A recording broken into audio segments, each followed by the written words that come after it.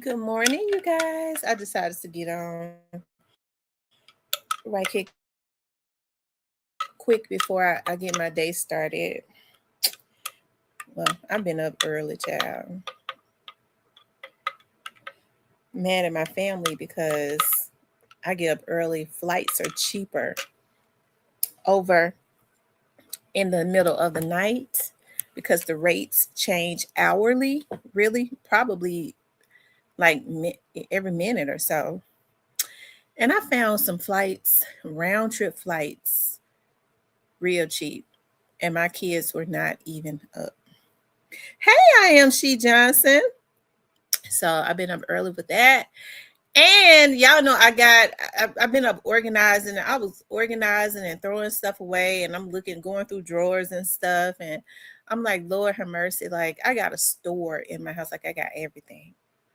So I was looking at like my vitamins and stuff. I was like, I've ordered this stuff twice. So anyways, you guys, it's my birthday, and I'm waiting to y'all know how we do it for our birthday. You know, somebody posted the other day. There go those Leos acting like they never had a birthday before. Of course, always. I'm waiting to go to the y'all know on our birthday we don't walk into the nail shops. We make appointments to go into the nail spas. So I was like, I made an appointment because I don't want to have to wait. I want to walk in and put my foot straight in the bowl. Okay. Definitely birthday behavior. Thank you, Tyranny. Thank you, I am She Johnson. I was just getting on here. I was having a cup of coffee, a glass of coffee, y'all. I love coffee mugs. I love coffee mugs. I was in Burlington. I ran into Burlington yesterday, and they had out some new coffee mugs. And I was like, Lord, I do not have any more room in my cabinets for coffee mugs. Thank you, Teresa. I was like, Lord, I want this coffee mug so bad. I'm thinking about doing that, like as far as merchandise, because I need to get into merch. Oh, and here's another thing I was happy about. Y'all know I was telling y'all about my history teacher. Y'all know it's the end of the semester and stuff. So she gave all of these. I told y'all we had to take 2 essays before we took every test she gave weekly. We had to do 2 500-word essays before we could do the test. Okay. And the answers had to come from the word bank, which that she gave us, which means we actually had to read the stuff for real. And I remember when I contacted her, like I was looking at all those essays and all that work she gave. We had to do 3 journals a week, 300 words. Um, I contacted her. I was like, ma'am, I've been back in school. I was like, I'm older. I said, I've been making good grades. I've been back in school and I'm happy. I was crying and stuff. I'm serious. I said, I've been happy and I get your class and you have really taken my spirit away from me. And I called myself, I looked up all my teachers. You know, you can look up a professor online, right? I looked up all my professors and they said she was a good professor. Then I look at this other site and they were saying, do not take her. I looked at it again. They was like, do not take her. I had to drop her. She's nice, but she gives a lot of work. If you have a family, if you have kids, if you work, you got a life, do not take her because she gives a lot of work. So I saw that at the end. A girl was like, I had to drop her to keep my GPA from going down. I was like, oh my God, like it's too late to drop her now because they're gonna make me pay for the class. So I had to thug it out, girl. Guess what she said yesterday? Like when I turned in my final, we had a 1,000-word essay, and she gave us the top. Everybody had a different topic. Then we turned around and had to do like a what was that she had us do? We had to do a PowerPoint, write the 1,000-word essay, then do a PowerPoint um explaining what we had written, which was crazy. And then we turned around and had to do this was the last assignment before the final test, the final test. Let's see, what was that assignment? We turned around and had to do a annotated bibliography, and it was just crazy. And then how about she gonna say, she was like, Miss Thompson, I remember when you contacted me, I was at the hospital. That's how she talked. I was at the hospital with a loved one. And I've never had a student in all of my years to contact me crying, talking about I've taken their tenacity to want to be in school without. I've been teaching 30 years. I never had a student to say that. And then you told me you were an older student. I was shocked that an older student would be calling me crying, talking about I've taken away the thrill of their school experience of coming back to school. She says, but I had to call you and let you know this. Thus far, you have a A minus. I've never had a student to speak to me that way and then make a A minus. I was like, oh my God. Like, I thought for sure, I was like, Lord, if I could just make it out of this class with a C. And so I'm sure I'm gonna get an A plus because I still got her final exam on August the 5th. She basically made sure you had to learn all the work. So I made by the time I take that, when I take her final exam online, and she was like, and the final exam is multiple choice because she made you fill in blanks. She said the final exam is multiple choice. So I'm sure you'll be happy about that. I said I sure will. So I'm sure I get an A. By the time that A minus will go up to an A plus, I thought I would only make a C in that paper.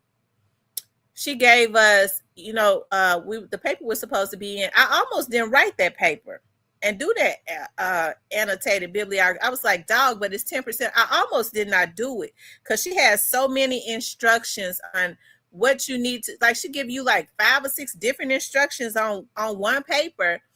I almost didn't do it. And y'all know I turned it in 13 days late.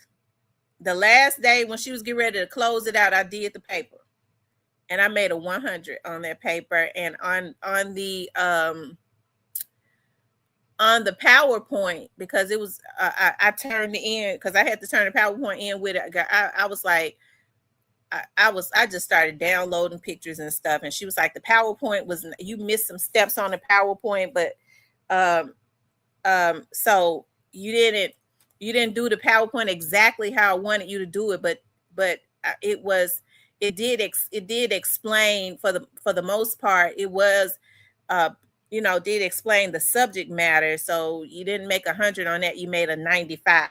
I was like, oh my goodness. She says what I should do is take 20 points off because you were 13 days late. I said to myself later, I almost didn't turn it in, but I didn't.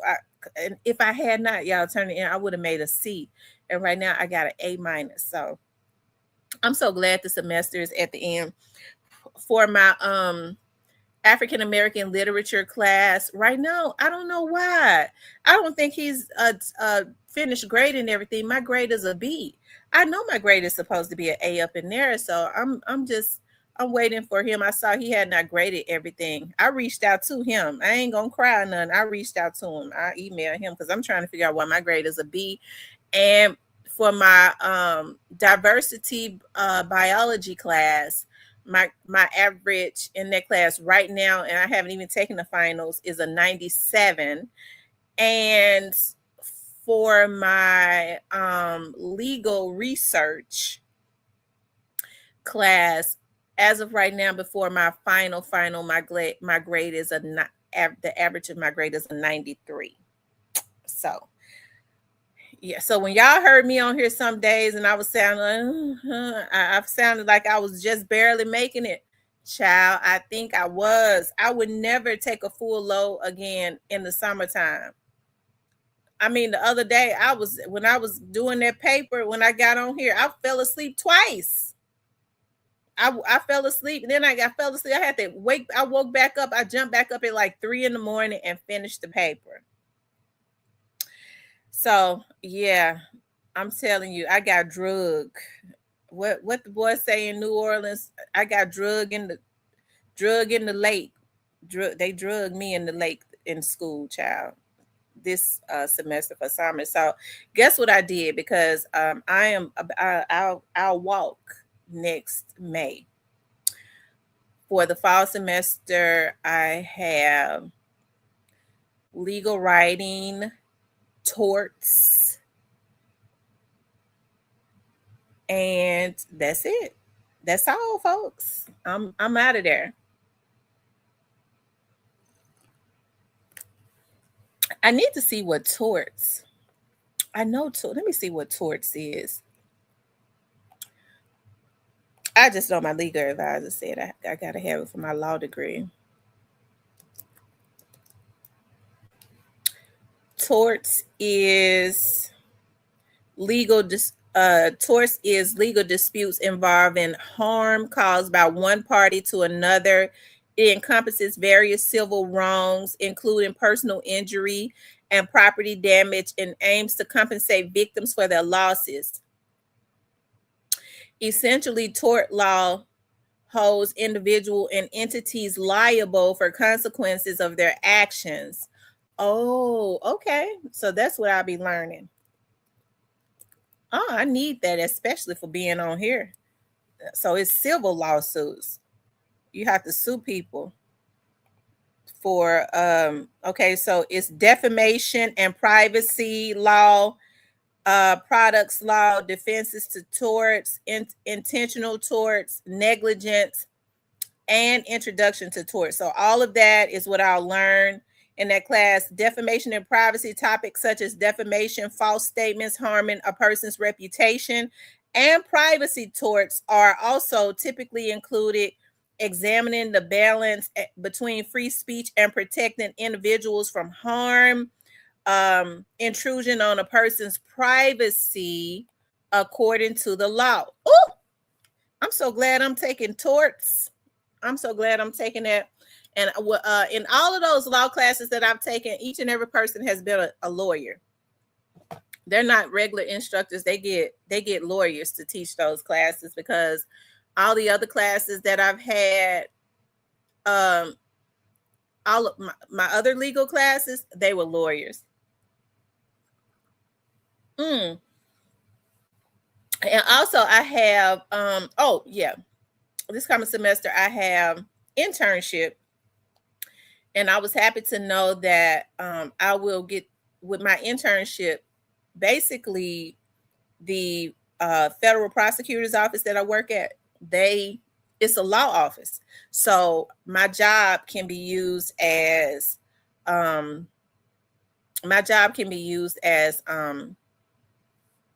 my internship. Only thing I have to do is get a supervising attorney, one of those prosecutors, to sign off and say I was there. So, and I'm there every day working. So that's a good thing. I guess what I have to do is when I get more instructions, because I do, I may have to. I'll see what my instructor says. I don't know if I'm going to have to like work closely a couple days with one of the attorneys. I already do though. I already go to court with them. So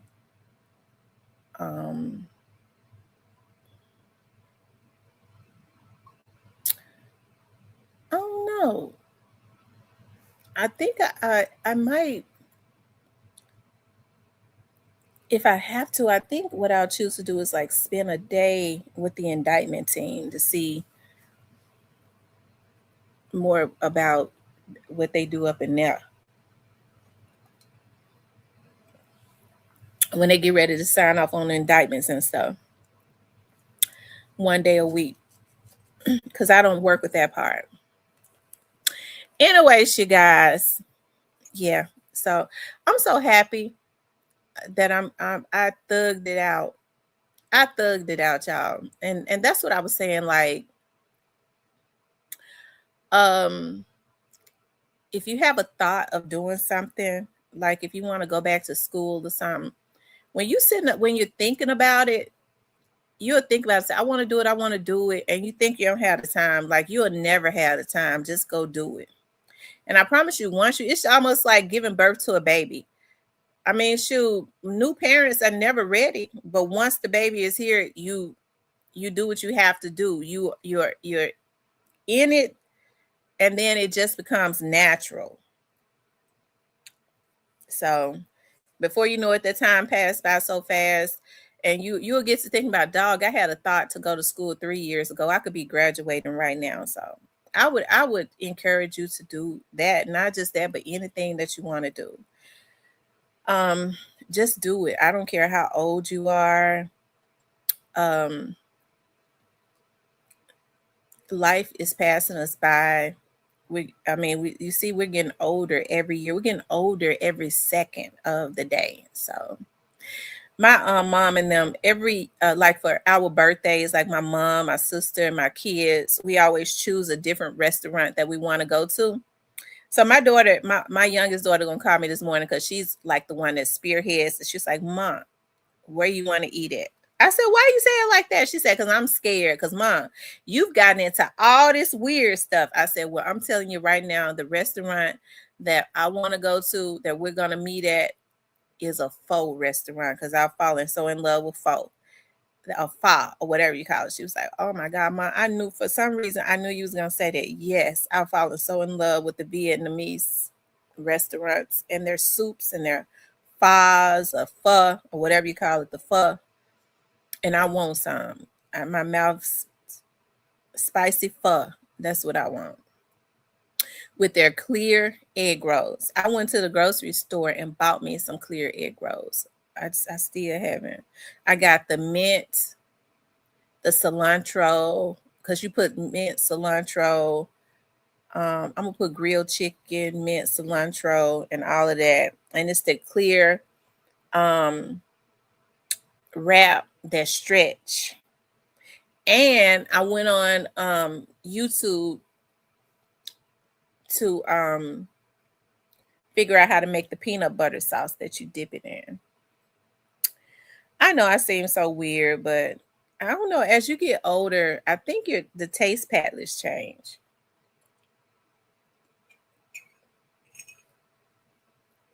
'Cause let me tell y'all something. I grew up eating hot dogs. Don't y'all know I can't eat a hot dog now to save my life? It grosses me to even think about eating a hot dog. I like smoked sausages, spicy smoked sausages, but I cannot eat hot dogs. My cousin had made some beans. I was at my auntie's house. They had like a potluck, and she made like some baked beans, and she had like hot dogs chopped up in them. I couldn't eat them. It just made me sick to look at them. I don't know why she didn't put sausages in them.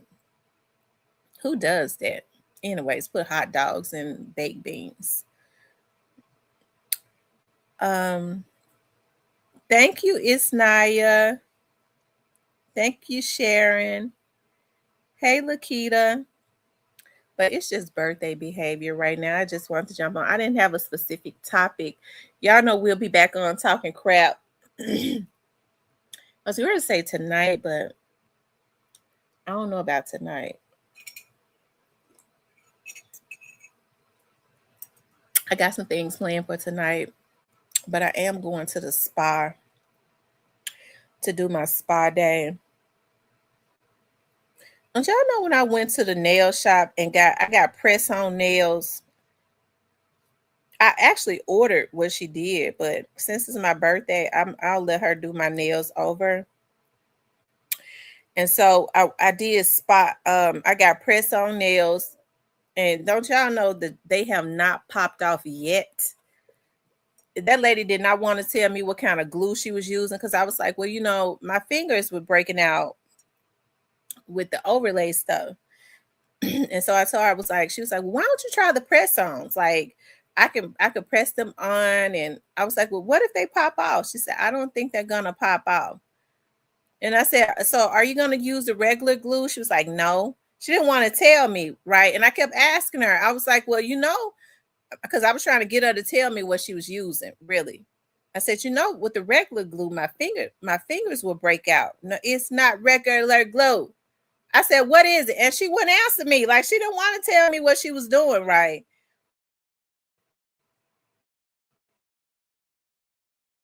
And she took some clear nails and then took some gel nail glue and put it on the clear nails.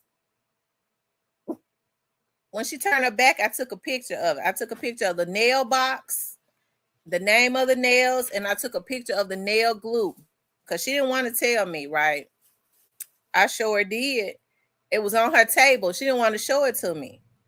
And like on the table beside her, I took a picture of it with my phone when she had got up and walked away. And guess what? I ordered it on Amazon. The nail box had 300 pieces of the clear nails, the stiletto shaped nails, for $5 and something. The gel nail glue was $1 and something cents, and that lady charged me $50. And all she did was took some gel nail polish and polished the nails and took the gel nail glue and then put it up under the light. I got the light. You can get the light on Temu for $10 for the gel nail that dries the gel nails. And I was like, dog, I got all of that at home. She charged me $50, and all this lady done paid for this stuff at the most was $10. At the most $10 and charged me $50. So I went and ordered it, and I got the diamond studs. Remy, stop. I do that with pedicure packs. The salons use. Listen, I went on Temu. I went on Temu and ordered. Remy, stop. Shoot, every time my eggs get to boiling, she always barking.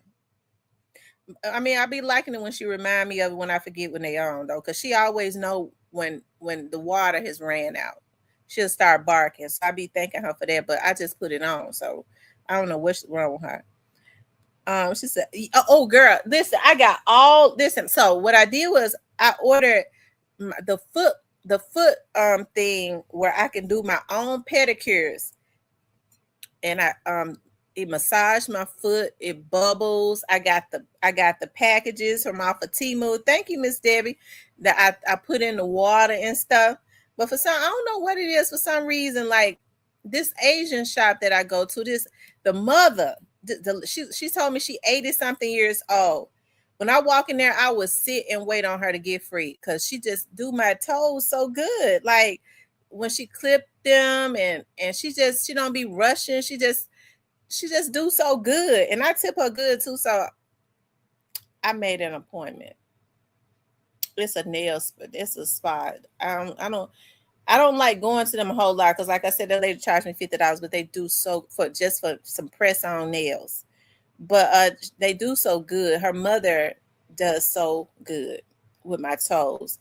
I'm still thinking about just getting my toes done, and I can press on my own nails. I got everything.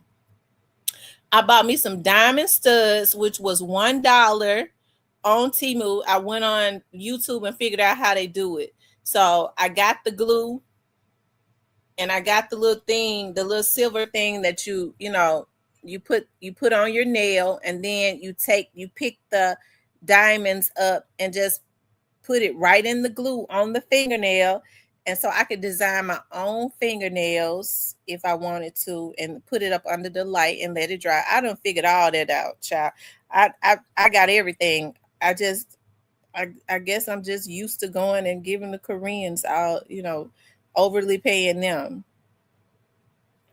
I do that with the pedicure packs. I'm telling you, you could do your own pedicures at home. Like when I did my pedicure at home, I loved it. I was like, dog, I love it.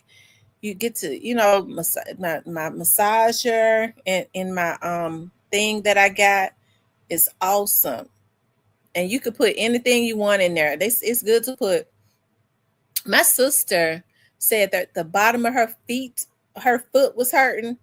So I told her, I was like, order you a like a pedicure bowl.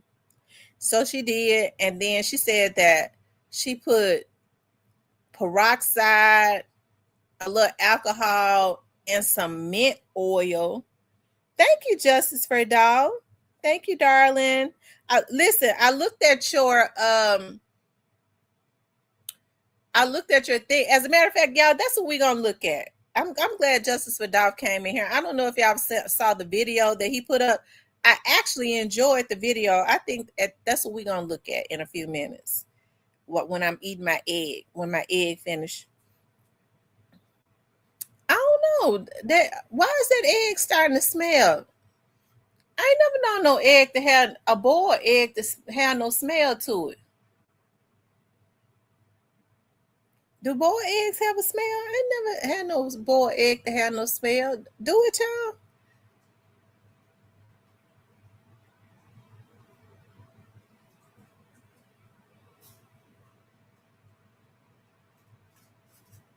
Maybe it's just getting done or something. I don't know.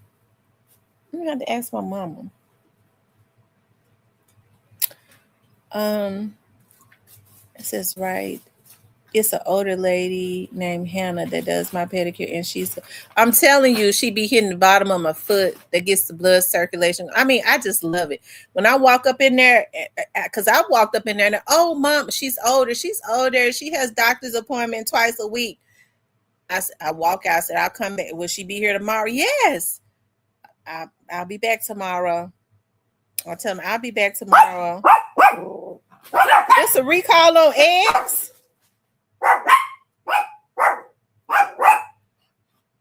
Oh, I don't think I'm gonna eat them because I ain't never had no boiled eggs that had no smell. No, I'm not gonna eat them. I don't eat because boiled eggs don't have no smell, do they? And I got them up out of Aldi's. There was $1 and something. I didn't know boy because I was like, dog, boy. I think that was $1.20 in Aldi's. I got like 4 cartons.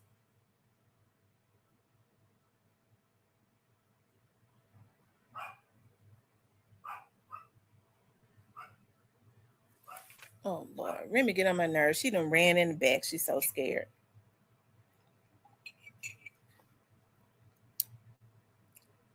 So boiled eggs do have a smell. Hold on, y'all.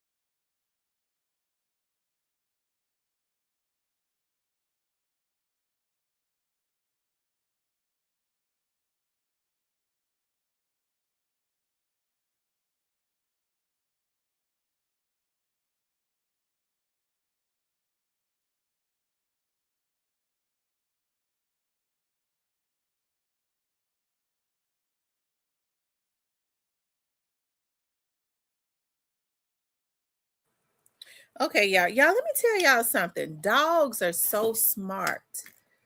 Dogs are so smart. Y'all know I told y'all I had just put those boiled eggs on right before I got on here. And I don't know why, but y'all know my dog, she started bark. She always, when I leave food on and forget, she'll start barking. Ruh, ruh. I mean, she'll start running to the kitchen. She real smart. So I was like, I know those eggs are not born. But y'all heard her barking, right? So I decided to just get up and go in the kitchen. That fire was high. It was coming away from up under the pot, and I didn't even have it up that high. So she is so smart. Lord have mercy. I'm so glad I got. Thank you, Remy, Mama. Look, she's looking at the kitchen now. She see that smoke is down. You see, she quiet. I'm turning it off. Don't trust no egg, meat, fish, or dairy smelling funny. Okay.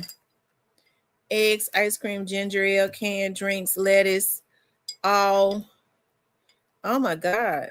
Recall. Shouldn't smell the eggs until you crack the shell. I'm not eating that. I'm not eating it. I'm not eating them. They're going in the garbage. And the other ones that I bought, because I was like, dog, eggs $1.20. Y'all remember when eggs was up to almost $5? I grabbed them at Aldi's. I grabbed 4 cartons. I'm gonna take the other one. I'm gonna taking them back. I did that yesterday.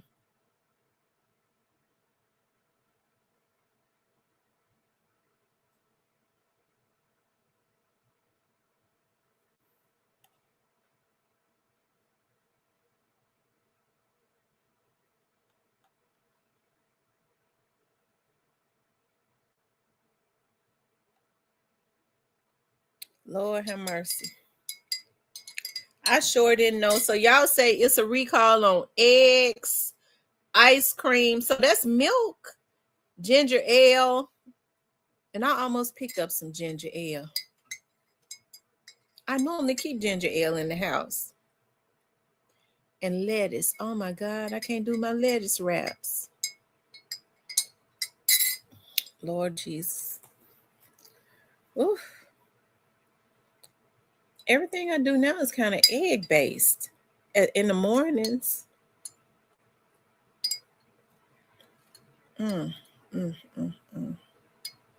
Not chicken, because if it's chicken, I'm just passed out because I got so much chicken in there in the freezer. It don't make no sense.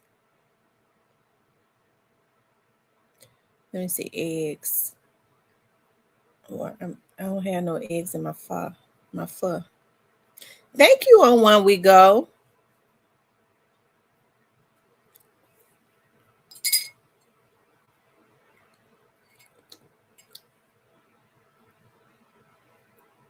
I'm drinking coffee right now. It ain't no milk or nothing in here.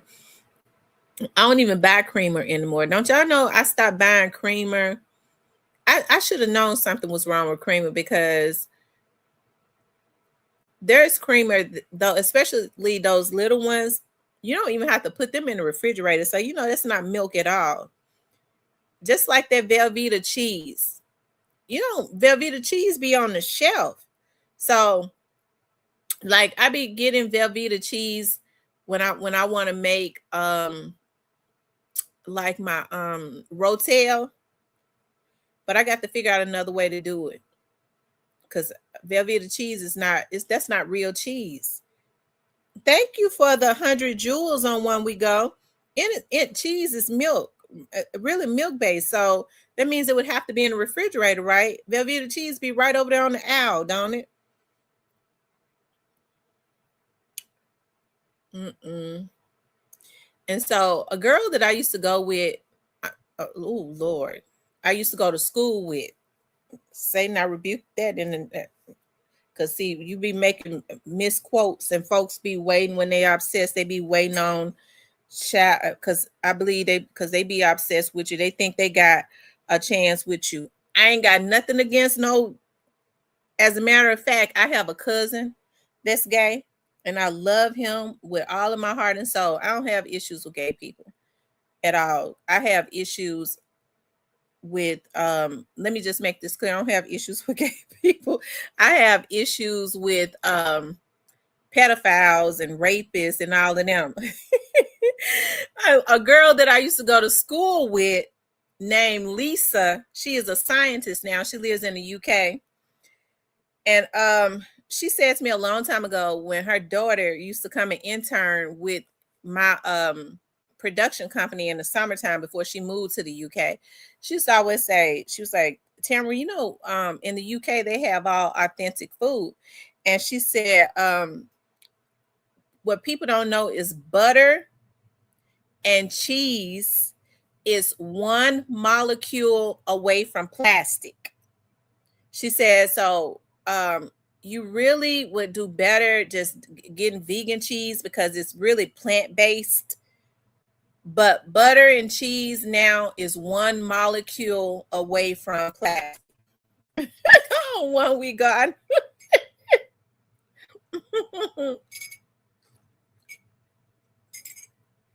Lisa took that job over there in the UK, and Lisa lost all of their weight. People sexually is not my business. Right. It's not. You know, the thing that really gets me, and I know like we grew up in the church and stuff, and I know what the Bible says, but here's the thing that really, really gets me, you know. I've seen people condemn because my cousin, he is like in his late 30s now. I remember basically everybody knew that he was gay as a little boy. He loved Tina Turner.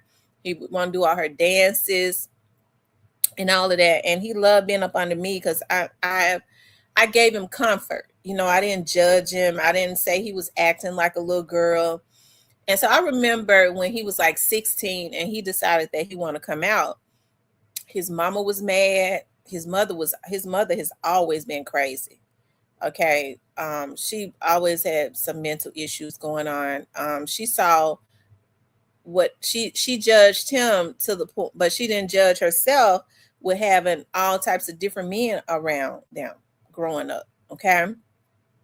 And so that were abusive to the point that my cousin had to take his kids because he's my cousin through his dad.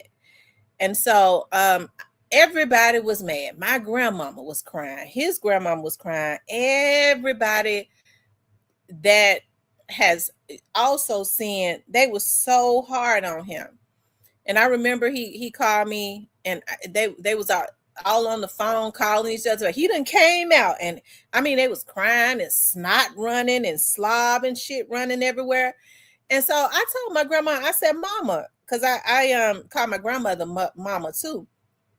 I said, Mama, I said, everybody been knowing that he was gay. Like everybody always already knew it. He's just coming out in the open. I don't think that we should be so hard on him. I said, we got all these rockhead boys around here in the family that's going and being with different women and they got babies and stuff everywhere. And y'all don't judge them.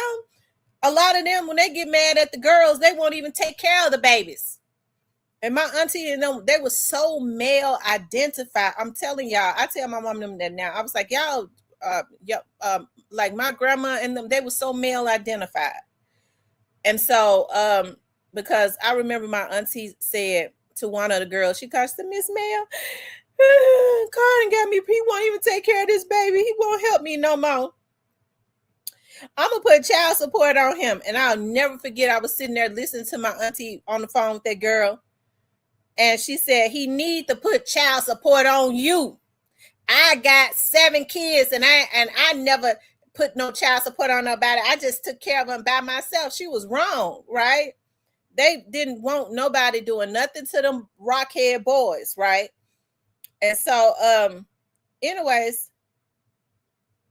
my cousin said to me, he said, you know what? I'm so glad that you took up for me. He said they was calling me and crying and putting all that pressure and stuff on me. He said, I had decided, he said, right before I called you, I had decided I was getting ready to take my life. I was going to kill myself. And he said, well, I've talked to you and you started talking to me and you told me it was okay and don't be hard on yourself. And you weren't judging me. He said, I had decided I was getting ready to kill myself before I talked to you. So people need to be very meticulous, because see, what I can't understand is how, okay, so a person chooses to do whatever they do. Hey, I'm not gay. I choose to be with a man. Okay, some people choose to be with whatever they want to do, as long as they are not, and whatever they do, that's between them and God. Thank you, Momo. Thank you, darling. My happy birthday to us Leos. My grandmother's birthday is today, and we are celebrating. Tell your grandmother I said happy birthday. Thank you for the $10 cash app. And so I said, but what I can't understand is, like, you have family members. Thank you, David. That they will try and hide a child molester in the family. Well, you know, Leroy, you don't leave him around the kids. Yeah, you know, there's always a rumor he was touching on his sisters, and nah, we don't leave no kids. Y'all know, they'll try to hide all of that, but then they'll try and condemn somebody who may have some type of learned behavior, because his mother was very vindictive, because my cousins and stuff were real good looking. They were very popular, good looking street dudes. Okay. They got money, and they was just real good looking. And so I remember when I was growing up in Clementine, because for a few years they were so bad, they didn't go, they got kicked out of Fairley High School, Fairley and Jeter, and they made them go way to Corey, right? I remember when I was in elementary school, when they had to go to Corey, the girls like that lived in the project, girl, your cousins are so fine. Like, they just liked all of that thuggish behavior. They was out there getting money then. Okay, that's why I say real dudes, they don't argue with women. They love on them, and they get them some money. Okay, because when they really getting some money, they don't have time to do that. And so, anyways, but those boys was getting babies everywhere, and nobody ever said nothing to them about anything. But then he comes along, and they want to make him feel bad. Whatever the Bible says, people have to die for themselves. And we've all, done some things like the Bible says that, because I got 2 kids, and I ain't never been married. And I guess the Bible say you're supposed to be married, before a man goes up into you. And so that's between me and God, because I'm another one. When I get another man I like, I'm gonna let him go up into me, and we ain't gonna be married yet, because I got to see, because I ain't gonna marry one and I don't know if he a man or a damn woman. But that's between me and God. And I'm just being honest about it. I'm gonna test it out before I marry him, because I might not want it. But that's between me and God, and I ain't got no shame about it if I like him enough. Because if it ain't good, he ain't putting no ring on my finger, because I don't want it. Black Barbie says, but how many times have the Bible been changed? And who has it been changed by? Batman, mankind. I didn't see God sit down, start thinking, and write a Bible. She said, you never know nowadays. Laugh out loud. Not to say, listen, you never know what these folks are like. My cousin tickled me, girl. I don't want to look. I ain't trying to be vulgar. I have to. Me and my cousins are. I'm telling you, my cousin said. My cousin was talking to a guy. He was a nice guy too. And she said shoot. She said it's just good to know. She said because when she looked at it, she knew she didn't want that. She said he wasn't getting ready to give me no hysterectomy, because sometimes a thing can be too big. And folks always talking about big stuff. They give you female troubles. I wouldn't want that either. That's the reason why some of these women sick now having hysterectomies, because these big old men. I'm telling you.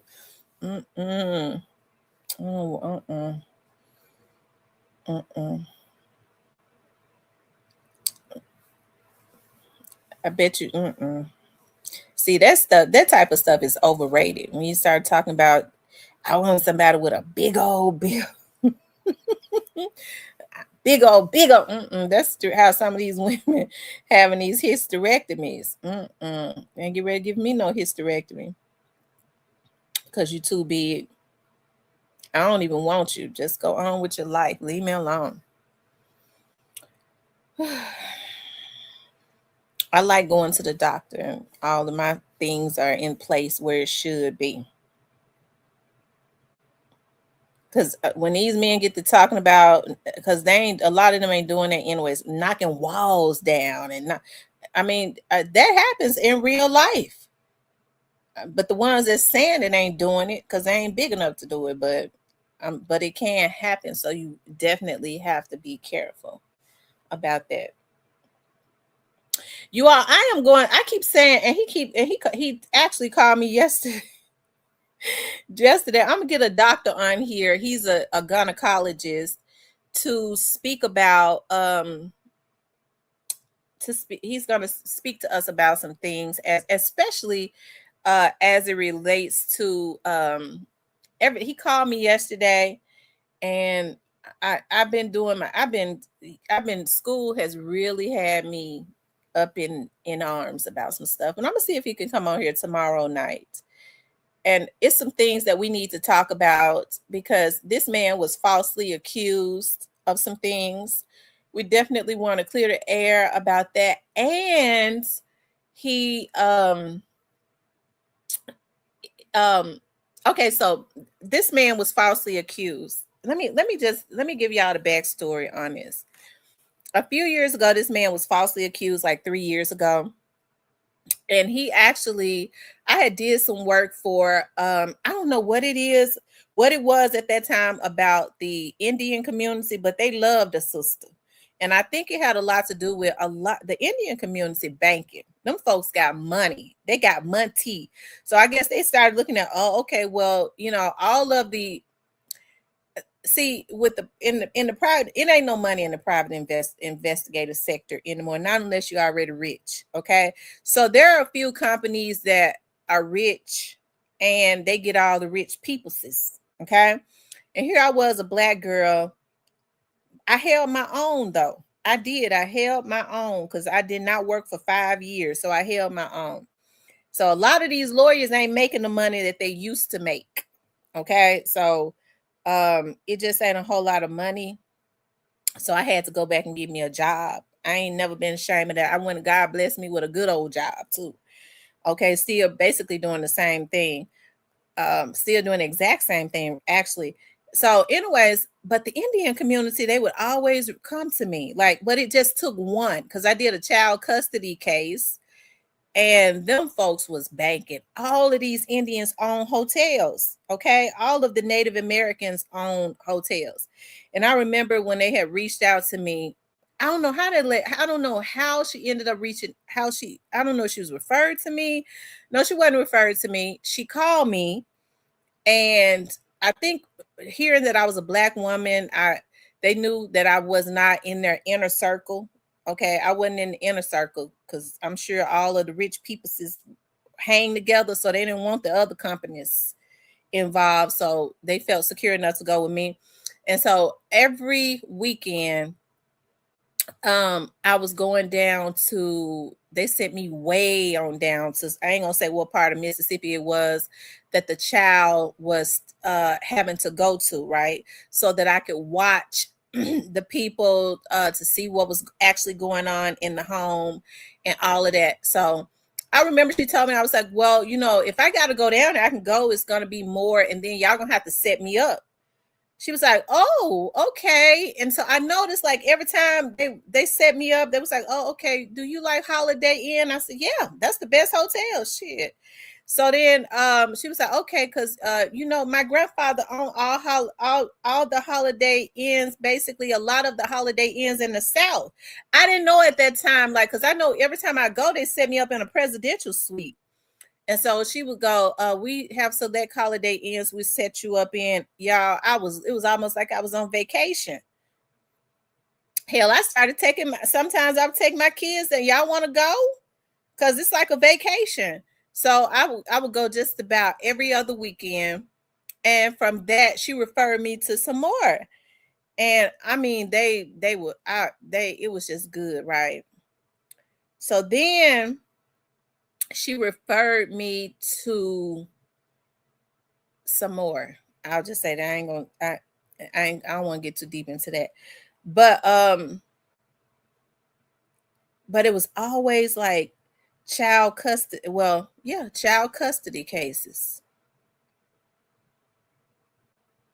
I'm thinking about that now, but y'all, they was always banking the Indian community. They was, but then the thing about the private investigative sector is that the lawyers really stopped making the money that they were making. I think now when these boys, and but that is a field, it's overly saturated now. I think that's a field where a lot of people, especially in the black community, because crime is up, lawyers are really charging out of the frame. Hold on, y'all. Let me answer this call because it keep throwing me off topic. Hold on.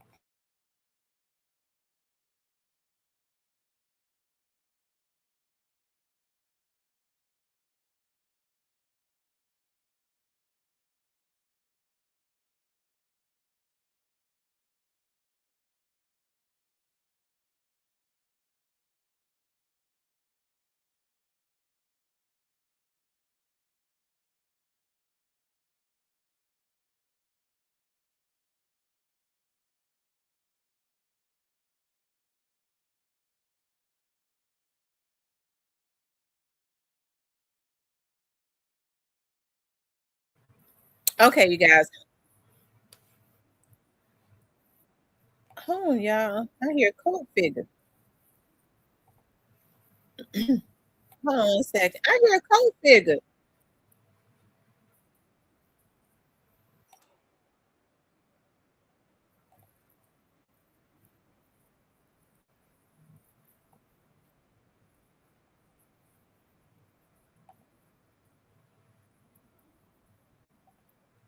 Okay.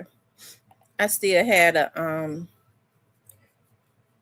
what you call open where I was looking at code figure, and I be looking at because there are vloggers that I kind of look at a lot. Like I like Trenches News.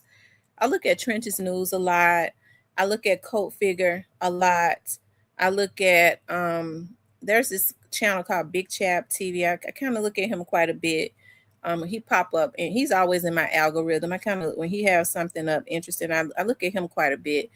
Um it's quite a few vloggers that stay in my algorithm that I'm talking about that's not like because I look at Tasha K. Tasha K is funny to me, but vloggers like that I kind of look at a lot. Um I'm gonna get back to talking about Dr. Kumar because I was talking about, but I'm thinking about vloggers now, and these are a lot of vloggers that have kind of stayed continuously helping to keep Young Dolph legacy alive, which I really appreciate. There have been bloggers that have never switched up on Young Dolph, keep helping to keep his legacy alive, and the importance of speaking about him for people to always remember him because of what he has done. He was truly the first to do it big, really in Memphis as far as the independent thing and showing these young dudes stuff. I think now you have people come because Gotti was signed, and I'm not trying to take anything from Gotti. I put Gotti in the hands of the Lord and what they have done to him, and what they did to Young Dolph. And he may never say it, but what they did to him was not right. You know, I was having a conversation with, and I know I just jumped off of something. I'm gonna get back to what I was talking about the Indian community, but y'all know how my brain go. But people like Coat Figure, Big Chap, Auntie Fee, Petty Talk, Adolphon, not Dolphin Saw. Ooh, not him, not that. Um, Justice for Doll. And there are others that are not wishy, but it's very few others because they you have some that want to only appeal. They want to appeal to both audiences, and so they kind of straddle defense of what is right. And I know that Auntie Fee and I, we may have had our issues, but one thing, and I don't have any issues with her now because it's been a long time ago. But one of the things that I gotta say is that she was one of the strong ones too, that did not allow people to influence whatever she had to say as it relates to Young Dolph. Her stance has been the same, right? Her stance has definitely been the same, and it has not been wishy-washy. Cold figure, petty talk, people like that. And so I have to say, I really Justice for Dolph. I have to say, thank you, Toy. I have to say, people like that, I really appreciate that. Because I don't feel like I stand, alone, and it has nothing to do with me just being from Memphis, because anybody could talk about anything. It's just about the truth and being strong enough to say, hey, yo, whoa, you don't have to be from Memphis to say what they did to him was not right. It ain't nothing right about that. And look at what this brother did. Don't try to minimize and duplicate it, replicate what he did, and then demolish him as a person after you have killed him. No, this brother was the first to do this in Memphis. For real, he was. Right? And so he did an extraordinary thing. And so I really appreciate those vloggers, even when they talk about a whole lot of other stuff, but when they get back around to talking about him, it is still the same. It is. They ain't trying to add no lies and diminish anything. It's just firm. It's the same. And you don't have a lot of people that's real strong as it relates to that stuff. You've never heard Hitta say anything bad about. And hey, listen, at when Cypress get through, okay, Cypress be cutting up, but Cypress know the truth. And so I get to thinking about Stan G is pretty firm on what he believes too. You know what I mean? Stan G is what kept it solid as it relates to Young Dolph. Even if he, because you have to think about when they grew up in the hoods of Memphis, he probably got some people that run with CMG that he might be cool with because they all grew up in Memphis. But for the most part, Stan G growing up in Memphis and all of that, he is pretty much, as it relates to his stance on Young Dolph. He give him his props, right? And so True Results, okay, say what you want to about True Results. He's been really solid as it relates to Young Dolph. Probably more. I be forgetting because people get sensitive, but my mind be everywhere. But and so like I said, I really appreciate that because I think about just how he was done. I think anybody should feel a certain way about Young Dolph is on a bigger level. If we don't get justice in, thank you, darling Elena. If we don't get total justice for Young Dolph, then what kind of hopes do we have for the everyday person that don't have the celebrity that Young Dolph have? Right. So that's the reason why I say him getting justice in totality represents so much more, especially if you are a mother that has a child or a family member that wants to get into the industry, and jealousy. He was just gunned down because of jealousy. It didn't have anything to do with what he put in his rap. Really, it was just plain old jealousy. It was about wanting to control whatever it was that they thought that he had. They wanted that, right? They thought that they could control everything, and I'm so happy that the police and stuff know that. If they didn't know it, then all of this would be over. And so I think what people try to do is they'll say, well, Paul Hagerman said this. Well, he did say it. Paul Hagerman is on a state level. So as far as the cases that he has, which was Cornelius' case and Straight Drop's case, because Paul Hagerman did not work Hernandez Govan's case, which is why he had a different outcome. Okay. And it wasn't because he turned it down. Paul Hagerman works for the government. He works up under the district attorney. Okay. And we all know who the district attorney is. Their cases are assigned to them. Okay, their cases are assigned to them. And so he was not assigned because he was working Straight Drop's case and he was working Cornelius's case. Well, it was Hernandez Govan's case were assigned to the two people that you saw. I think they thought it would be a slam dunk, but I mean, when you put inexperience with experience, they had the opportunity to see it was not what they thought it was going to be, and it turned out to be a catastrophe, right? But but it's important to I was talking about Blac Youngsta too, with somebody just yesterday or the day before or whatever, and the person we was talking about, it was always a rumor, and which I do believe that is true, and I'm not gonna get too much into that, but it was a rumor that they already had the video um of the murder. Okay. And I do believe that to be true. I believe it to be true. At first I didn't believe it, but at this point I do believe that it is true. I do believe somehow, I don't know how they got it, but they were able to obtain the video of young Dolph being gunned down. And I can remember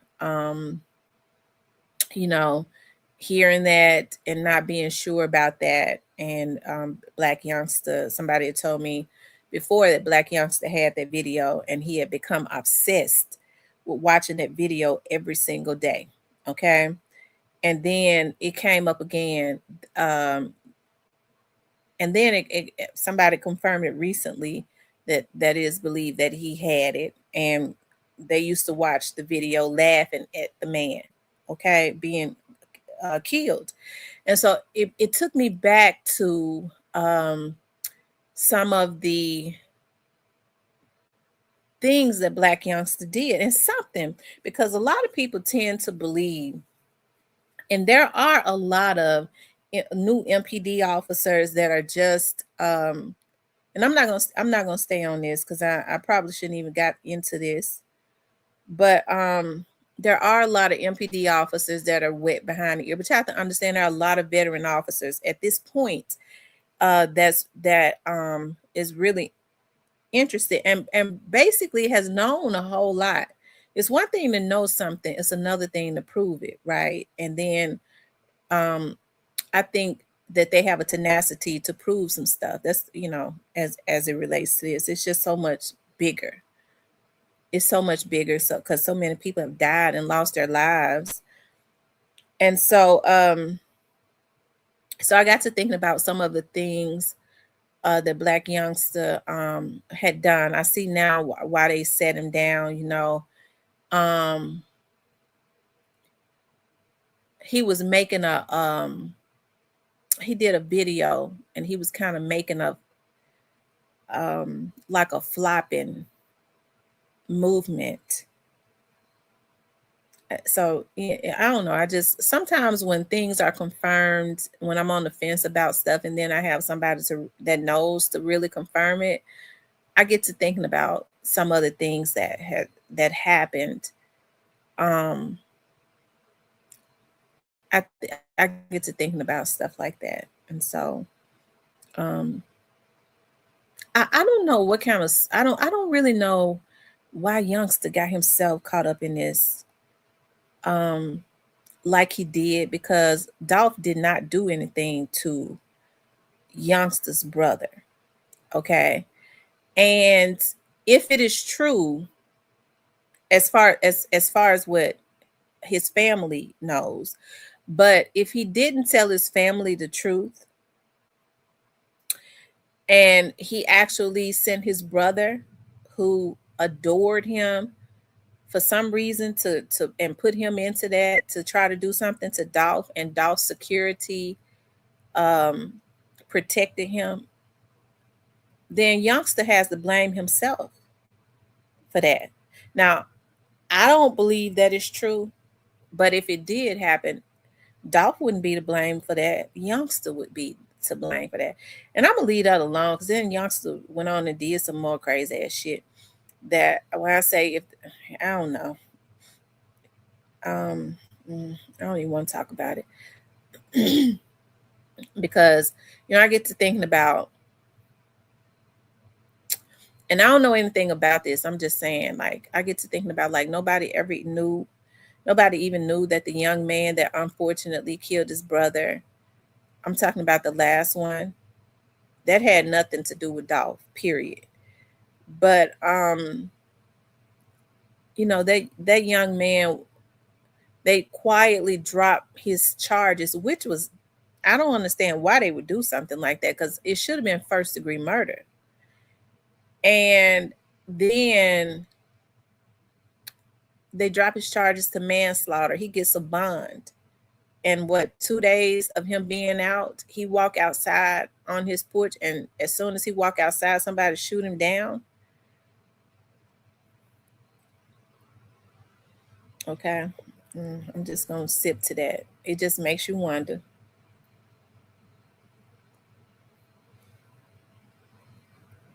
It could have been anybody. It could have been. But if I was going, if you know, I'm sure like with the investigators, they probably would look at who would want to kill him. And so what direction would you look in? You would look in the direction of the person who's already up under investigation for the participating in the murder of young Dolph. Okay. So I'm gonna leave that alone. You would think folks wouldn't be so stupid, but you know, mm, but I don't know what happened to the young man. I know what he did to Tamana was dirty. Let me say this. I'm not a violent person, but what he did to Tamani was dirty. If I was in the street, I'd have did it to him too. Okay, if I had a street mentality and somebody killed my brother like he did, I'd be on my get back. So who do you think the police looking at? I ain't no street person. I believe in peace, but if I was a street person, I'd have did it too. So who do you all think that the police looking at? Okay. Um. Well, he didn't have long after for his shit. Thank you, Simone. Anyways, I didn't want to see the young man gunned down, but that dude killed a good brother. Tamani was a good dude. Tamani worked hard for his family. Um, he did. He worked hard to take care of his family.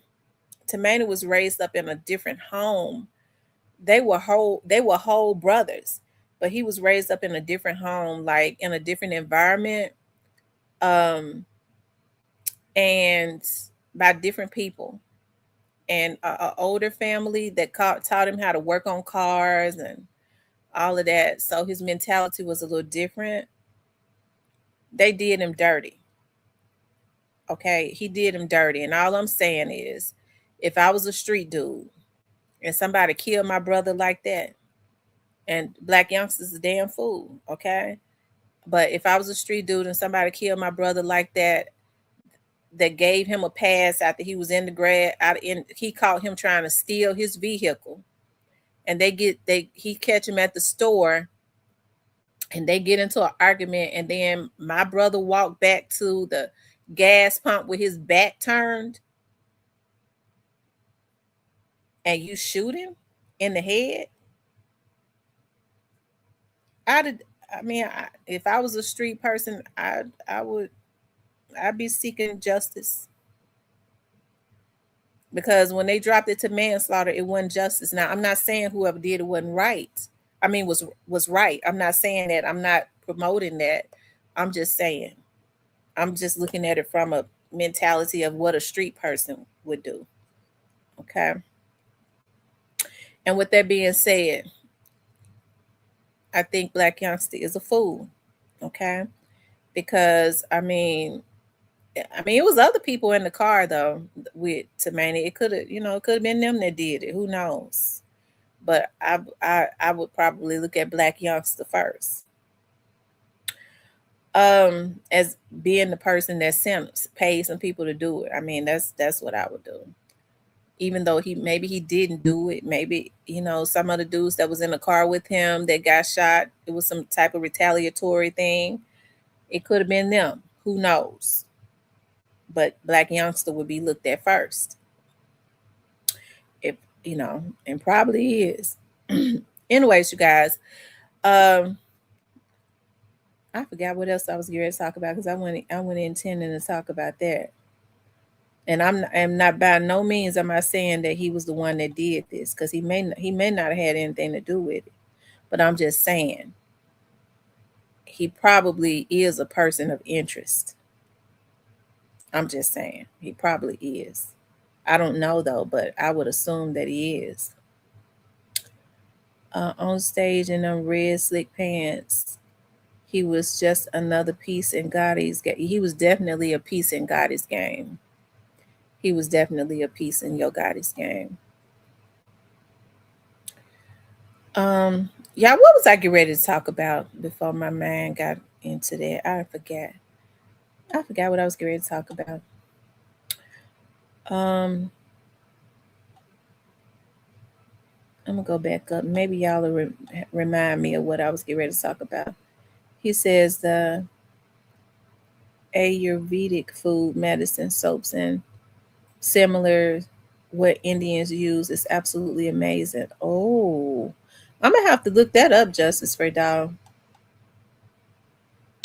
Oh, that's what I was ready to talk about, the Indian doctor that I'm gonna have on.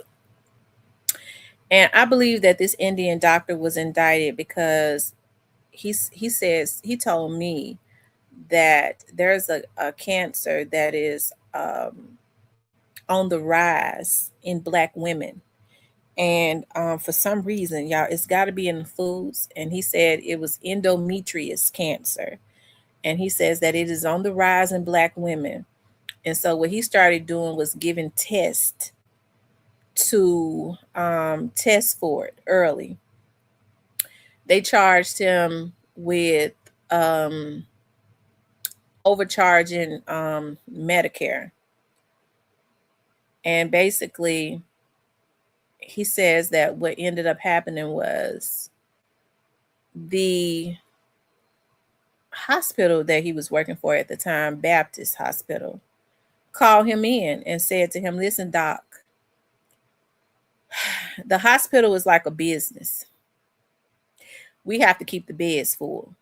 He said, "Well, if my practice is growing in record numbers and I'm testing early on for a cancer that is growing in record numbers, just totally out of control for some reason in Black women.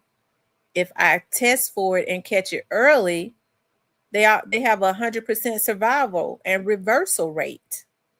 He says, "I truly believe that it was a hit on me professionally because he says I didn't do anything differently than what other doctors and other practices would do." He says, other than they were saying that he charged Medicare so many millions, he says they don't test for a lot of doctors don't test for a lot of stuff to take preventative measures because the money is not in the prevention. If you start testing for it early, then Black women have 100% survival rate and reversal rate. Just like what women don't know is that when we go for our pap smears, they're only looking at our cervix. They're not testing for ovarian cancer. So there's a test that is very expensive that has to be ordered. I asked my doctor this, and when I asked my doctor, I said, "Do you test me for ovarian cancer?" He said, "Oh, no, no, no." I said, "Why?"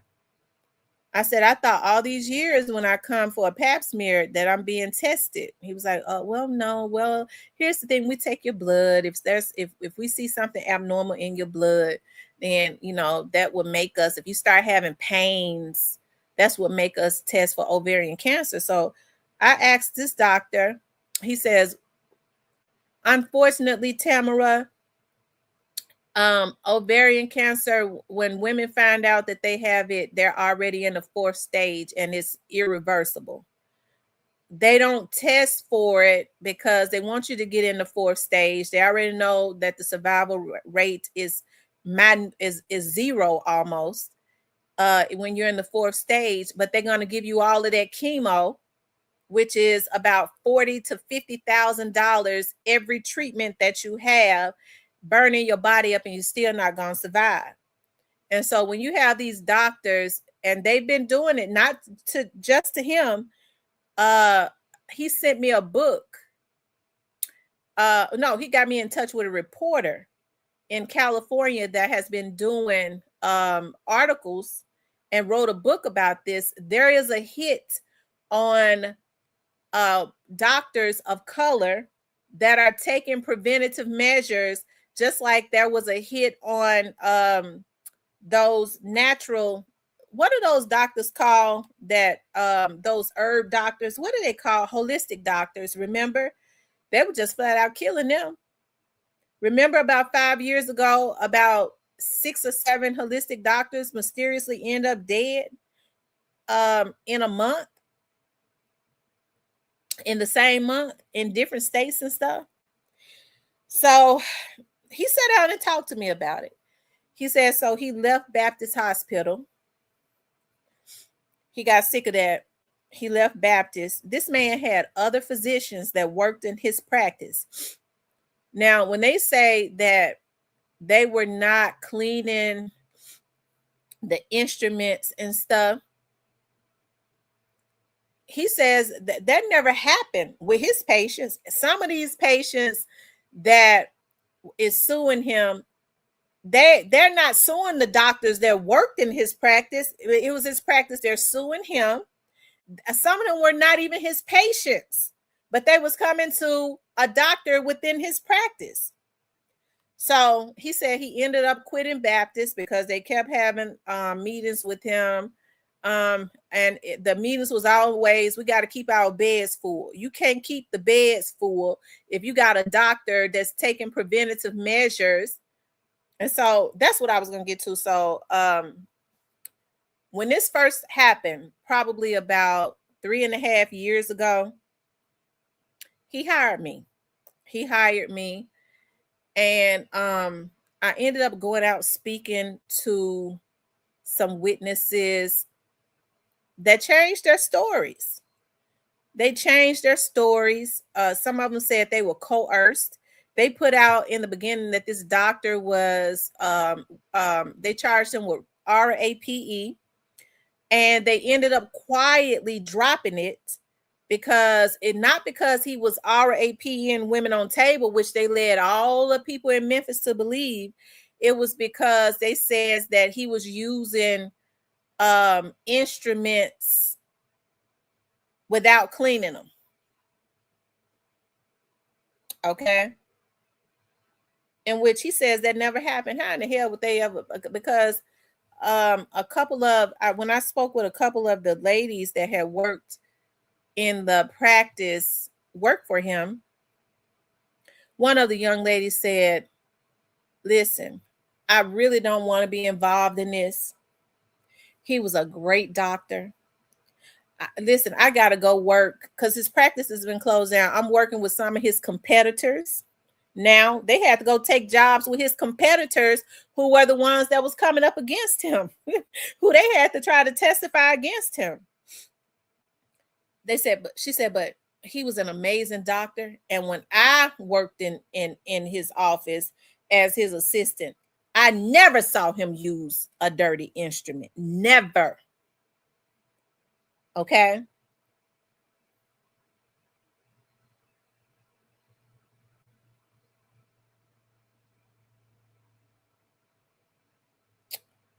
So,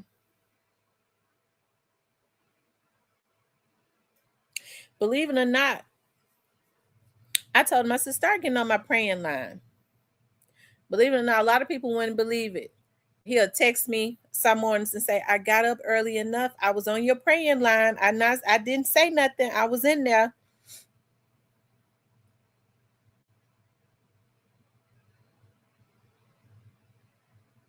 Prayer works. And I would not be going this hard if in the beginning I wasn't involved. And I actually talked to some of the witnesses about 3.5 years ago when it first started, that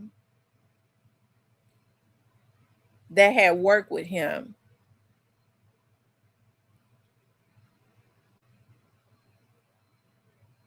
He had some snakes in his office too, though. He had some snakes in his office.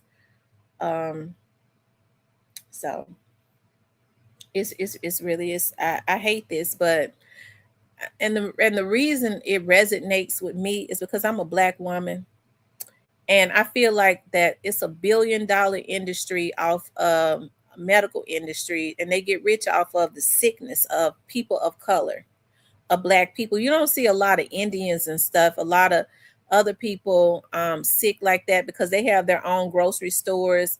A lot of Asians live forever. They import their own food. They have their own grocery stores.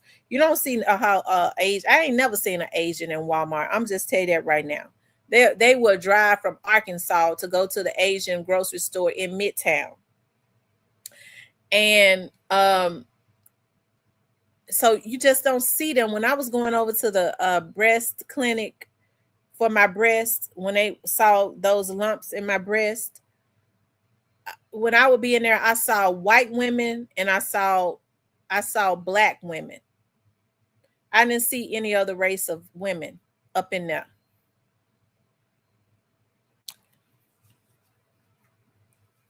So this doctor that I used to go to, he was an Indian doctor in South Haven, and they don't be wanting to tell you certain things. And I started talking to him about it. He said, "Well, I'm gonna tell you what keeps the body sick." He says, "Eating this American meat, um, the blood from the animal, and it causes inflammation in the body, um, and all of that." Okay, he says that's gonna always keep your body inflamed with infection and stuff. He says especially red meat. It's just we don't eat that in my house. And so, but it was like it was pulling teeth to get him to say that because that's not what they teach in medical school. And so, even though they know it, they can't tell us that. Hell, I had to pull it up out of him.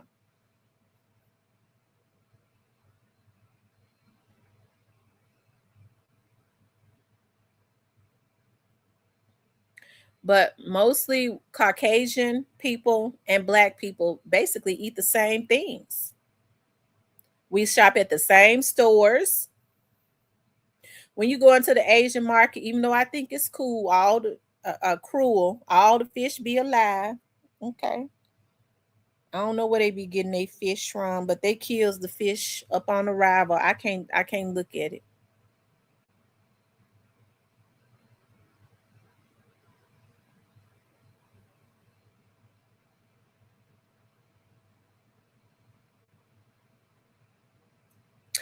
My my uncle's wife said she went into the Asian market to get a fish. She's a chef, and she said the Asian man pulled a fish out the water. It was a big fish. She said, and he was getting ready. The fish was alive. He was getting ready to chop the fish head off.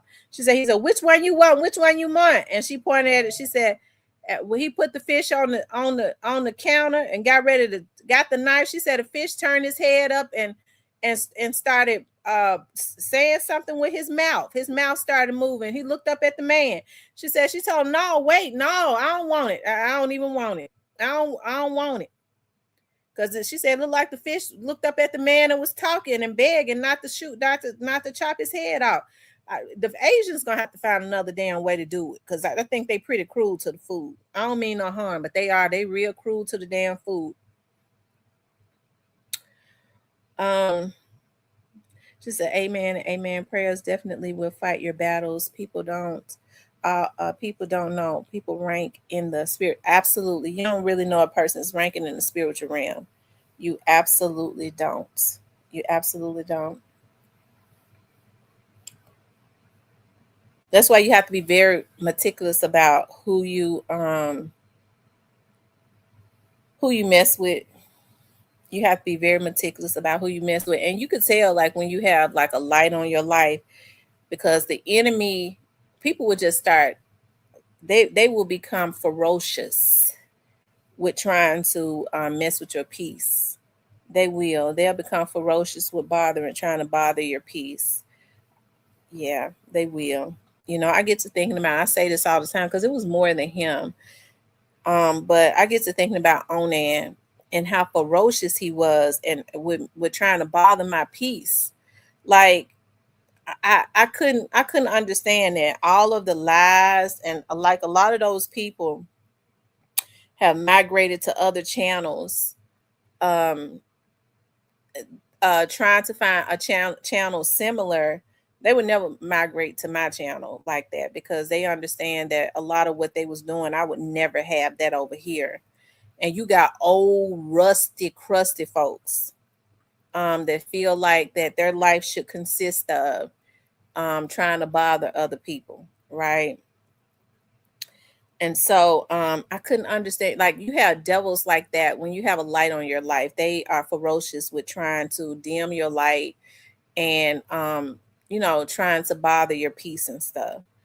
And I get to thinking about that because I think about it so much, because that was around the time my dad was sick, and my dad died. And um I mean, I think I thought about, I was really going through the furnace of affliction, and I always made money. So the only reason I was getting on here was I was trying not to sit at home. I was an empty nester, and all I thought about was my dad's death and his sickness. So I was just getting on here as an outlet, and they, every time I got on here, that was bothering my peace. But even still, I've always been this way. Like, if a person mess with me and don't want me to do something, it makes me do it just that much more. I've always been like that. If you tell me I can't do it, okay, now I'm get ready to do it. If they had left me alone, probably was just got off of here. But that's how the enemy is. And so you have to be careful about bothering people that really have a life. They lied on me like I was screwing all the police officers. I mean, just sick. She was a dispatcher. She got fired because all of the police officers' wives was calling. I think that's what they said, and they fired her. They can't fire you for nothing like that. But I mean, if I had been I worked with those police officers. Those police officers respected me because I was not a whore. But if I had been a whore, I'd be rich.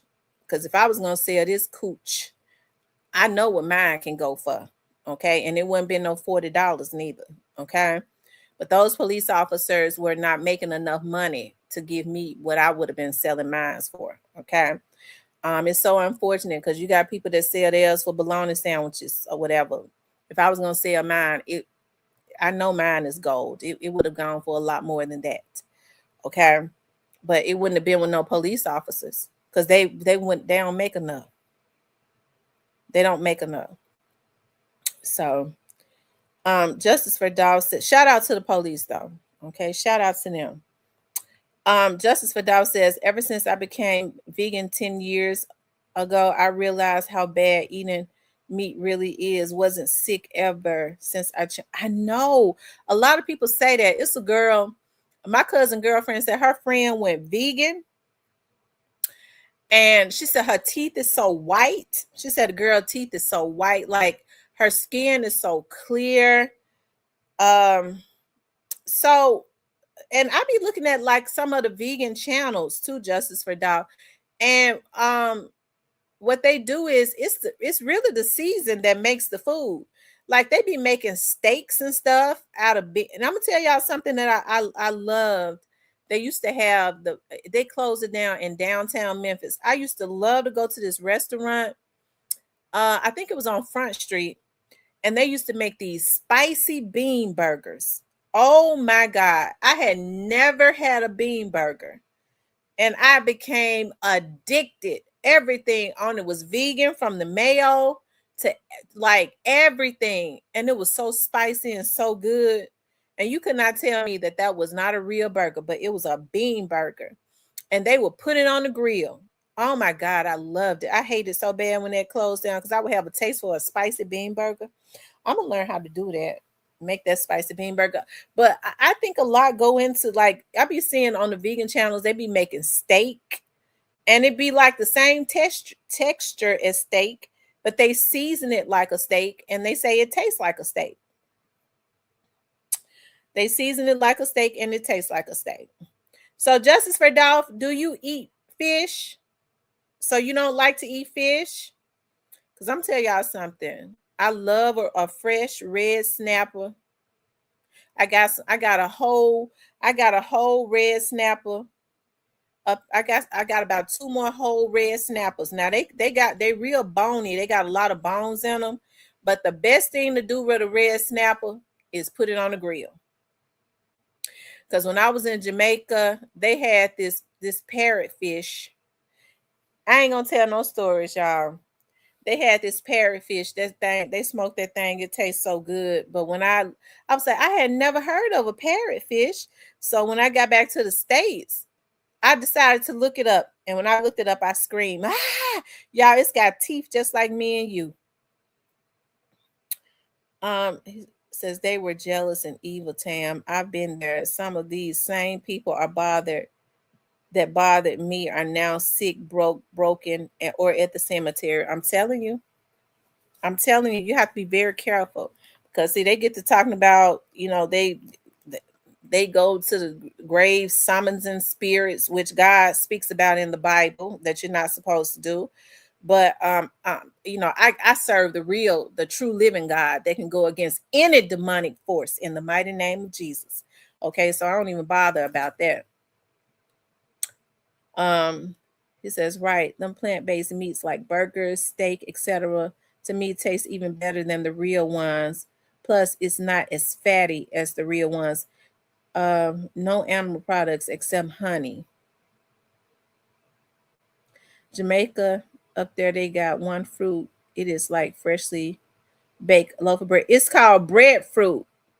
The other one has a texture and taste of real scrambled eggs. So the bread, they call it breadfruit.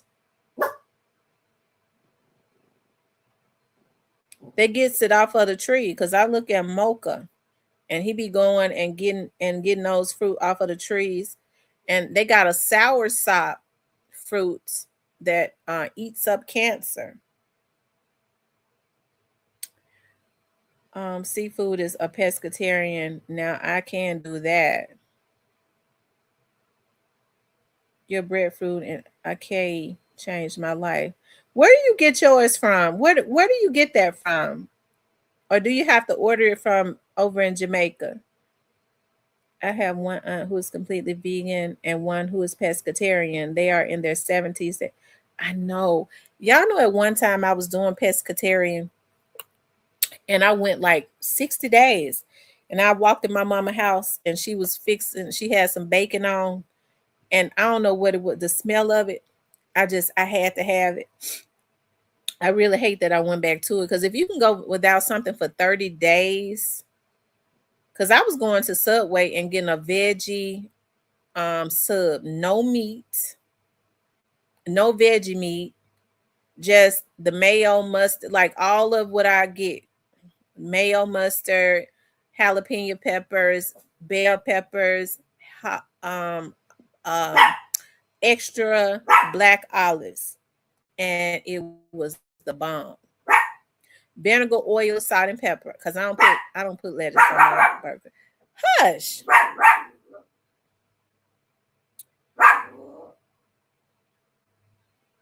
Miami fruits. My partner sent it to me, but it's a whole import hassle. Oh.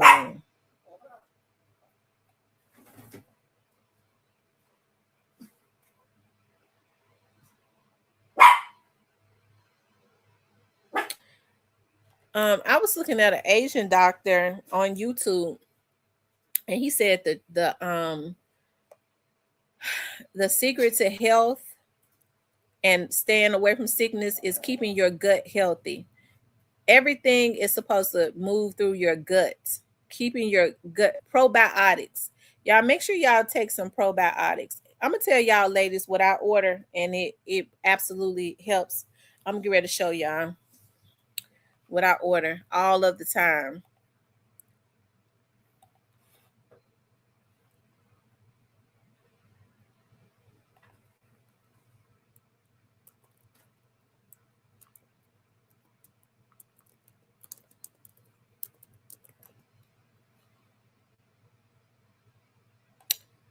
Um,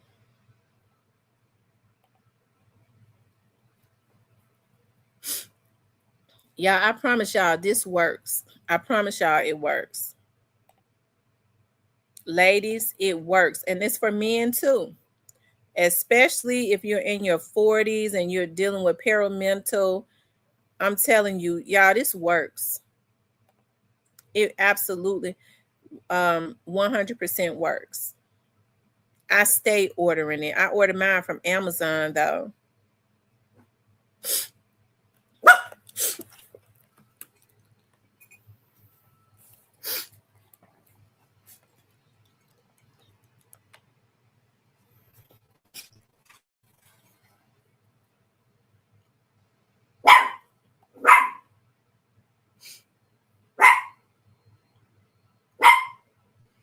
Macadamia nuts, and I didn't. So is macadamia is that a macadamia oil? I've never seen macadamia oil in the store.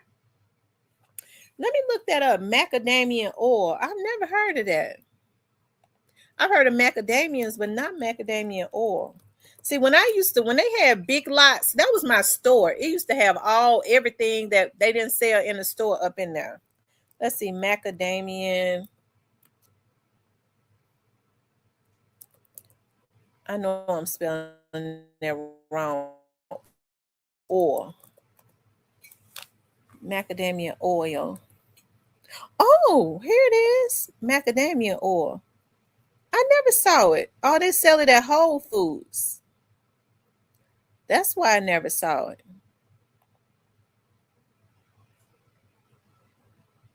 Macadamia cooking oil? Let me see. Cooking oil. Oh.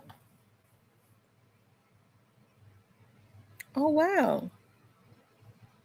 I'm going to have to order some of that.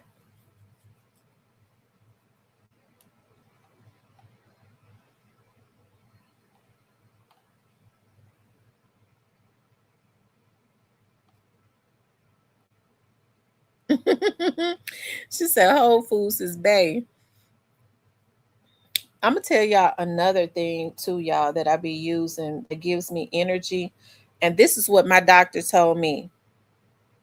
And the nurses up in here can see it. He said magnesium is good. And I said, I use he said you need a full spectrum magnesium. Thank you, Stanley. So magnesium, Stanley, this is what I meant to ask you. When did you see me when I first walked into the court the other day? Because I was talking loud that morning. I was laughing and talking to the guard at the door. Did you see me when I first walked in? Because I walked around on the other side and had my back turned.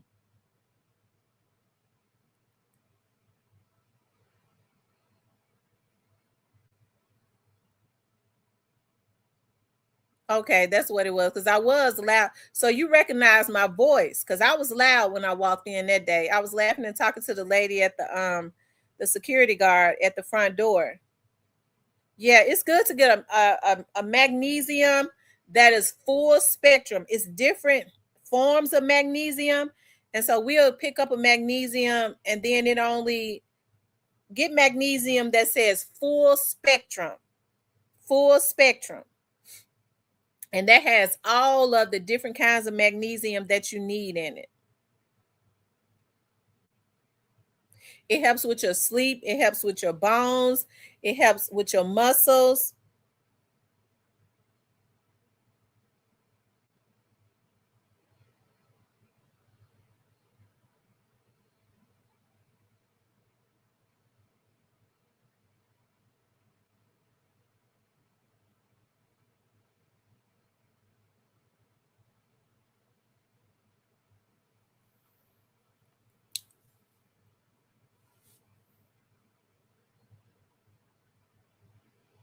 Oh yeah, magnesium helps you to sleep like a baby. It relaxes you. It relaxes you. It helps you to sleep like a baby. Get a full spectrum magnesium.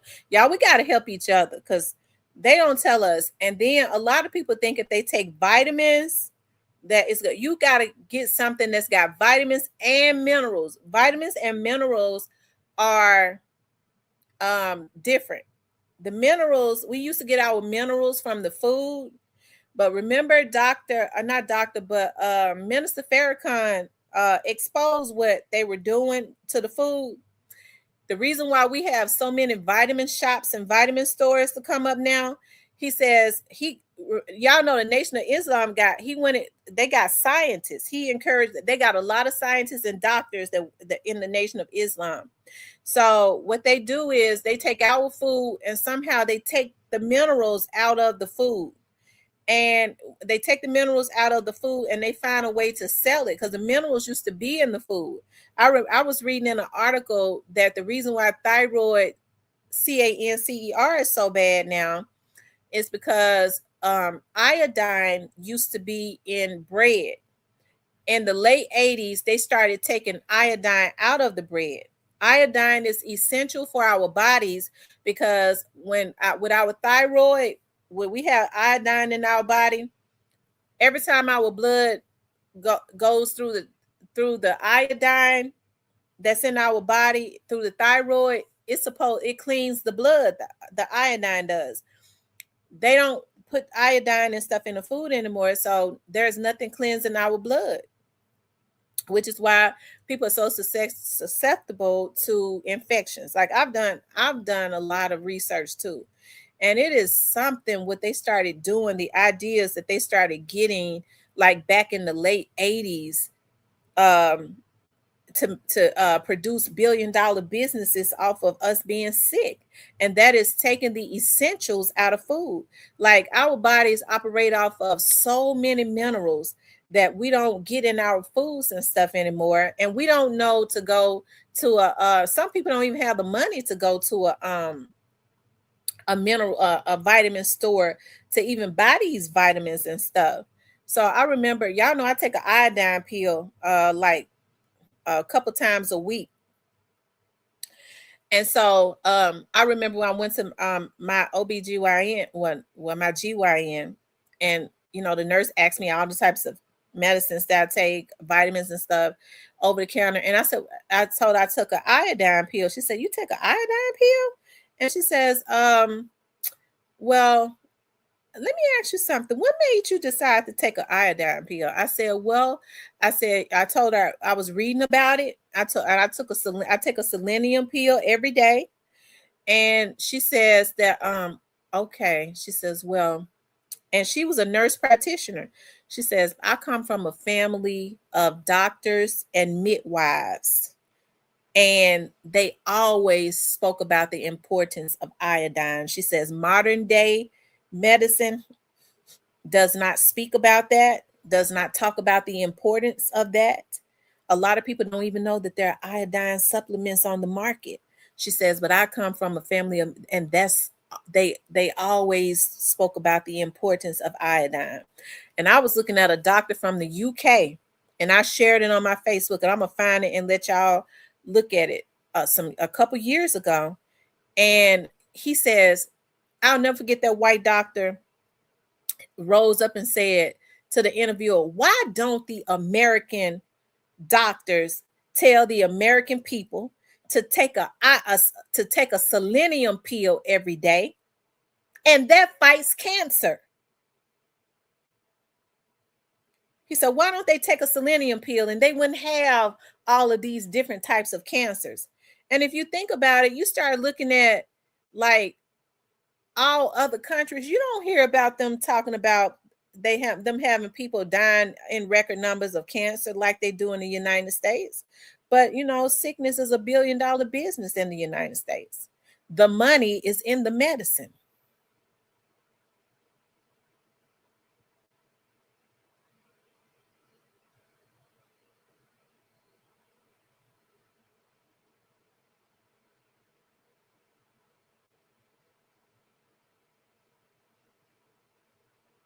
She says they don't tell people because there's no money in the curing people. The money comes from medication. Absolutely. Absolutely.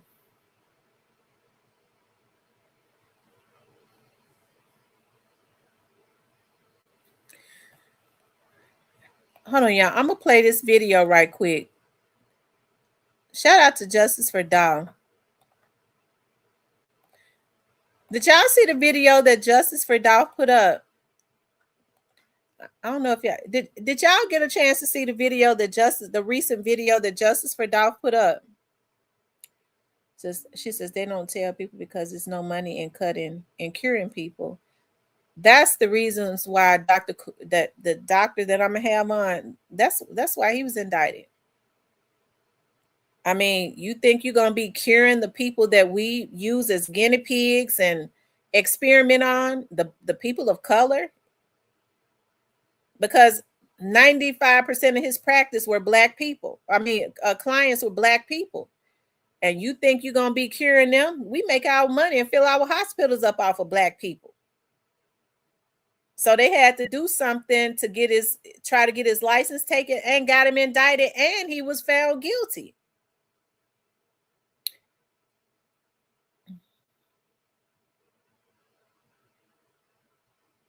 That's right. They said, why do you think Dr. Sebi is gone? Absolutely. And they flat out killed Dr. Sebi.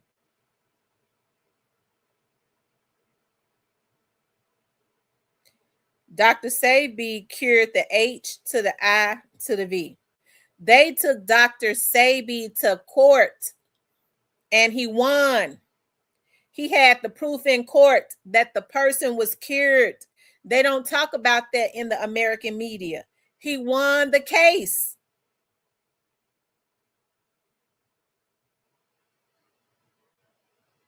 He said J. Crow's Lugol's iodine. And there's another iodine. I'm getting ready to tell you the name of the one I use too.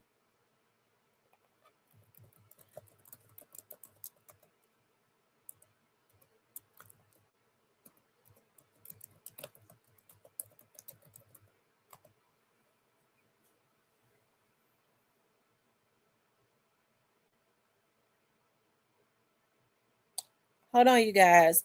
Right now, the one that you pulled up there, that's the one that they're saying is the best. It's another one too. I use another one.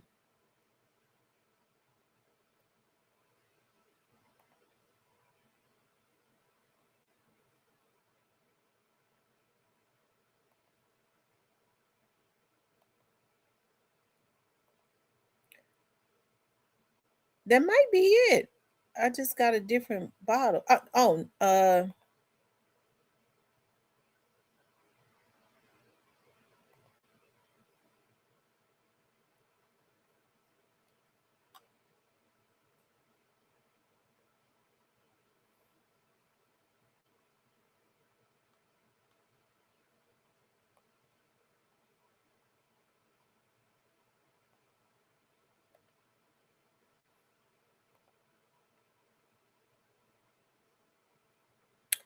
Hold on, I'm getting ready to show you.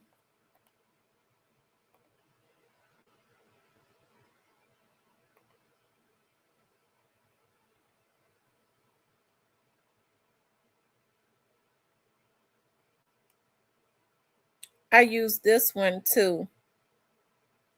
But that one that you got right, that one they're saying is the best one. But I use this one too. I'm gonna try that one that you pulled up. This is the one that I use daily. Well, like 3 times a week.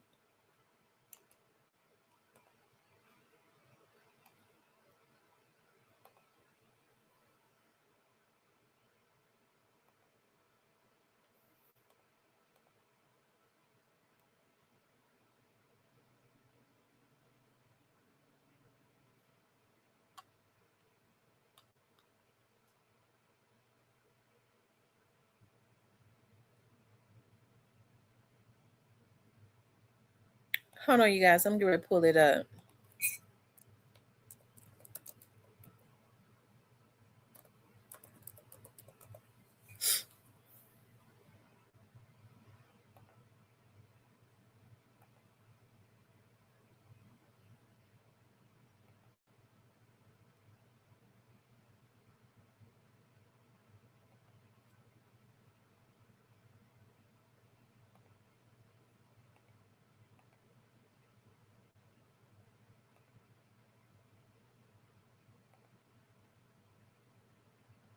it's like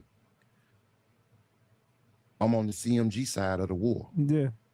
You feel what I'm saying? Yeah, you do.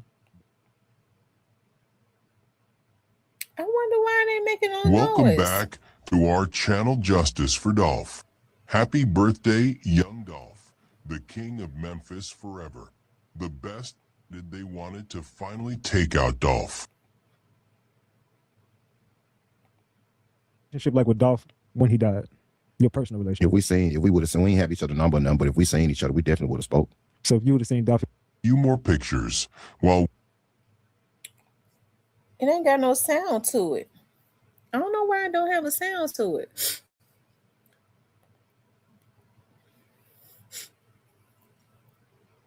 Maybe somebody struck at it.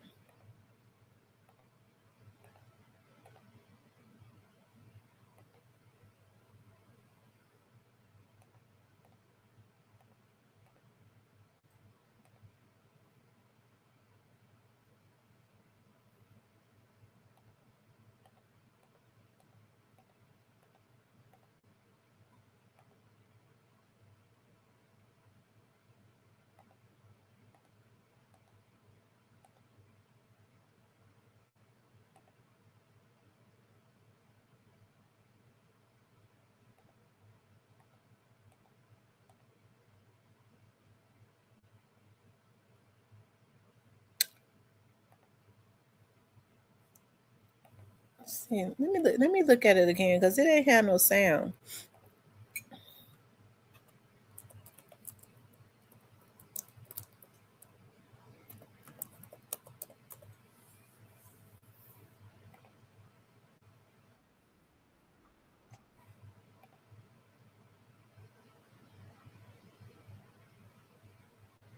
You heard the sound. I wonder why I didn't hear the sound. Hold on, let me see.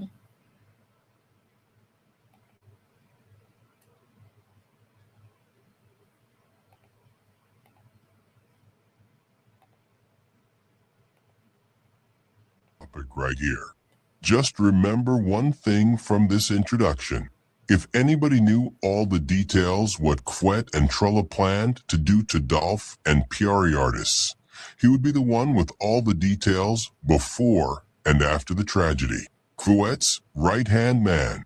Oh, don't worry. I even got the video of Quet. Yes, and let me tell y'all another thing that about thyroid disorders. It messes with your mental health. It throws you off balance mentally. That's what thyroid issues do. It throws you off balance mentally. That's why you see a lot of people with mental illness and stuff now. They have been working on and on meds and stuff now because their thyroid is out of whack, and it messes with you mentally when it's out of whack. And if you notice, some doctors tell you shouldn't take iodine. And they tell you that for a reason, because that is what keeps it in whack, the iodine. Crying at his funeral. Let me show you how Quet and Evlon definitely had conflict with Dolph leading up to his passing. And what was it about?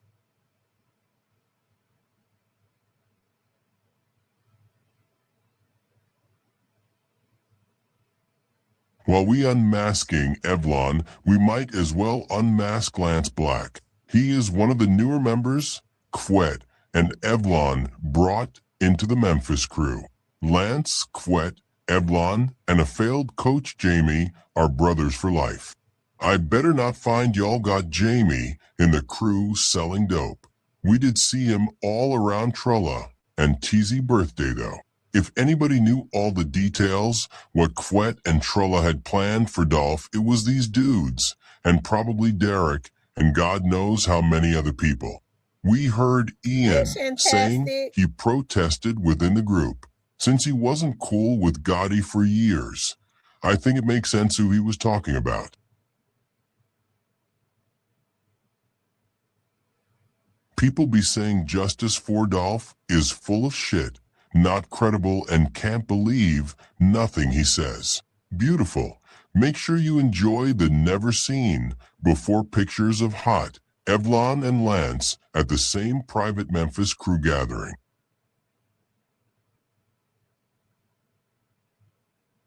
And I was definitely not lying when I told you all these Memphis crew members been mentors and OGs to young Trulla snitching assassin mafia.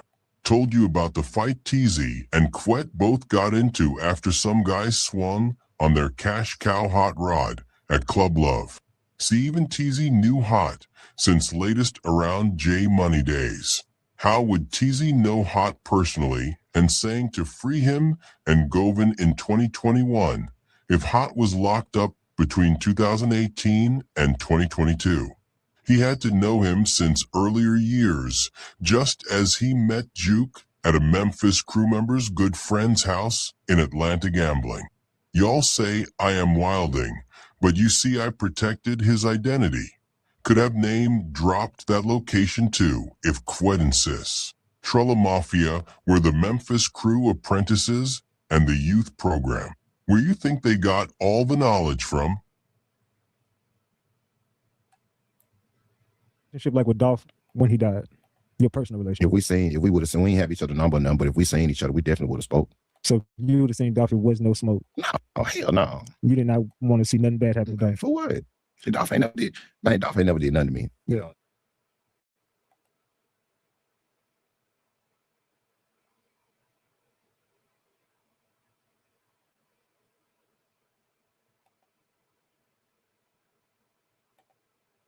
Now we're not going to pretend like Dolph didn't put Govan lookalike in the most popular diss song towards Juke and Gotti.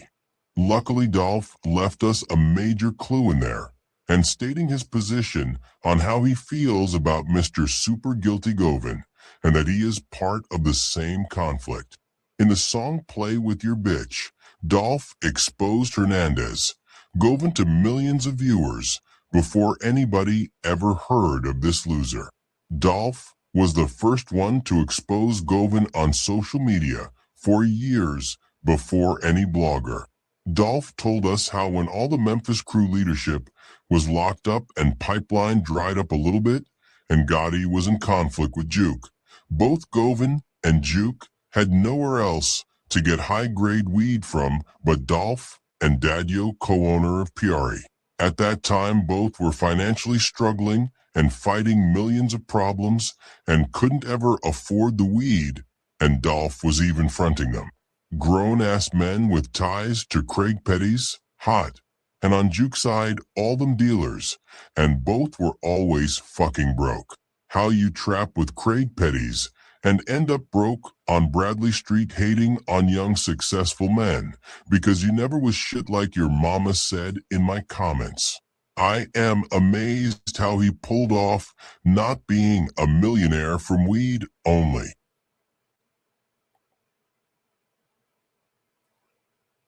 OG plug in the hood, but he turned to a rat. Lost all his respect in the hood and he can't get it back. Dolph couldn't stand Govan, and Govan couldn't stand Dolph for years leading up to 2021. Since Dolph publicly dissed him in front of the whole world in 2017, Govan been talking crazy on the phone about Dolph. Around the time the diss song video came out, Govan was sent back to prison for a couple of years and could have never forgiven him. And it was all he was thinking about, vowing to get his lick back one way or another. Now take into consideration that Govan was extremely jealous of young Dolph's success, both as a record label owner and as a trapper. Govan never reached Dolph's level of success in anything in his life.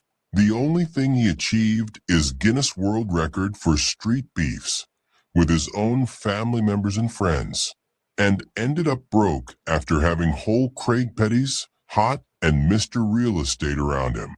Now things get very interesting. Pay attention again to what Dolph said. OG plug in the hood, but he turned to a rat. Lost all his respect in the hood and he can't get it back. OG plug in the hood, but he turned to a rat. Lost all his respect in the hood and he can't get it back. Right before Dolph's diss featuring Govan's lookalike premiered, Dolph found out about suspicious developments regarding Govan's federal case when he faced 30 years, but got out in less than 2 in all the secrecy.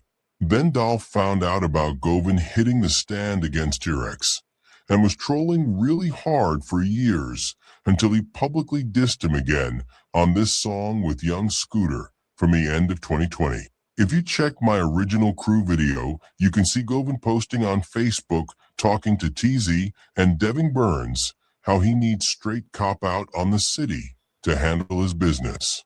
That's because Trella Mafia was connected to Young Scooter through OG Double D Son, and they all found out Dolph dissed Quet on the song with Scooter, knowing they would all hear it. Absolutely genius. That kind of reflects Nipsey and Eric Holder. If both situations are true about both of these legends accusing scumbags Eric and Hernandi of being a rat. If Quet sure wants to murder bloggers behind it, you can imagine how he felt about Dolph doing it. Timing is insane, just about to enter 2021, and Dolph call out this rat. Quet called all his friends about that song too, and cried how Dolph doesn't know who he was playing with, and all types of similar goofy shit he'd been saying for years. Mr. Bigger Than the Devil. Mr. On My Autistic Son.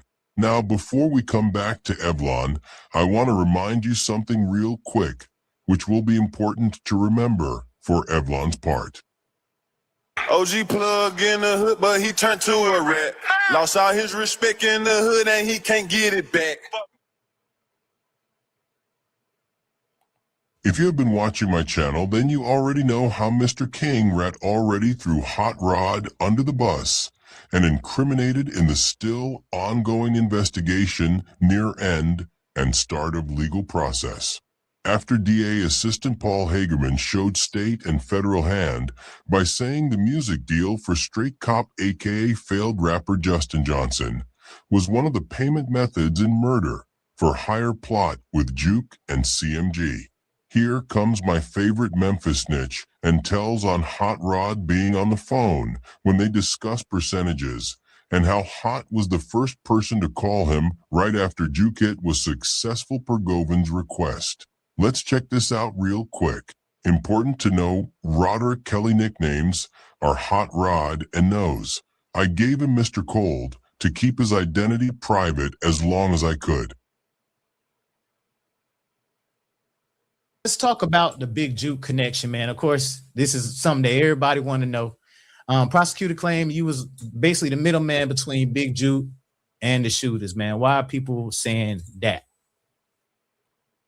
Well, you know, that come from me getting dropped, trying to get the material to the right people and basically, you know, get the deal off the ground and just basically get out the streets and try to get something positive going. He reached out to me and just said, you know, what he was trying to do and wanted CMG was one of his top choices. So I reached out to Juke, and Juke pulled up to come check the material out, and so, you know, that's how that went. I made the introduction. We talked about the percentages, who was gonna get what. I had my brother on the phone from he was actually in federal prison at that time, and he was helping with the investment. And so, you know, I guess by me introducing drop to Juke, kind of put me in the middle, put me in the pickle, as I say. Gotcha. Gotcha. So I made the introduction. We talked about the percentages, who was gonna get what. I had my brother on the phone from he was actually in federal prison at that time, and he was helping with the investment. And so, you know, Niggas seem like Bryson Tiller when that pressure on. I ain't telling you, I thought that was your partner street. Every time a nigga snitch, we call him Takashi. I made the introduction. We talked about the percentages, who was gonna get what. I had my brother on the phone from he was actually in federal prison at that time, and he was helping with the investment. And so, you know, Every time a nigga snitch, we call him Takashi. Where was you at when Juke died? Riding down Get Well in Memphis, Tennessee. Yeah. How'd you hear about it? My brother called me and told me. My older brother knows. He called me and told me. How'd it hit you? Like, you was fucked up? I mean, I'm a street nigga, you know, so death come with this shit. Yeah. Niggas seem like Bryson Tiller when that pressure on. I ain't telling you, I thought that was your partner street. Every time a nigga snitch, we call him Takashi. Now that we have warmed up, let's get straight to the business. Remember 3 key things from everything I said so far. Evlon knew about the plot on Dolph before and after the fact, and has actively participated in it. Govan has admitted Hot Rod was on the phone when they were negotiating with Juke about the Justin Johnson deal. A Memphis crew leader is the first one to call him and tell him Juke has been killed. Why is this important? Because we are about to show you Govan admitting Evlon was part of the Justin's record deal too, and how he was the one who fucked up with Quet, a major signing for Hot Rod's record label, and how they supposed to meet at Evlon's car lot, proving Evlon is always involved with artists and deals. Then we will hear how Quet went immediately to celebrate with Evlon at his car lot as soon as he found out Dolph was about to be taken out. They were celebrating like crazy at Evlon's failed car dealership Imports of Memphis. Once you master all this, then we can go to the exclusive piece of the case which changes everything, and Dolph's conflict with Goofy Evlon.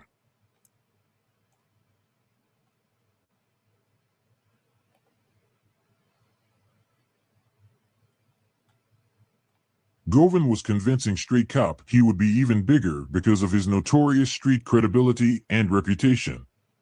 Nobody has seen in Straight Cop what Govan has seen. Same as Moneybag Ho. Why don't you ask him, didn't Govan discover him too? He does not want you to know that either. Once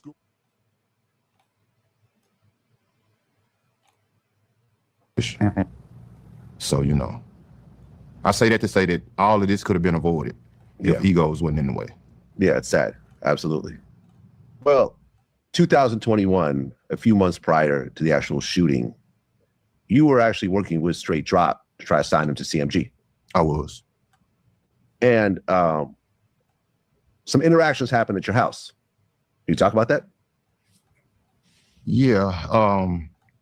I was basically trying to put the deal together for Straight Drop. Years prior to that, it's a well-known DJ from Memphis, DJ Lil Larry. He's a friend / associate of mine, reached out to me and wanted me and my brothers to possibly give him the advance money for Moneybag Yo. We met up at my brother's car lot. We listened to the material. And for whatever reason, my brother decided against it. Look where Moneybag Yo is at right now. Yeah. So we was real bitter about that, you know, so, and shout out to Bag. But, so, you know, when Justin came around, you know, Justin was talented and we didn't want to miss out on this opportunity. You know, my whole goal was to try to get out the streets and stop, you know, hustling, especially at the age I'm at. And so, I reached out to my brother and asked for his assistance, you know, and we started trying to put the deal together. And I reached out to Juke and asked him to come by and check the material out. And that's how it started. Okay, so Juke. Niggas seem like Bryson Tiller when that pressure on. I ain't telling you, I thought that was your partner street. Every time a nigga snitch, we call him Takashi. How long I've been preaching before Quet confirmed my info, how Evlon was the reason entire deal with Moneybag fell apart, and Hot is still feeling some type of way about that. Millions of dollars gone, which they could have used to sign another superstar instead of trash-ass Straight Cop and bring Hot World Entertainment into nationwide conversations. Quet and this goofy blew the whole opportunity, so Zach Randolph and Govan's Lil Butangati took Moneybag from the crew. Shout out to Evlon for fucking up Hot's business ventures. What a dumbass.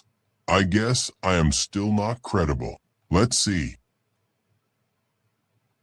With that being said, it was in my face. But you tried to get into the rap game at one point, right? Even if it was on the management side? Yeah. Well, I wouldn't necessarily say I tried to get in the rap game. I guess you can say that. I tried to make an investment. Yeah. I was approached about making a investment with Moneybag and by a close partner of mine named Lil Larry. Yeah, I missed out on it. Yeah, we missed out on it because at the time, for whatever reason, my brother said it didn't catch his ear. And so we passed, and look where Bag at right now. So, you know, we kind of bitter about that for years, for quite some time. Because What he did know is he did know that I was actively trying to put a record deal together between me and Juke and Drop and my brother. He was in federal prison at the time, and he knew that.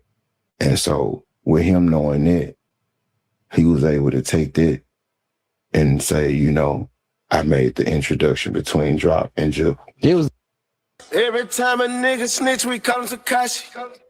You can't trust these dirty feds, I know they watch. Hey, if I was on that crime scene, my ass would still be in jail right Where now. was you when Dolph died? Riding down Crump, going to my brother's car lot. So when you found out you was riding around, I wasn't riding around. I was headed to my brother's car lot on Crump. you wasn't in Memphis? Or you wasn't on Crump in Memphis? Okay. I don't know Memphis. Yeah. So you in Memphis. How far away are you from the area he got shot at? Crump is about, I'd say about maybe 12 minutes or something, 10 to 12 minutes away from there. So it ain't far-fetched to say you could have pulled up at some point. Yeah, it ain't far-fetched, but Every time a nigga snitch, we call him Takashi. You can't trust these dirty feds, I know they watch. See how Detective Govan keeps solving the case for us. So right after Dolph was taken out, Govan was on his way to celebrate with other involved sucker Evlon Johnson Smith. His last names are even both Johnson, and Smith kind of gives it away on the grand scale of things. Now that we have established Imports of Memphis is an important location for deal signings and murder for higher contract celebrations, and that both Hot and Evlon were part of both Moneybag and Straight Cop's deal. And Govan is always gossiping with the Memphis crew members when somebody dies and riding around coincidentally about 5 minutes away from where the crime happens in both Dolph and Juke situations. I love it how he told us he was about to go celebrate with Evlon after Dolph died. Why? Because it goes perfectly with the story I am about to share with you, and it is the core of my present for Dolph. Let's go. Thank you, Great Oh yeah, Days. but first let's check Govan close partner Derek confirms Dolph was indeed tracked, and as soon as they locked in on him, Quet was on his way to Evlon. Very interesting.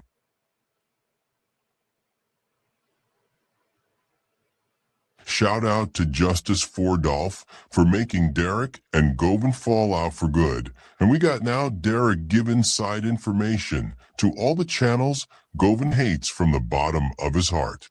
One day on Tamara channel, they were talking about Cornelius not lying on the stand. We agreed, but if we take a look at the evidence, he only lied about randomly spotting Dolph. So I said the only thing he lied about was spotting Dolph, because the evidence proves he was tracked and set up. Derek, who Govan told absolutely everything and sent parts of his discovery pack to, also confirms that he definitely lied about that. Then I brought up phone calls between Thank Justin, Teasy, and Trellavonda Matthews for my old video on the right side of the screen proving Cornelius was picked up after Justin's conversation with Trella members, including a short conversation with Teasy when Tamara told us police said somebody said do not let Dolph walk out the cookie shop. If you watch my old video, you can see timestamps, call durations, and even phone call with Vonta. For advanced researchers and people familiar with the case, go watch TZ birthday video when Yella Beezy performed. Y'all will see Vonta in there too. He is most definitely Trulla and was assisting in looking for Dolph. And then Derek the Truth repeated finally some truth and said to another user they definitely knew where Dolph was. We will leave this video for another time. We got way more proof.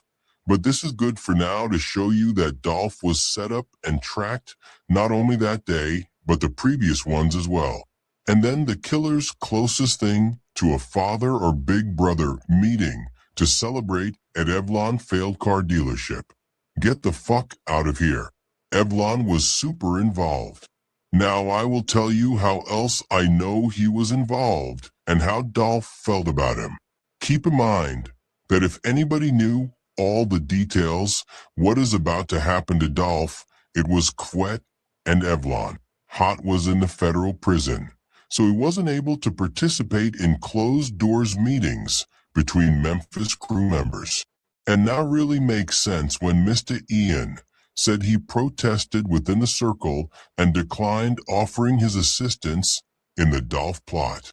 Now the exclusive never heard before story, which proves beyond reasonable doubt Evlon and Dolph had an issue. I see Kenny Money calling out fake bloggers and fake straight cop interview. It would be nice to have anybody besides me exposing that Dolph and Evlon and Quet all had a conflict for years. It's all good, I got this.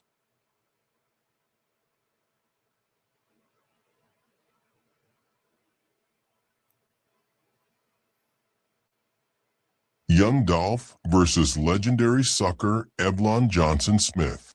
Less than handful of people have seen our research as I was progressing and unlocking characters all these years. Ever since there was a certain vision introduced into the equation by the #1 remote viewer in the case, if not in the history. We have been watching developments closely. Where should we start? Okay, so Dolph is very smart and knows way more than us what's really going on. That is a fact, including a lot of people around Dolph. And Govan really know what's going on, but nobody dares to speak up. If I know something now in 2026, Dolph already figured out before 2016. Dolph was shot at 3 and almost a 4th time by 2017. He knew which suckers from which homosexual label have shot at him. Dolph putting Govan lookalike in the biggest diss song proves he knew he was part of their CMF movement. Dolph didn't diss B Mims, Grip, or any other characters from CMF in that diss song. He put Gotti, Big Sister, aka Big Mommy, not Big Daddy Juke, and their little mentally ill obsessed groupie Hernandez Govan. Nobody else. You think Dolph didn't know Govan is real tied in with CMF and the people who got money behind CMF like Lamberts? You think Dolph didn't know this sucker Evlon was Quet right-hand man and even have his own CMF relationships about which everyone hangs up the phone when I try to talk about that? I am about to show you later on in this video what the relationship is based on my lucky guess, which is based itself on collected facts. Dolph knew who the enemy was very well. So what has happened between Dolph and Evlon fucking tell us already? It's been 35 minutes. All right, so Dolph had a conflict with Juke and Gotti, in which he brought Govan in because he was fronting both Brokies, Juke, and Govinci. Dolph knew very well who is Evlon and who is mingling with both sides in the Memphis nightlife scene, and he didn't fuck with none of these people. Dolph knew very well who knows who because he'd been around Quet and Juke before they all fell out. Dadyo damn sure knows what's going on. Dolph heard about the Memphis crew members were actually doing more talking than Tekashi 69 and Quet, and he lost the respect for them. He knew Evlon was very deep in that game, and Dolph was hearing rumors what they did to Howard Barnett and some other people, so he would never fuck with none of them or trust them. Dolph also heard about Evlon's snake ways in the business, and how many people he finessed and fucked over, and how he was involved in more street shit and even beat on females. Evlon wasn't no saint. He was a snake-ass criminal who was already participating in lining up some other people, and he most definitely knew what happened to Howard, and he did not want to stop it. On contrary, he helped Quet in distracting and pulling wool over Howard's best friend's eyes. Dolph been talking like crazy for years about Quet and Evlon, and the word got to them. Now the story is about to get more complex. Back in the first months of the case, there was a retarded channel out there called Young Dolph Unsolved. They put out the information, and OG Jacaro shared it, how Evlon's girlfriend was Mia J's best friend. Everything that channel put out was full of shit, besides who is Evlon's girlfriend, and that event where Dolph Carr was. We hate that channel more than Dolph's family and artists, and I want to encourage any artist or a family member mentioned in their fuckfest to press a legal action so we can get their name. Or one of these hackers bored watching me command do something productive. I saw that clown sign my petition, and their location was in North Memphis, which makes sense because the way I found out who Evlon was dating, and I know all the secrets, it took me damn years, and I had to go to even better sources than Mia J would be. Then I received a message from somebody very close to Evlon and his girlfriend Jessica, who told me a whole lot of wild shit. Before I get into that message, I want to emphasize my lucky guess that the channel Unsolved was working with people close to Evlon and Quet to shift the blame and play more of their demonic games. Crackhead TV was deranged, but Unsolved was a whole another level of strategic evil and manipulation. The way they spell, they are very educated and 99% a female who isn't ratchet. I am not saying it is her, but the person behind it has to be a profile of Virginia with formal education and knowledge in politics and law. I believe that channel was working with some of the people who killed Dolph because only Dolph's closest people and Govan's closest people know who Evlon was dating, because they kept their relationship super low-key. Jessica always moves like that, and even when she hopped right on the next guy whose initials start with letter E, she didn't show her hand or partner not one single update, and their stories were never matching locations. With this I want to say, unless you are tapped in with Dolph's closest circle or Govan's, you can't know nothing about no Evlon and Jessica. And we know Dolph's side didn't feed them that information. The only one with motive to do it from Dolph's side was Daddio, but I doubt it's him, because that channel, even though they attacked Mia the most, they sure attacked Daddio, entire Thornton family, Marcus, and the artists. Daddio doing snake shit, but he not that much of an anaconda. And the way I found out and from who, ain't no way in hell these people would tell this to clowns attacking Dolph family or any blogger in general. We don't make money off Dolph. We pay money for Dolph. So I guess they trusted us. And I trust the smart people watching this so we can move on with the story. Before Dolph and Evlon actual conflict took place, Dolph told me something himself when we met in Atlanta through weed, and years later me begging him to set me up on a date with some of many fine Mia J's friends or industry celebrity chicks. I asked him what about Mia best friend, because she is so delicious. Dolph said to me, yeah, Jessica, that's my homegirl, but I don't trust her for shit, because I caught her going to Gotti restaurants celebrating after they tried to kill me with her sucker as boyfriend and his partners. Dolph was opposite of Quet regarding gossiping, so he wouldn't tell me who she was dating. Finding out years and years after Dolph passed away, and nobody wanted to tell me kind of fucked me up and opened my eyes what's really going on. Dolph really caught Evlon and Quet going to Gotti restaurant in the past celebrating attempt on Dolph. Before I get into the next part of the story, we want to emphasize we want everybody to show respect to Miss Jessica. If you don't, you got a problem with me. Her friends know how I feel about a whole lot of suspicious shit and what I can put out, but she is still Mia best friend and Dolph's homegirl, and all the kids play together. So if you get on some unsolved shit, we go into war. Jessica was also one of the first people to sign our petition after somebody, I guess, saw it and sent it to Mia. She loves Dolph and Mia and their kids and is an amazing auntie. She was just too slow to realize they played with her and Mia.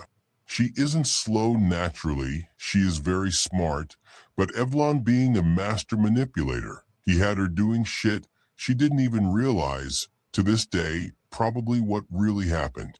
If I ever get the chance to talk to Mia, I would beg to put me on a date with Jessica, but that will never happen, so Justice for Dolph is not that lucky. She loves luxury places, and I know a few I want to take her to. She is so pretty. But anyway, enough of flirting with Evlon's girl over YouTube, and let's continue with the bombshell part of the story. Dolph wasn't a hater. He never even told Jessica not to date Evlon or the truth about him. He allowed time to show her what's really going on. Let's check what somebody close to all these people told and proved to me. So the story is verified. I got the evidence and witness statement. So one day around the time suckers were plotting on Dolph, Dolph was chilling at his private family event, having a wonderful time, per usual, shining his light and positive energy. All of a sudden, Dolph energy shifted. His face changed from smiling to disgusted, and so angry the steam was erupting from his ears. For talking and cracking jokes, Dolph just became silent. Why? Because him and Mia invited Jessica and her son to join Dolph's family event so the kids can eat good and play per usual. Little did Dolph know, Jessica was about to bring the legendary sucker who always celebrates attempts on Dolph to his own family event. By that time, there was already unspoken tension between him, Quet, and Evlon. Dolph knew Evlon was a sucker and a fraud who wants him dead.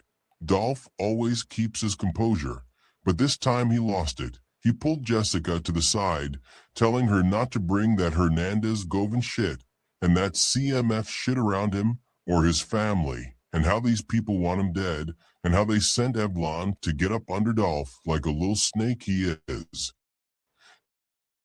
and to wish her boyfriend good luck with getting close to him. Dolph didn't want to make a scene and embarrass Jessica and kick her out in respect to Mia, so Dolph swallowed the situation, was angry for the rest of the event, like fuming, angry, slamming shit on the table, and banned Evlon from ever coming around him and his family. Guess what Jessica and Evlon did?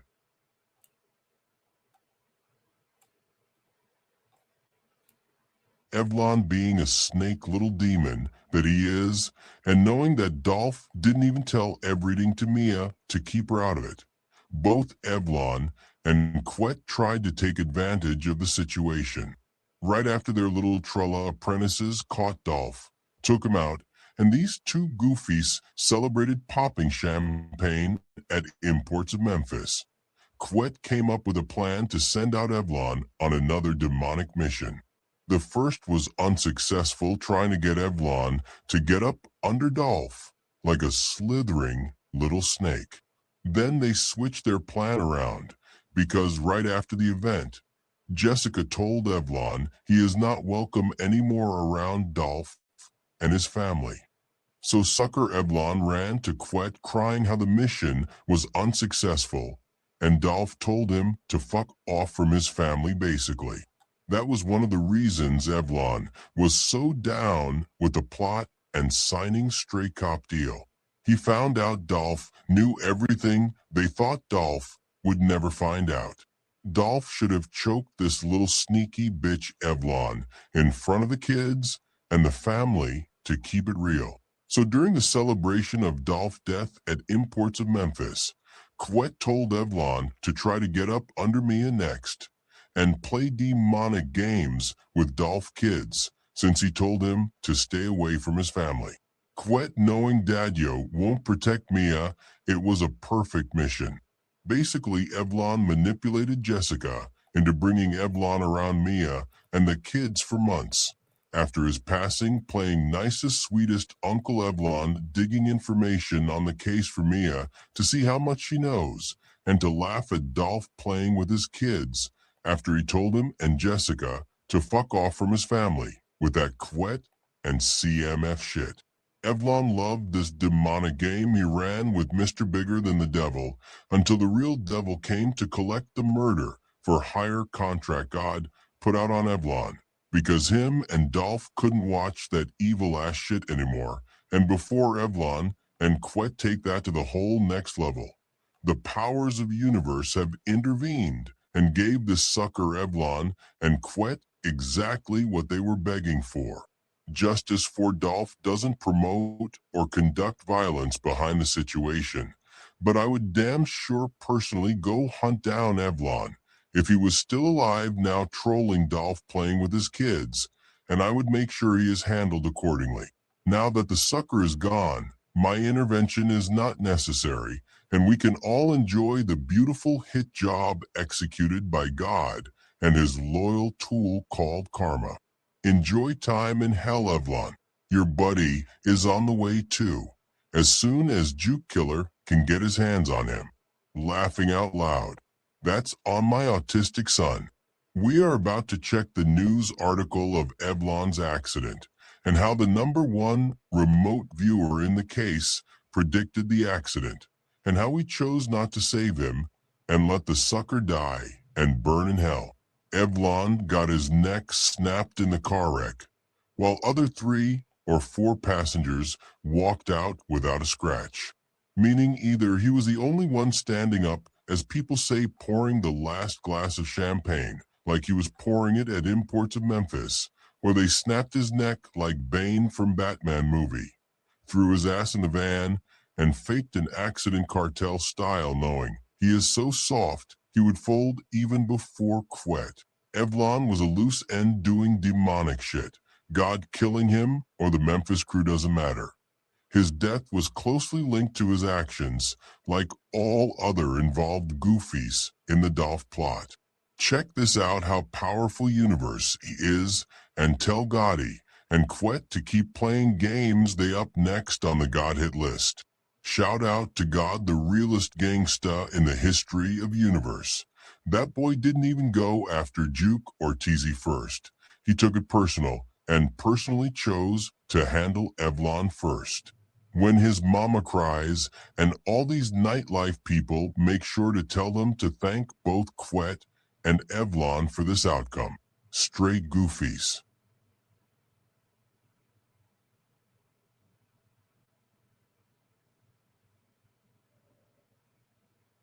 What only 2 people know, and whether they believe it or not, this whole situation has a spiritual layer, or whatever you want to call it. So there is a remote viewer from overseas y'all probably seen by now who used to send information to multiple fucked up and normal blogs and various Dolph supporters, hoping to switch narratives from bullshit towards the right direction. That's also our remote viewer now, without who we wouldn't be able to put a lot of things together, including finding Hot Rod. That boy found Hot Rod within 5 minutes on Facebook and never seen his face or legal name in his life. Then you kick me There out are of the 3 group. to 4 major visions certain people know about. It said The I first couldn't one was respond the in the group night no more. before November 17th, 2021, where they saw Quet and Justin Johnson face setting Dolph up, including a masked bad built character who turned out to be Evlon.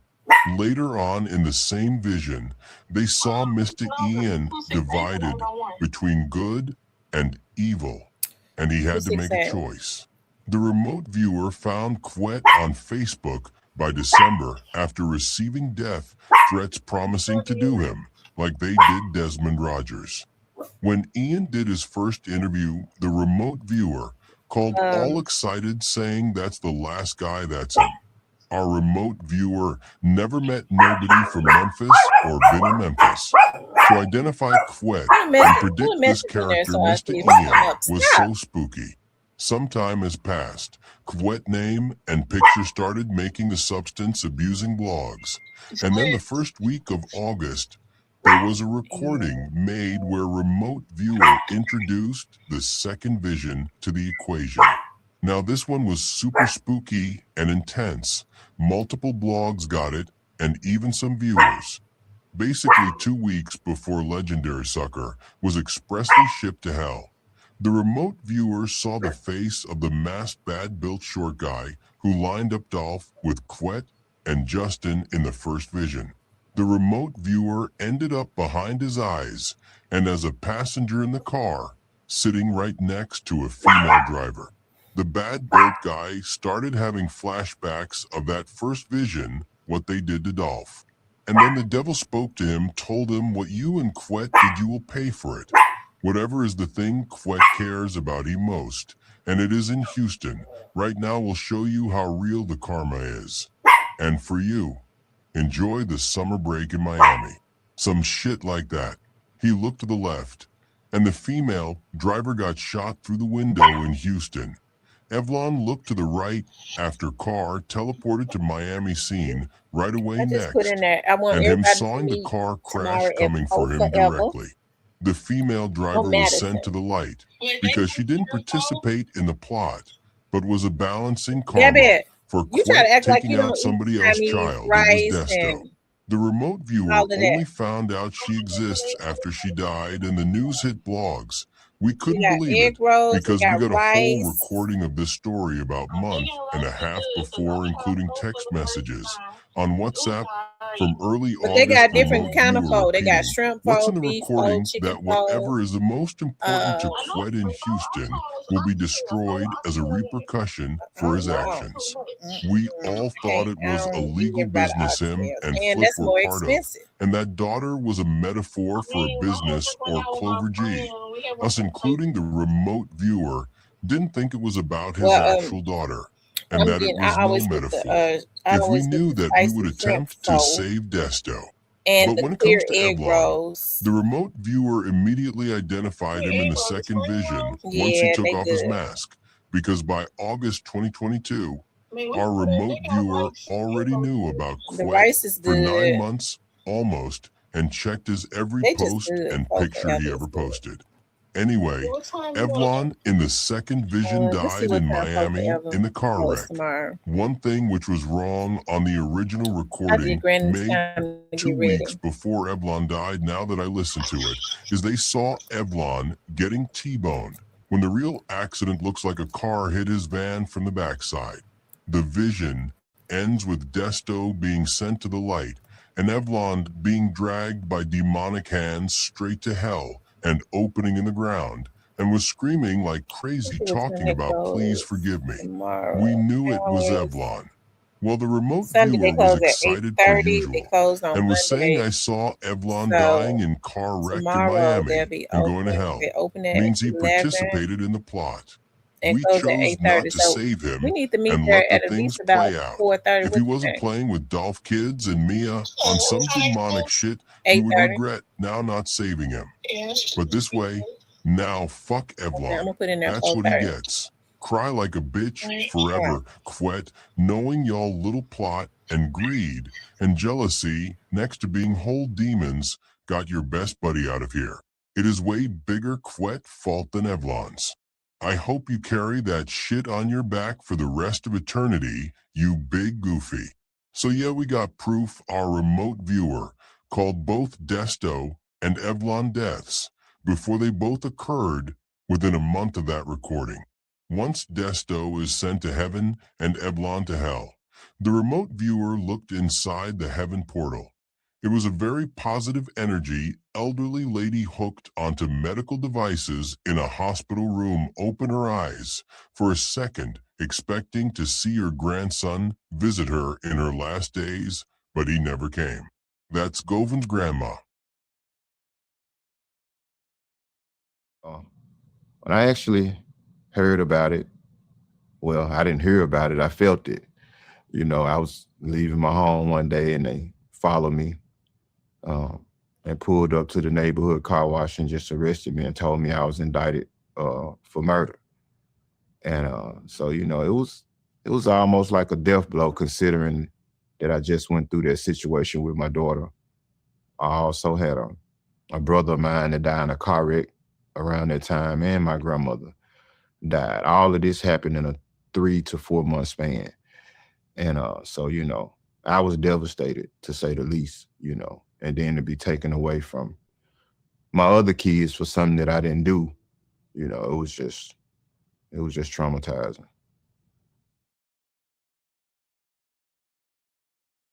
Miami Beach. Miami Beach police investigating fatal crash on MacArthur Causeway. Miami Beach police said the crash took place around 11:30 p.m.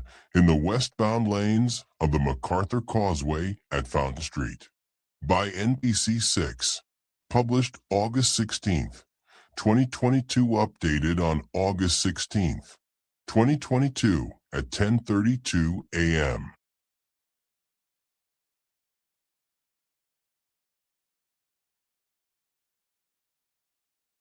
Police are investigating a fatal crash on the MacArthur Causeway in Miami Beach Monday night that kept lanes closed into Tuesday morning. Miami Beach police said the crash took place around 11:30 p.m. in the westbound lanes of the MacArthur Causeway at Fountain Street.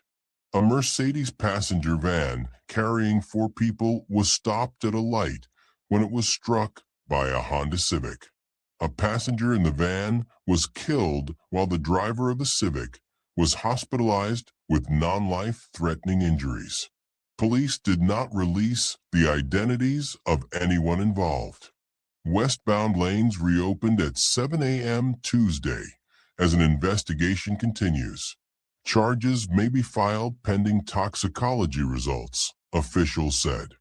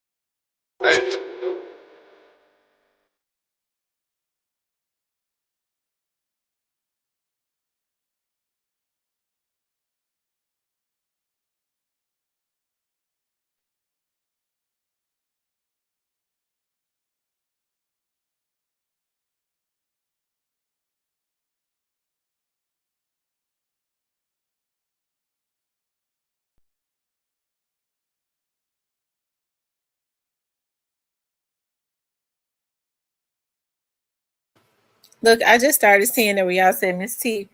When I saw that somebody else posted, "We can hear you," I just texted them and said, "We're gonna go to another location. We're gonna go to another location," because I think I gave the location and the time, which I don't think nobody would be stalking me, but you just never know. We'd hate to have a pop out. They don't care who, police, attorneys, they don't care about who's gonna be there. They'll send a fool out. So I changed the location, y'all. Thank y'all for telling me. We're gonna go to another place.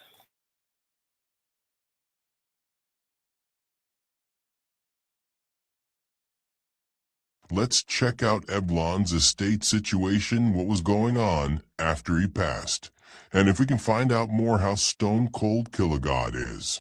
Quet got nothing on God when he wants to handle the business. We are only going to show relevant information. There are more sections and pages. Evlon Diarra Johnson died Hello? on 15th day of August 2022 in Miami, Florida. Age 44 years old, hating No, I as changed sucker, and resided in Shelby instead of that County at the location, time. Even though that's a lie, the other one. because Evlon resided in Miami The for one that I just years. put, But that's okay, the location we're he gonna did meet not at. leave a Not last the will one and on that. testament. So little bit of things. He left what Dolph spends on clothes and smokes in short period of time I was put going the new directly in location the name of a and the new rightful legal time. successor, like Dolph's went to his That's the one we're kids. gonna meet at instead of that time. In the Evlon's estate paperwork, we can see that Not his at 4:30, luxurious no. funeral and burial costs were amounting in Well, I think that one, $25,000 and were the paid parking would be more probably by accessible. Lance and And Hot. then I think, We are going to be exploring what was hold on, let me happening at answer his my other funeral phone. and who was there. Justice for Dolph is so not credible, he definitely can't place Govan next to Jessica Hello? 9 months after Dolph passed away. We about to get to the funeral in a second and hear Quet's speech. Back to the first page, aka Small Estate Affidavit Limited Letter of Authority for Asset Distribution. The person who claimed Evlon's estate is his mom, Anna Johnson Eccles, and she put Evlon's address on it, not hers. Don't harass that woman. She is claiming she is an heir at law to the deceased Evlon. Smart people will understand what that means, that it went to his mother instead of his kids. Now people been frowning like Evlon is the richest man in Memphis, but he had less legal money than Dolph spends on one of his lower-end jewelry pieces. That's why these suckers hated Dolph so much. They were plugged in with Craig Petty's and Hot Rod, and still they couldn't come up with $100K cash. Dolph had way more money and was way more successful than this haters. Check out scammer Evlon, who done so many people wrong in legitimate and street business. Y'all boy had $18,000 on his Trustmark account, $1,500 on First Horizon, $500 at Pinnacle, $300 at Bank of America, and $28,500 in cash. He had more than that, but his mom lied and only reported how much was maximum to stay under $50,000, so that he can be classified as small estate instead large estate, which has significantly larger costs of keeping it going. Cash from drug trafficking, yes, which is nothing to us, making $100K in a few weeks from weed only. His legal money close to broke. He wasn't that big of a boss like y'all selling me stories. This hater basically died broke, always eyeing Dolph jewelry and drip. Of course, he got properties and businesses and other people's names. But now his mom can't even work with nothing legal, only that dirty money.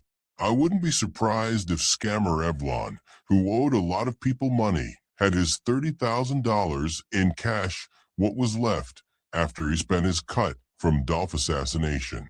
But most definitely was more than $28,500, because if you add all the bank money and cash money, you are literally right on the border of not being allowed to run it as a small estate entity under almost no cost. Dolph estate and what he owned shitting on Evlon.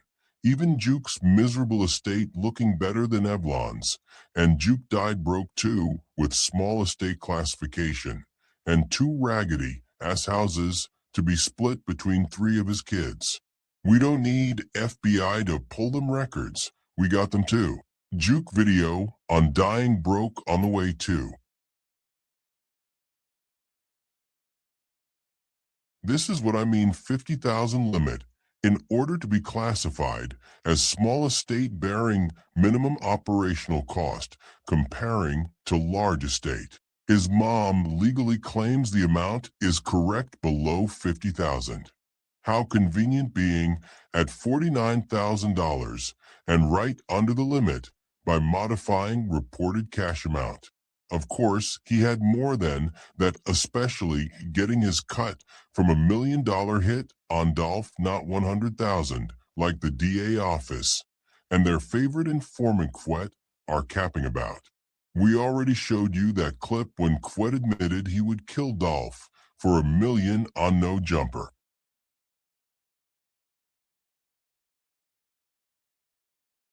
Watch this. We are checking 3 questions, A, B, and C, asking if Mr. Snake had a spouse, children, or a parent. First, his mom said he did not have a spouse because him and Jessica were never married, but they planned to, and the chick before Jessica, who he dated for 9 years, he beat up so bad in his domestic violence case that there was no hope they getting married after that. We exposing that tomorrow in a short video. Now pay attention to the second question on the page. Did he have any children or grandchildren? The legal answer is no, on which he was not allowed to lie on, despite we got a picture of Evlon with some child on his funeral pictures. Maybe not his son. I wouldn't be surprised if he was the biological dad of Jessica's son. That boy looked like a copy-paste version of Evlon and none like his alleged dad. I am probably tripping on that last one, but anyway, the important part here is that Evlon died with no kids after playing demonic games with your enemy kids. God took your goofy ass off the planet Earth before you had a chance to continue your legacy and get Jessica pregnant. See how cold Killer God is when you play with his chosen ones? You never got your chance to play with your kids after playing demonic games with Dolph's kids. Trey, if you ever watching this, don't buy none of that fake shit. Evlon was an op and participated in plot on your dad. God damn, God is so dangerous. Y'all fearing Quet, while I am fearing God. That was some real cold shit. Not allow Evlon to produce a child before his departure. All Dolph's fans and friends celebrate with me tonight, and thank God for delivering real justice for Dolph. Play stupid games, and you win stupid prizes. The last question. Evlon mom had to indicate he had a living parent at the time. Her, because his dad has passed away. Evlon did have a sister at the time of death. We will see her name pop up in a second. Evlon's only qualified relatives to take over his tiny estate because he never got his chance to reproduce, but had his chance to save Dolph's and his own life on multiple occasions. Evlon's dad name was Leonardo Smith from Mississippi. Evlon's sister is Tia Glover. If I remember correctly, she is a daughter or something equally important to one of them goofies who was claiming justice for Lorenzen, right? But couldn't wait to bang his demon, ass wife Shara, right, who got eventually overthrown as leading setup queen in Memphis by Rick Kayla Hunter. Shara, right, can only take notes from Rick Kayla. Anyway, that clown who's supposed to be Tia Glover dad, if I remember correctly, was one of the 2 people who mentored Link Vision Clown in making Hernandez Govan documentary. I will show you that story one day too about Govan's planned documentary him, and Evlon were cooking up with these lames because after drug trafficking for years, ain't nobody outside Memphis circles knew the fuck are Quet and Evlon. They were nobodies their entire life, and Dolph was their only chance for the world to even hear of their name. The documentary was planned and even captured few scenes before Dolph even died. We will get to that one day, too, and Link Vision's mentor.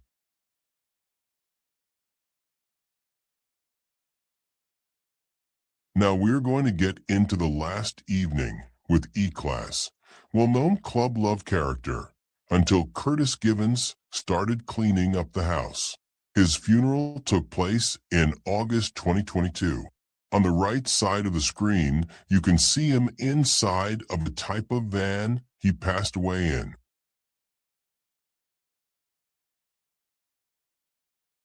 Evlon wasn't a real player. He was more of an AliExpress type of baller. He used to drink cheap champagne under $100 instead of luxury brands for wealthy people. I don't know what genius up there flipped the bottle upside down and got all that ice melted inside. Y'all didn't even ball out for Evlon. The whole venue looks like an office Friday party at the cheap venue with mediocre catering because the office manager is a cheap bastard. These little ass room temperature water bottles in the middle of August. Y'all could have made this little bit nicer for him with $25,000 funeral cost claimed in the Evlon estate paperwork. I bet Quet kept a few racks from that $25,000 somewhere down the line, just like when him and Jamie robbed his grandma for the last money she had left, and both of them couldn't even go visit the poor lady in her last days. She literally died right around Evlon, 9 days apart. But here they go cheesing at the Evlon funeral, taking pictures, want to be seen in what they all delusionally consider the Memphis elite. I believe the catering was done by up and coming catering couple Mr. 6'4" and his wife. Mr. 6'4" is real close with Govin, Evlon, Lance Black, Hot, and other Memphis crew members always partying together. All them other people who be going to Gotti restaurant parties and Mims family functions, literally so many same people. Oh yes, this couple is very close with James Rosser too.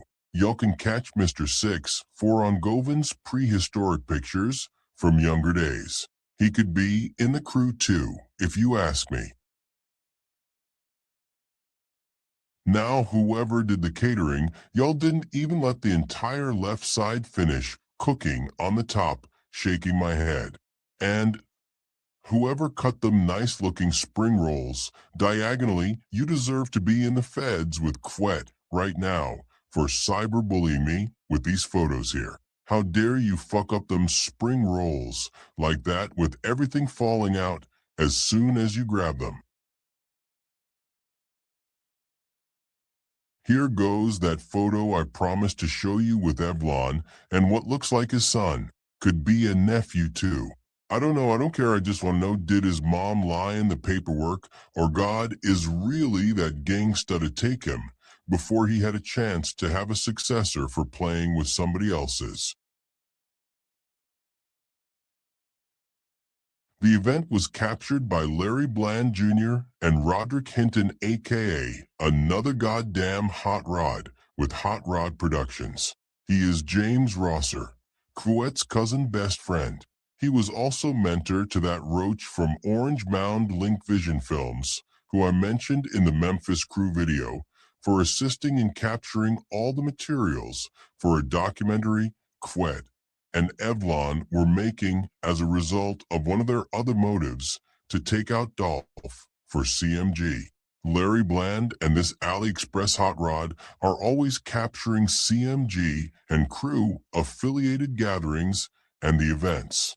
AliExpress Hot Rod actually inspired Quet's part of the plot to make a documentary from a hit on Dolph, because this bald head goofy and that guy I told you about who wanted justice for Lorenzen writes so bad that the first thing he did was fuck his widow and dated her like a whole goofy for a while, falling in love and shit until she got exposed as a killer. She almost got his goofy ass too. That's AliExpress Hot Rod's partner who he harassed Lorenzen Wright family with for their goofy documentary, and talked everyone ear out so much about the project that they inspired Quet following the Blogger Fuckfest in the Mo3 case. I will make a proper video out of that, but at least y'all know the summary.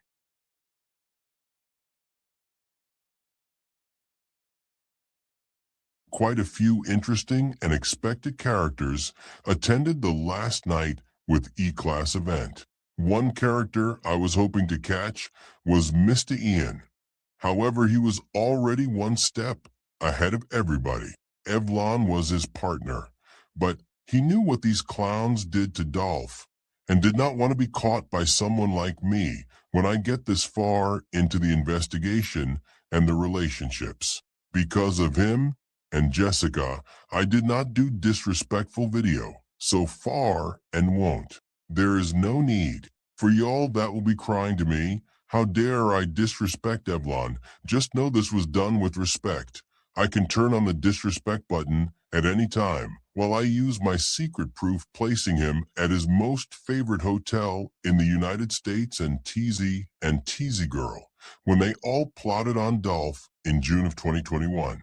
I can do a lot, so y'all be grateful y'all got this version without doing too much, without laughing and too much name calling. So instead bothering Ian, despite him having no control over my video, thank him for speaking up for Dolph.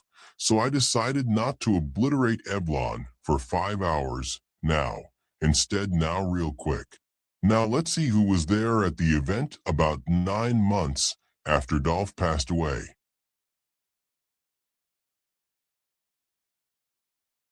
Of course, Evlon Shawty and my number 2 crush in Memphis, right after Delicious Naisha, attended the event in presence of all Evlon's partners, out of one which for sure is nicknamed Mr. Super Extra, very much incredibly guilty. Y'all don't judge my crushes, y'all don't know what y'all talking about. Since Jessica isn't traveling around with Evlon anymore and him spending all that hit money he got on luxury trips and food 20 times per day instead of balling with a Temi champagne before he got that hit money paid out per usual. Ever since Jessica moved on, she is looking 12 out of 10 how she is usually looking.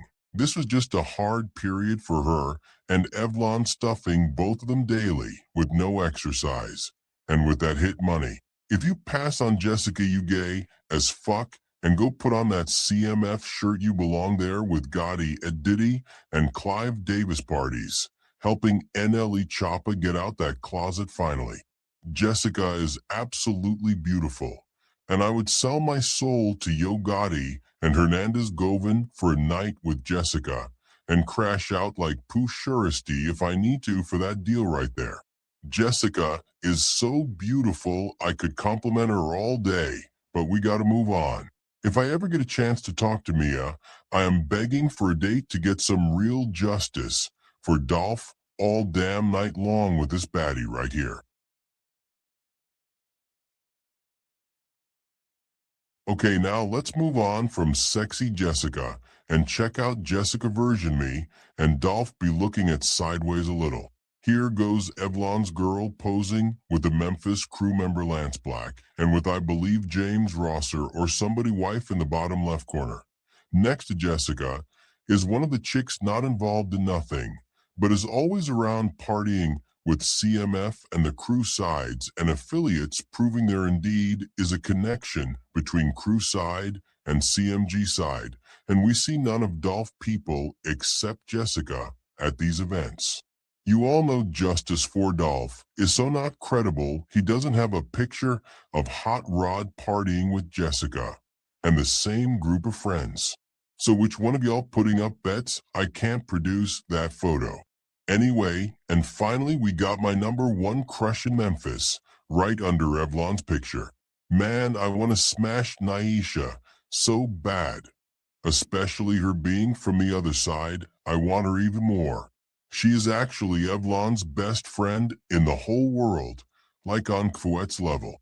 In my opinion, Naisha is so far the baddest MILF I seen at the Memphis nightlife scene. Talking about Lance Black, we are talking about one of these Temu-ass bosses around Quet and Evlon. Lance belongs into Quet's category of legendary suckers. He was in the crew, part of the operation on a smaller scale, but walking around Memphis like he is Craig Pettius 2.0. He is also known for conducting shady business practices.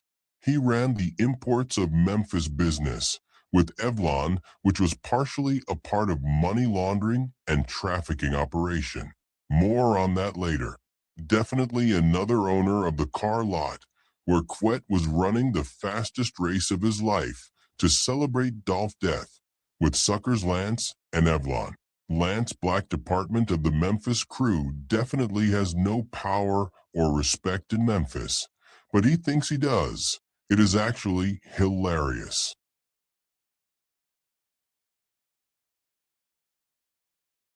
Here goes this Temu-ass boss with Curtis Gibbons' brother or a cousin who got that sign from Club Love for Evlon. I guess Curtis was as smart as Mr. Ian and didn't want to get caught up in this video with the rest. You know what, I bet Mr. Real Estate and quite possible Juke Killers were there. Hot was locked up, but he would for sure made it if he was free. Evlon was his guy, but Mr. Real Estate was free. I bet Curtis couldn't show his face at Evlon funeral after Quet made that crying like a bitch post talking about Curtis told him and them dope boys to stop coming to his place, making shit dangerous. Ratchet and pretty much Neanderthal atmosphere for all other guests.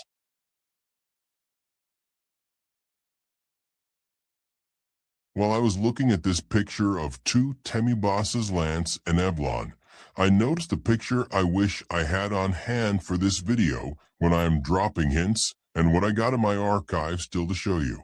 I got even Teasy inside one of them cars. Don't worry, I will get to all that eventually. Even though Lance is a Temu boss, he got something I don't besides probably an affair on his wife if the rumors are correct. Anyway, he got my #1 crush in Memphis, delicious Naisha, all up in his arms. What would I give to be Lance Black right now, even though that shit sounds very embarrassing to be him? Look at that smile, Evlon's. Govins and youngster best friend got it all. Here goes Black Youngsta's homegirl, who been attending CMG out parties with Youngsta, and another occasion attended car, gifting event to Juke outside of Gotti failed restaurant. Yup, the same girl is at Quet's mansion party, because she is Evlon's best friend. So ain't no way E-Class and Rat Class both weren't tapped in with Youngsta and his people. Anyway, on the right side, we can also see Evlon's girl with Naisha on her 40th birthday. If you a Memphis man and you haven't checked out Naisha 40th birthday photos, and when she be getting freaky with Adrian, you are missing out for real. If I was you, I would be stalking her IG tonight, like Quet be stalking females around Memphis, who owe him $540. Y'all can thank me later.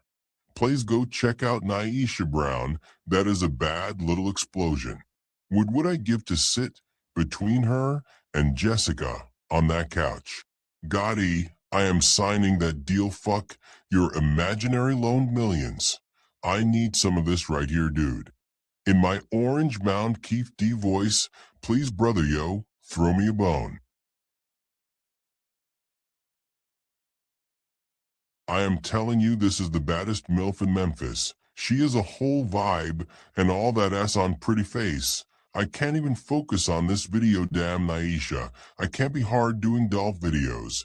And I already forgot about whole Dolph and Evlon conflict looking at her body right here. I know my male audience is thanking me for this right here tonight. Telling y'all Naisha Brown on Facebook and I am Fly or something like that on Instagram. Fuck what Playboy magazine talking about. This the next level. Shout out to Justice for Dolph Memphis Crush. Now Gotti and Govin know what to lure me with. Fuck, I am screwed.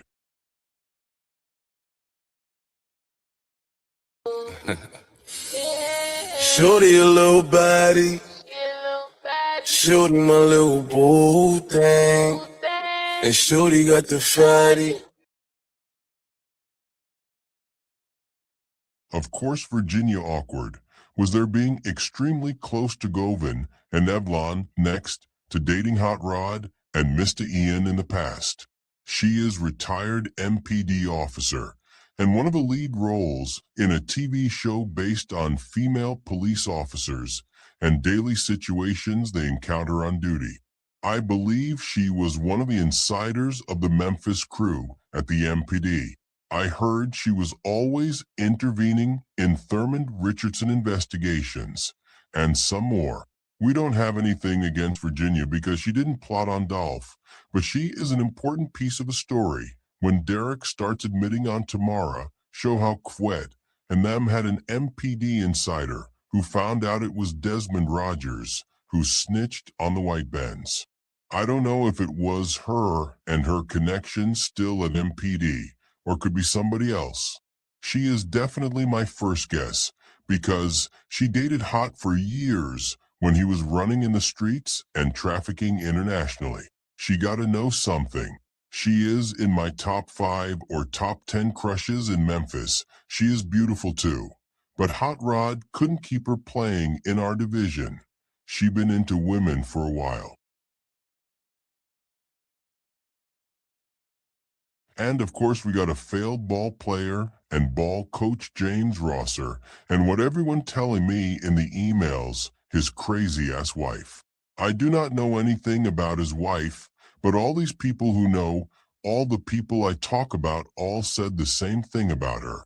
Anyway, Jamie was Quet's cousin who he forced to put his grandma's estate and all she had in his name, so Quet wouldn't get caught burning last of his grandma's money on gambling, liquor, Ubers, hotels, and iTunes. His best friend is that sucker AliExpress Hot Rod the film guy I showed you earlier. They be biking holding hands all the time.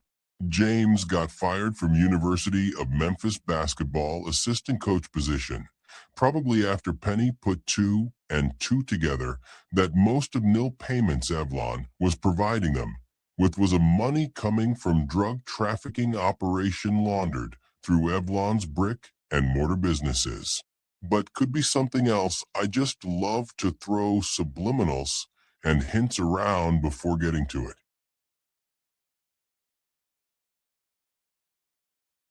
We also got goofy-ass Rob White at the Evlon's funeral. His pictures are pure comedy. I think every time Quet uses a word goofy, he thinks of this friendly-ass character right here. Rob White is Evlon's and the crew's inside guy in the politics and law enforcement. Check out this dude Facebook. I just can't stop laughing and cringing. He got all the politicians, criminals, and Mims family affiliates all over his page. Even the senator, the mayor, and even the owner of Nless Records, head aka Mr. Howell the Memphis Crew walking target. We gotta give Rob his own episode. His goofiness deserves it. Talking about Robs, we even got Houston Rob in the building. You can do your research, but his name is enough already. Another link to Houston for Quet and Evlon. Evlon was on the way to pick up Houston Rob with that van in Miami when he died in the accident. We will read Rob's tribute and the details of the day when Evlon died some other time. Don't feel like looking for it. Still got a lot of narration to do while y'all waiting on the videos. Y'all can read it in your own time on his page. I know it is not him, but this looks like they dressed up Hot Rod in a cartoon disguise and sneaked him out of prison for Evlon's funeral. Ain't gonna trick me hot. The guy on the left in green suit looking like he dates the same gender as NLE Choppa be always at the events from the other side and Curtis Gibbons things. The couple in the middle is one of them people not involved in nothing, but they always partying with both Memphis Crew and Mims family associates and partners. And the guy on the right is rocking Prestige Chauffeur's brand face mask, because that's another company for luxury private transport ran by one or two interesting hills y'all don't know nothing about, and Evlon and Lance. That's all theirs. We even got University of Memphis proudly representing at a drug trafficker's funeral. A drug trafficker who funded their nils with dirty money what it looks like right now. We got truckers in the building too. Whenever y'all see trucks and the Memphis crew together, just know it's some dope trafficking going on. Who is this right here? I swear I saw him somewhere online, and that Memphis tattoo on his forearm. Email me or drop a comment. Now there's a whole lot of interesting characters which caught my eye, and I need help identifying them. Unless some of them are Juke Killer's level of a death wish, I do not want to know. But we believe one of these characters might be Mr. Real Estate with that roofing company we heard about. It really could be Juke Killer somewhere at Evlon Funeral. I am not playing games, I sincerely do not know. But these type of profiles would match either her Mr. Real Estate or Mr. Memphis Freddy Krueger, aka Juke Killer. Y'all help justice for Dolph if it is not some serious assassin here on the photos. Then I don't want to know.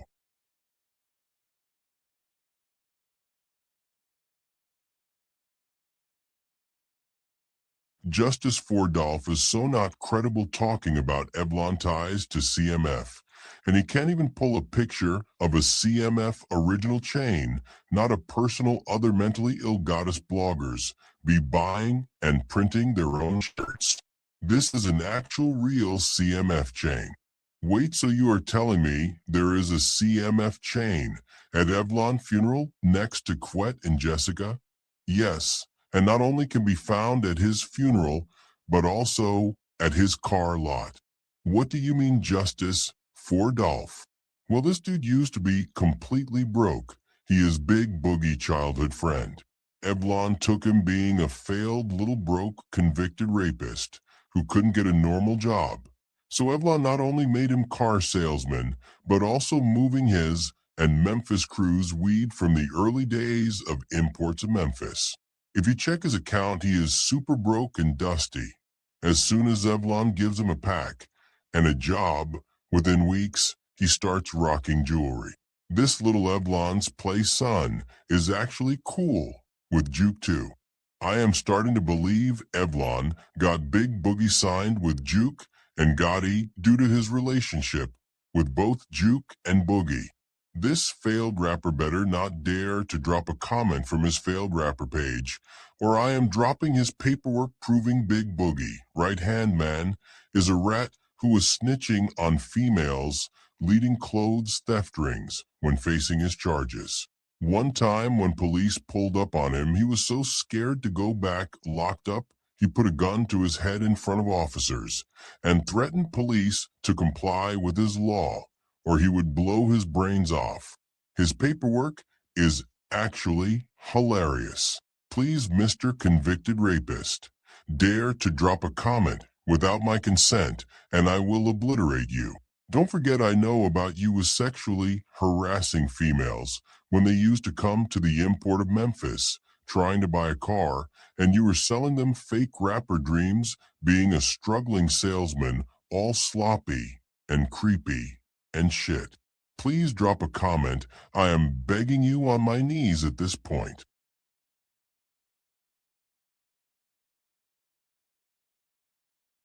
Justice for Dolph is so not credible he can't even prove Quet was there with Jessica 9 months after Dolph died, when the entire city already knew the truth what really happened to Dolph and who was involved. Check out my boy Quet holding that mic confidently like he be holding Yo Goddess cock in every interview.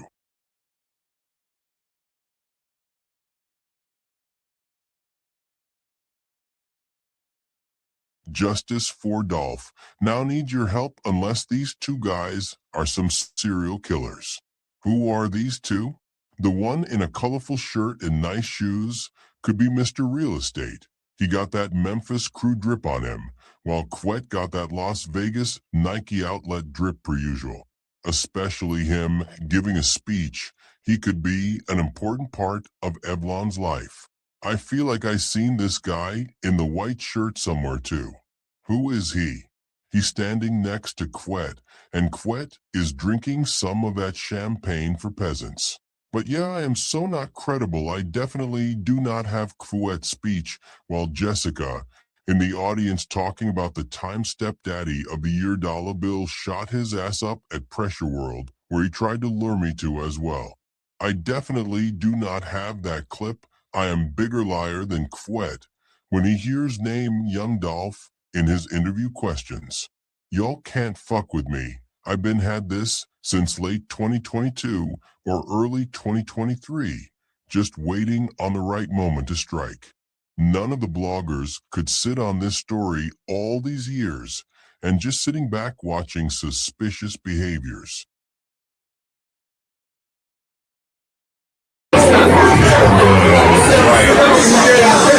One night, me, him, and Black, I'm trying to start our line. Me and Jamie was together. And we was about to get ready to go in this club downtown, 616. So Black pulled up and he looked at me and said, "Hurry up and get in the fucking car, he just got jumped." So I tell Jamie, I said, "Jamie, I'm finna get to go." He said, "No, I'm coming with you." I said, "No, you finna get to go pro. You can't go with me, Jamie. You finna go to the NBA." So I jumped in the car with Black. We went and got E. We went where we went, I ended up getting shot. So I'm hanging out the truck. E driving, Black in the front seat. E done pulled off trying to get away. And I was hanging out the truck. Black said, "Hold on, idiot, he hanging out the truck." So he slowed down and they pulled me all the way in the truck. And we jumped on the expressway. So when we got to the hospital, E and Black jumped out the car and left me in the truck. And I'm like, what are you doing? They done ran in the hospital, got a wheelchair, put me in the wheelchair, and they rolled my stupid ass right up in the front door, and they left.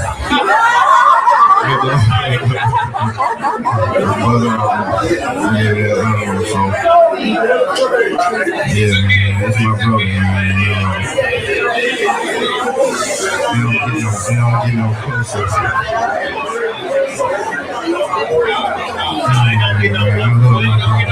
This lady just seen me the other day, man, in the store, and she was like, "Can I talk to you?" I went, "Yo, what's up?" And she was like, "I want to tell you this story about your brother in Capitol Grill."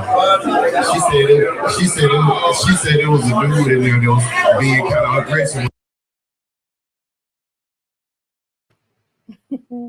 I don't know what it is about that story.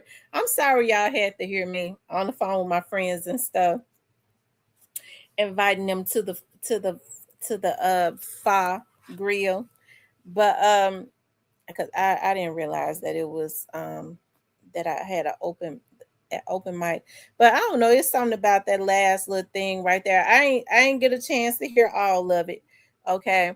Because I'm gonna have to go back and look at it again, because I think it was some pictures and stuff he showed that I still didn't get a chance to see. It's something about Quet holding that mic in his hand, giving that story. It just sounds like it ain't the truth. I didn't want to hear it. Lord have mercy. Shout out to Justice for Dolph, though, for putting that together. I'm gonna have to go back. All I could hear was Justice for Dolph was lusting over some women. I ain't get a chance to look at see none of it, but I'm gonna go back and really look at it and look at all the pictures and stuff, because he was showing pictures of people. I think I need to see what these people's look like. But shout out to Justice for Dolph for that video, because I was looking at some of the other day, and even still I was listening to it, and I was doing something else, so I didn't get a chance to lay my eyes on the video, only on some of it. I did hear him say something about Howard Barnett, so I definitely got to go back and listen to that about Howard Barnett, because he always makes sure that he speak about Howard each and every time that he's adamant that Quet was involved. Now let me just say this, he could have very well been, but I when I talked to Mr. N was on the show, and Mr. N said that he didn't really necessarily think that Quet was involved in what happened to Howard Barnett. although he believes that Quet heard about what happened to Howard Barnett, and that is what made them secure because of what they did to Howard. That is what made them. That is how Straight Drop. That is what secured the hit on Young Dolph. That is why Straight Drop was chosen to take out Young Dolph, because of what they did to Howard Barnett and how good they allegedly feel like they have hidden what happened to Howard Barnett. But now I was told that the feds are on Howard's case. I don't know if I can say that. I mean, I'm not, I guess I could say that because I didn't say anything else, but I think that that is a good thing. What when I heard that, it made me feel like and know that whatever it is that is going on, I believe that it could be connected to entities that is connected to probably other things, and that is why his case is now being investigated by the federal government. So who it is, I don't know. I guess it could be anybody, but I do know when they go and pick up those cases, it's no telling how far along they are in Howard Barnett's case, because the last thing I heard was, before I found out that the feds are now working on Howard Barnett's case, the last thing I had heard was that they was going back out there to do another, they was going back out there with the machinery or whatever, and the dogs or whatever it is that they have. And when I had earlier this year, when I had talked to MPD officer, he at first he seemed like he had an interest in it, and then he act like he no longer had an interest in it. He seemed like he was just really laxed about it. He actually tried to say, well, just kind of brush me off, because they had not had an investigator on the case in 2 years. The last investigator, of course, y'all know, had retired. So then when I spoke with the lieutenant and stuff, I was like, well, I'm going to the mayor, because this is unacceptable. The family did not know that the last investigator had retired 2 years ago, and y'all had not assigned nobody else. So the lieutenant immediately assigned the investigator. And then the investigator, I think he started looking at the case, and he was like, it's so many pages. He told me it had been 21 or 22 investigators had been on that case. And I told you all that with missing persons, people go there when they get ready to retire. And then he started saying that an investigator had put into the notes that allegedly that, Howard's ex-girlfriend, which would have been Rakayla Straight Drop's baby's mother, had claimed that Howard had some outstanding warrants, and that he may have been on the run, allegedly. Now, that's what he told me. So then I decided to look into the system, and then he had no warrants. And so then I turned around and called and spoke with a person that I know in the fugitive division.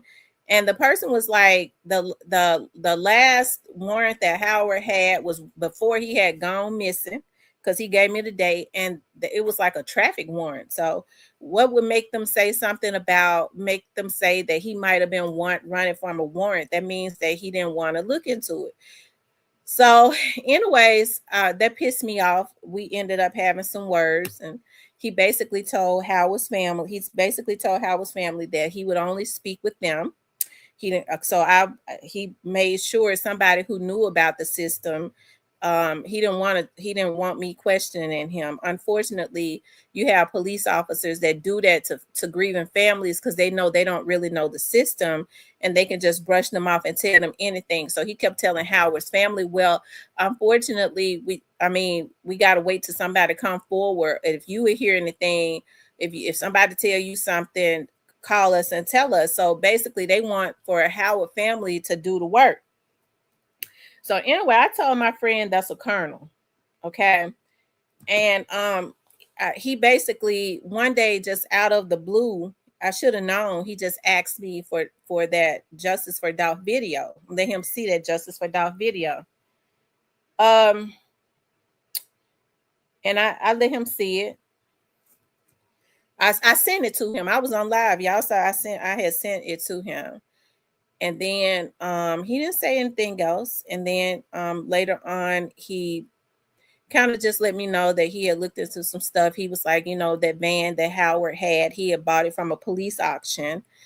And he said something else about a family member. He said something about there was a connection to the area. That was a some I don't know. He said that was where Howard's van was found at. Straight Dropping them did have a connection to somebody in that area or something. He said there was a relative of one of those, of Straight Drop or somebody that was connected to that area. He didn't say anything else about it. And then the next thing I just heard this a couple weeks ago, that the feds are now, Howard Barnett's case is now in the hands of the feds. So that's all I was told, and it just leads me to believe that there is something bigger that is going on, that it's got to be connected to other whoever. I'm trying to figure out how to put it. So they gotta believe. Okay, how can I say it? So it's gotta be believed that whatever, for them to have it now, it's got to be believed, because I guess they did go back down there. Because listen, let me go back a little bit. Howard Barnett's mother has said that she wanted to be there when they went back to do another search, but for some reason that didn't happen. And in my mind, I thought about, why would they not want to let the family know when they would, because you have families, when people do searches, a lot of times the families are standing out. They have police out there. The family can stand out there while they do it, but it was like this big secret, right? And then I found out a couple weeks ago that that Howard Barnett's case is, the feds now is working the case. And it leads me to believe that for them to be working it has to be some type of RICO type of thing. So I would believe that they got to believe whatever happened to him, whoever made it happen to him, has done other things. Okay, that's the only way I could put it without, yeah. Okay, yeah, I could say that.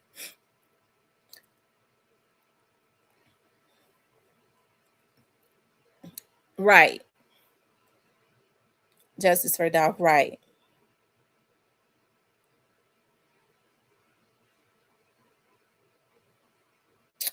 So Howard has been missing since 2017. Thank you, nothing for the $20 super sticker. Thank you so much. He says, happiest of birthday, lovely lady, Ma Chat. Thank you. Nothing okay. Female. I think nothing is a male. Thank you so much, darling. I appreciate it so much. So, yeah.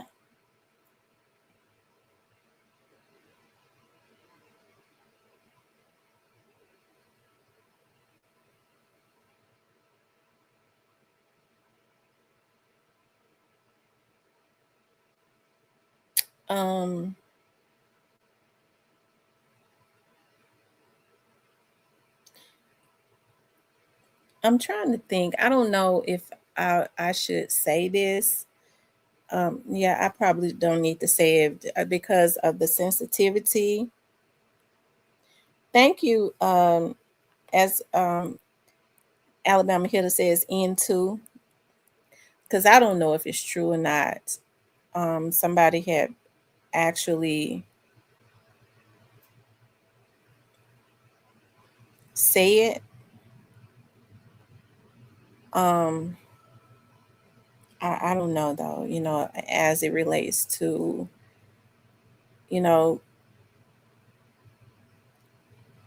what they did to him. And so I don't know if it's true or not. So, you know, we just have to wait for confirmation on all of these things. But I think it's going to be more than one woman that gets in trouble for Howard. I think it's going to be more than one woman, because it's a darn shame as a woman, as women. How could you know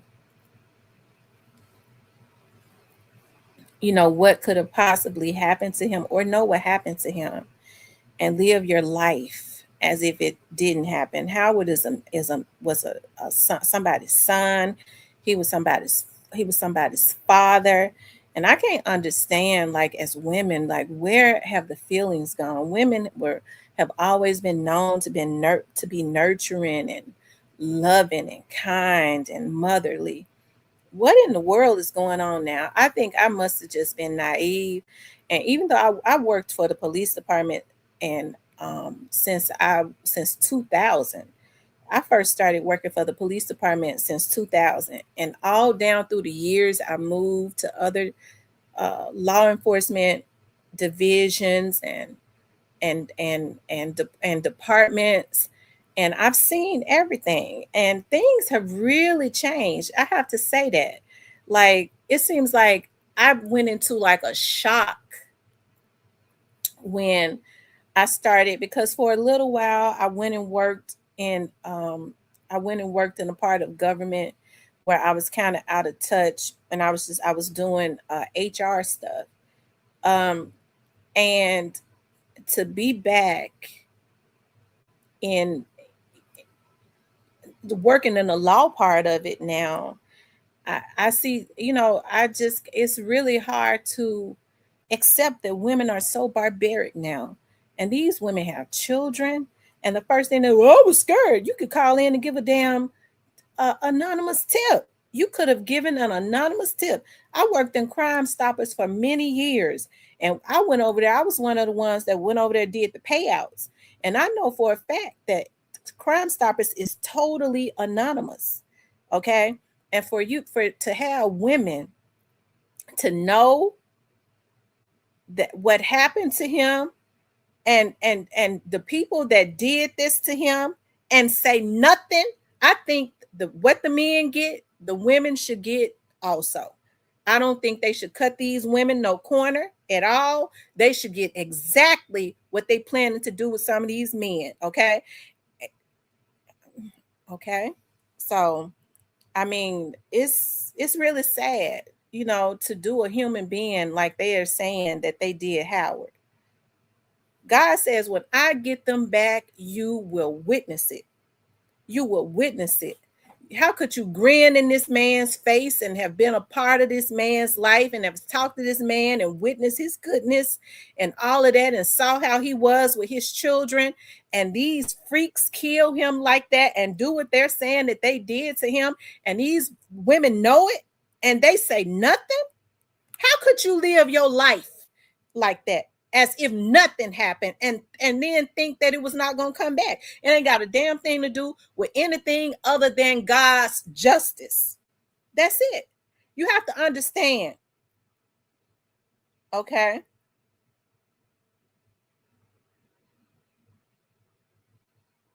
That you have to reap what you sow. You have to reap what you sow. And I'm going to say this. As much as I can't stand Onan was the first person that I ever heard some years ago mention Howard Barnett and his missing persons case. And I saw him, and he could have gotten there from somebody else. And he put up all of the tech stuff that is on social media of when Howard was missing, and when he first went missing, and straight drop social media page showing laughing emoji with a car and fire behind it. Straight drop posted that. A car and fire. And I think that was posted before they even found the van. Right?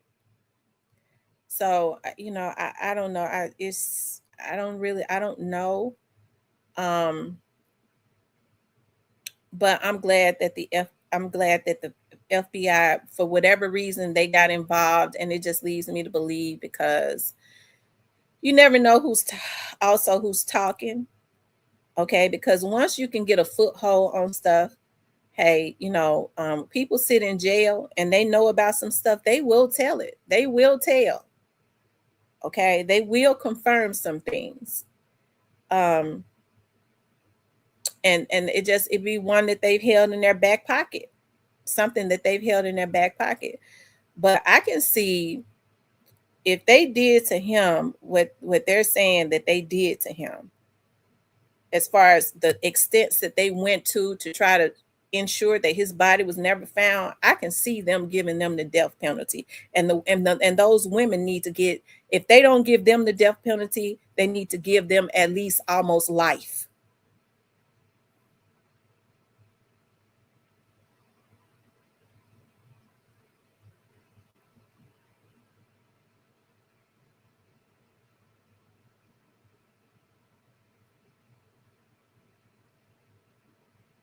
Because women like that don't need to be walking around on this earth, not amongst decent people. They are a danger to society.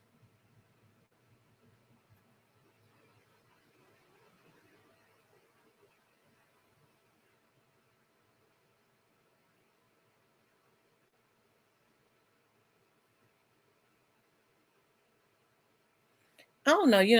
I think I was talking to somebody the other day,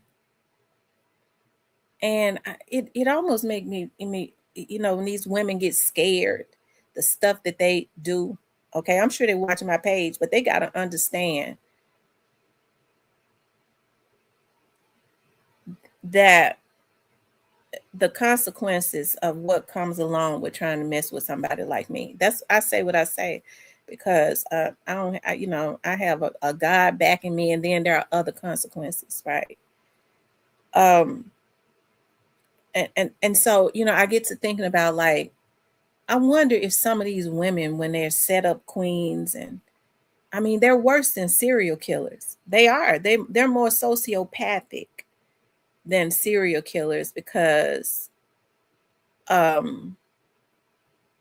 what they do is they go get a weak ass man that call himself a gangster, and I guess they sex him to death and get him to go, I got to be out for my kids. They get them life. They go and start, well, we got to get this person out the way. I think this situation with Howard Barnett is already a done deal. Okay. Whatever is going on, in order for the boys to be involved, this is already a done deal. Okay. And what should have happened was these people should have came forward a long time ago and told what happened to this boy, rather than leaving his family in lingo. You don't ever because who's going to believe when they do step to him, and they are going to step to him, and let them know this is what we got. How you going to defend that? Okay, because it's okay for you go back and you look at how these people live their lives like it's golden, just as if nothing happened. All of that is always taken into consideration. You weren't scared. You live your life. You went right on. You live your life just like it was golden, as if this young man never existed.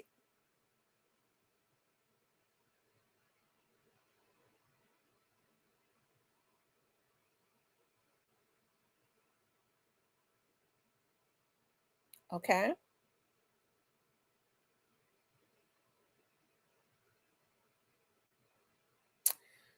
So I could never know. Rather I was involved, I could never know something. Especially if a person has dwelled amongst me and I claim that I cared about them and stuff. I could never know something like that and never say anything and try to hide it. I could never. But of course, I'm a human being for real. I'm a human. I'm human.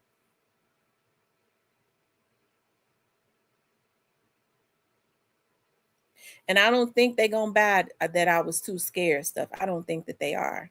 What were you scared of? Were you on pictures with the people that did this afterwards happy? So you couldn't have been scared of them.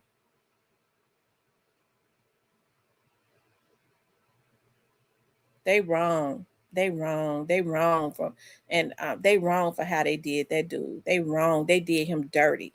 They did him dirty.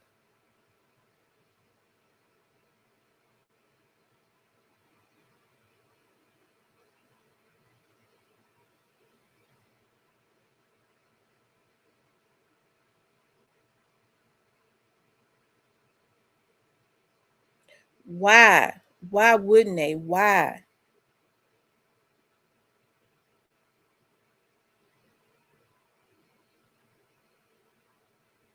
It's always somebody that's got an ace in the hole. They always hold something in their back pocket.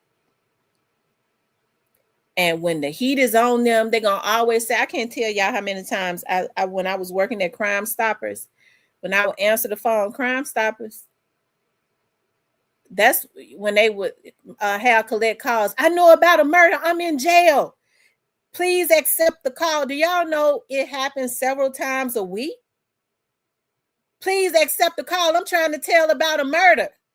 We couldn't accept them unless we got the okay from the major.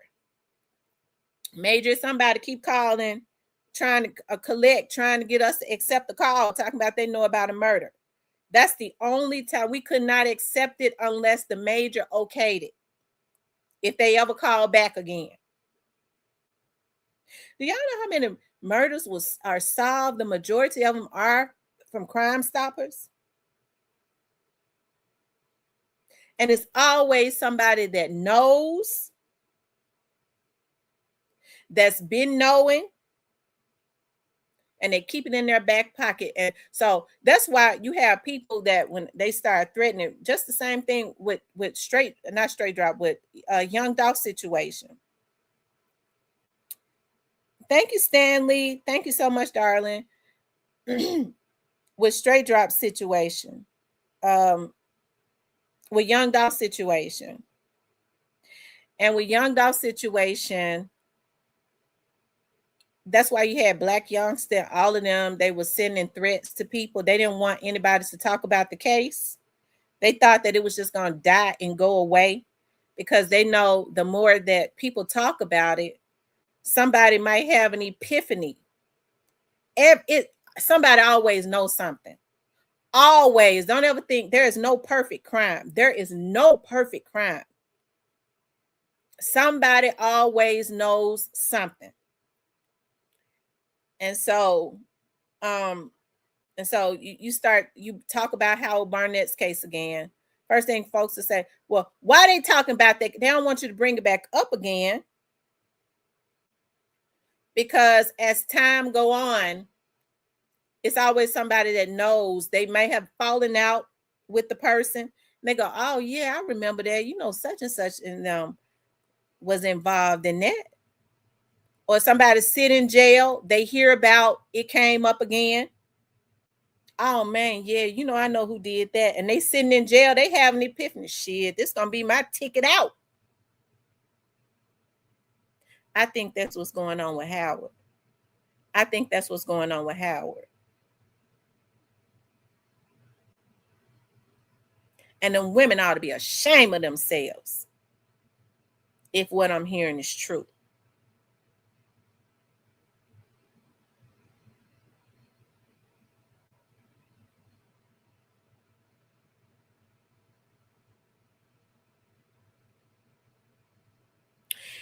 And it's always something.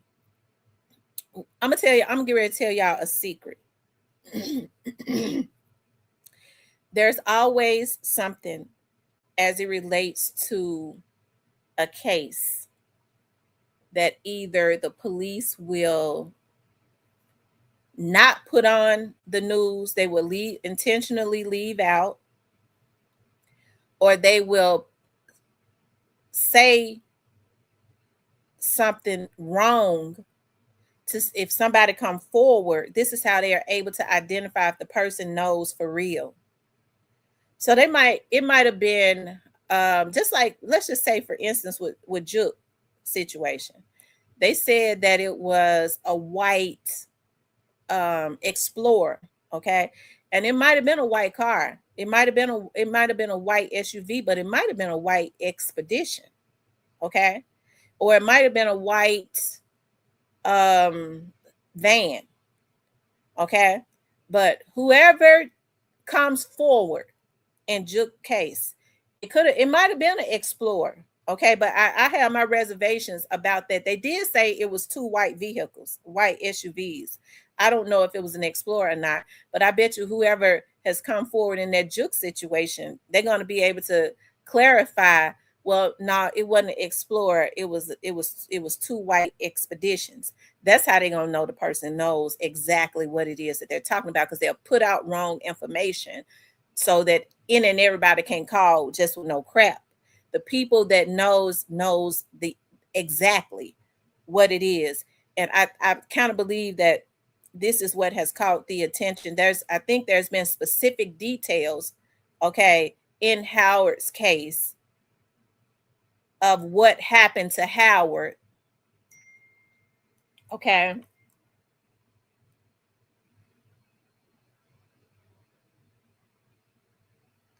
I think that's what happened with Howard, that this is what is happening with Howard. So, like I said, we just have to keep Howard's family. People have a habit of talking, well, these folks, they might have changed. They got families and stuff and this and that. That damn boy had kids and a damn mama that's struggling, worrying about her son every day. He got a brother that's messed up about him. He got family that loved him, and they've taken him away from his family and did him dirty, if what we're hearing is true. And folks sit up and talk about who the perpetrators and what they got going on. What about his kids? What about his kids?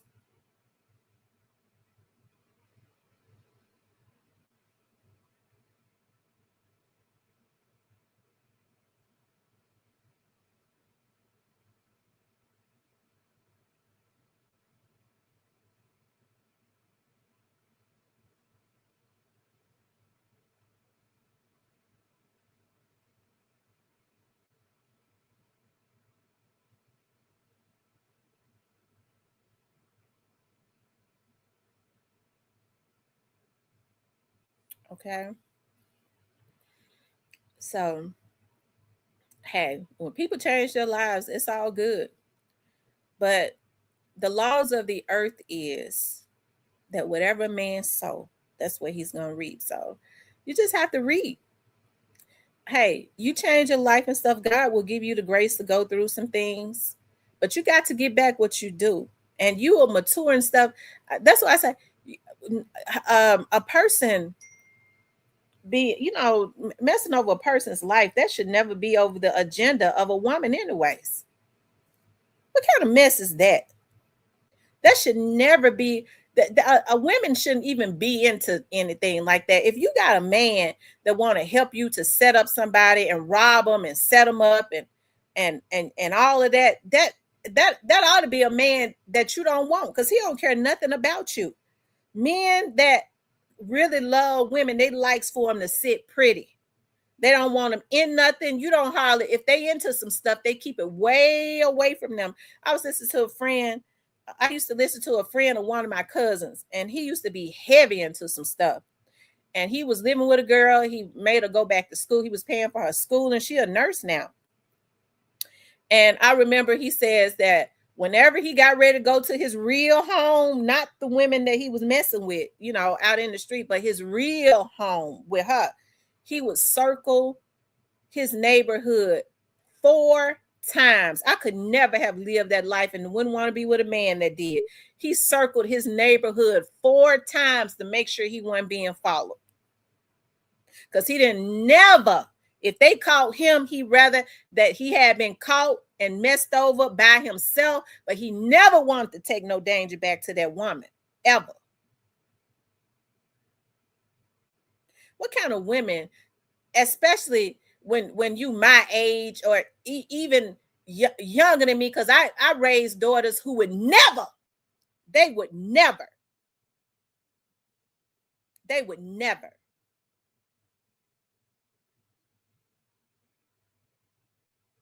Okay.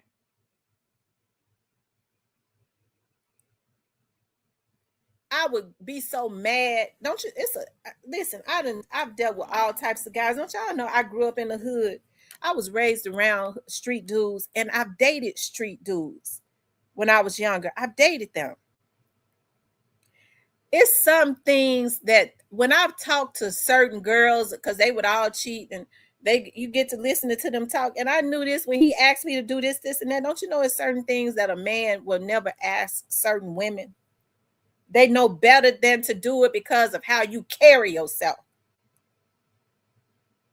No man would ever ask me to set up another man. Never. Not even when I was younger. Never. They know better than to ask me to do something like that because of how I carry myself, my aura, and my personality. They know they can't ask me to do something like that. They're going to get cussed out. And if they up in my house, put out.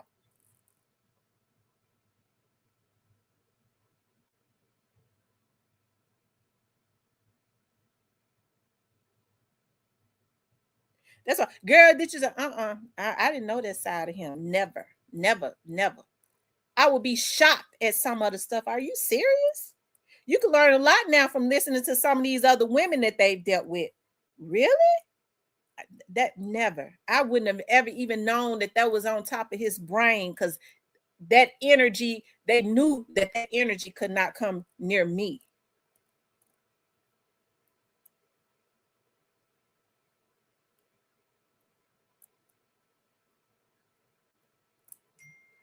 So any man that's trying to get a woman to set up another man,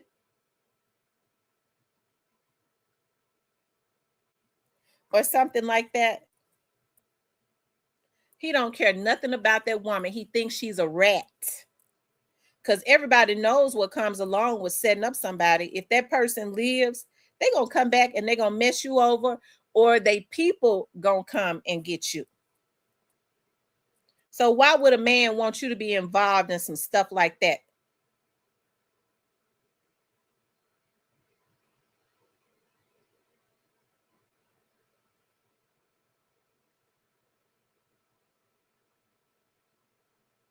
Young or old. And hell, why would women even want to be involved in something like that? Immature or mature. See, when you're immature, you do immature stuff, but it still shouldn't involve that, because you know right from wrong. You just garbage when you do stuff like that. Young or old, you garbage. It ain't got nothing to do with no immature. It just got everything to do with your gutter rat mentality. You garbage.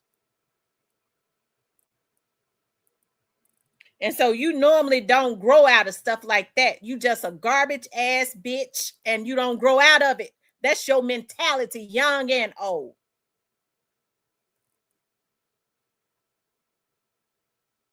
Okay? Because it ain't no way women's supposed to be setting up men. Okay? I wouldn't even want no street dude like that. He wants you to set up. I want to set up another man and take what he got. Bitch, get your ass out there and get it. What? On your own. You earn it. I was talking to my mama yesterday. When I was working for the sheriff's office, I wasn't making a lot of money. I wasn't making nearly the money that God has blessed me to make now.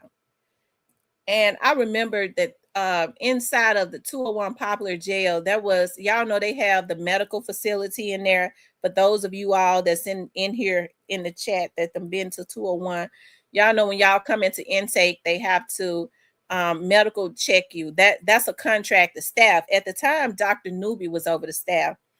And so I remember Sohaila, she was over the finance of the jail. She was like, Miss, she called me Miss Thompson. She was Iranian.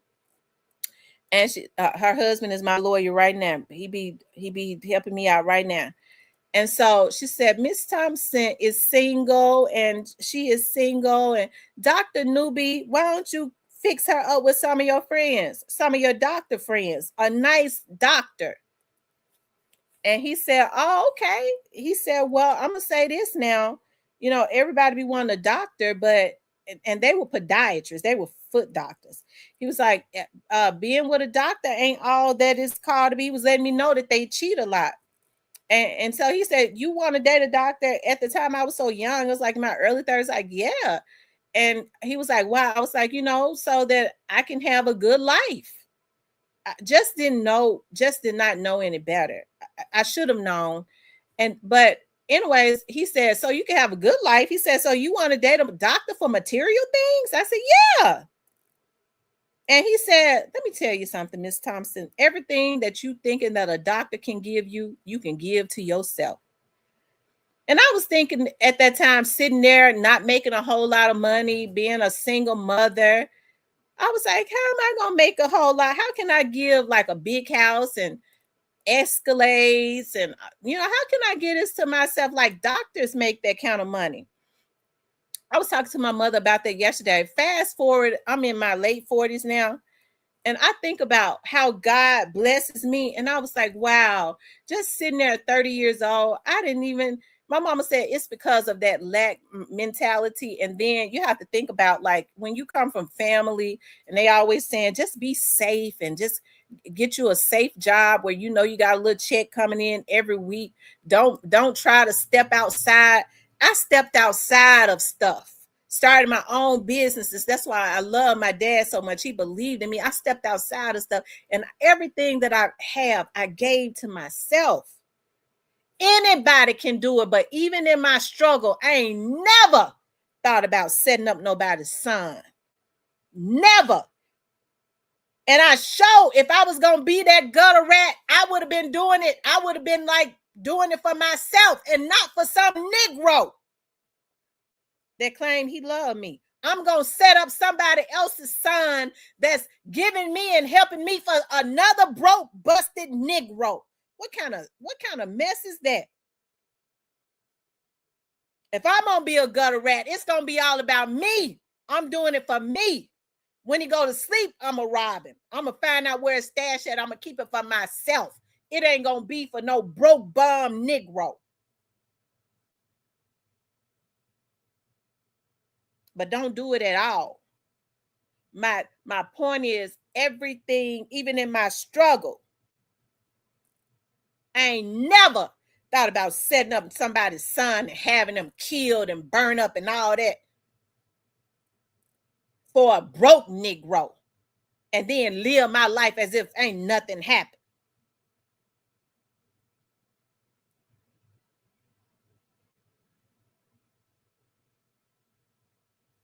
They wrong.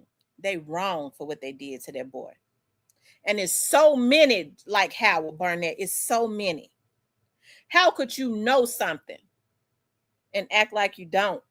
And now the folks have basically solved it now. Shout out to the Justice for Dawson, all of them that stayed on it.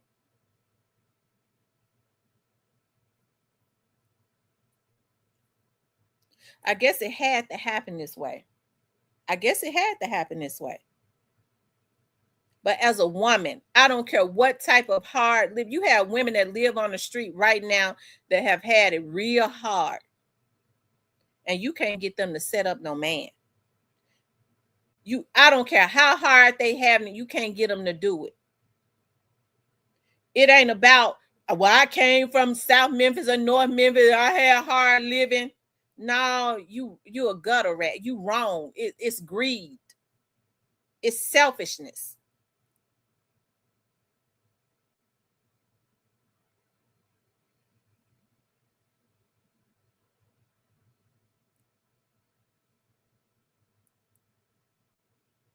That's why I stay on God all the time. Listen, God got real good music. Okay. And I said I was going to leave God alone. I said I was gonna leave him alone. But I put it out there because I don't want to create an energy where nobody is going to kill him. Okay. I don't want to see nobody kill him. I don't. I believe in my soul that Negro hate what he did. But I also stayed on it because I wanted for them Negroes to know everybody don't agree with what you did and it ain't nothing right about it. Period.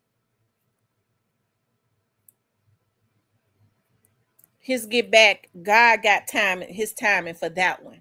But I think he already suffering and got a lot of regrets.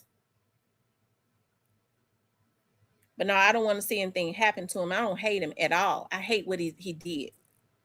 Because he is somebody's son. And you never know who know anything. I was sitting up, who know people, especially around Memphis. I was sitting up talking, my auntie, one of my aunties, the one that just sat here and text me and wished me a happy birthday. We was talking one day. She said, I sure do hate it for Jerry. I know. I hate they did that to Juke. I said, you hate it for Jerry? What you talking about? Yeah, I hate that for Jerry. And I said, do you know her? Yeah. Jerry's such a good person. And that's one of my closest aunties. I said, Lord have mercy. I ain't say nothing else.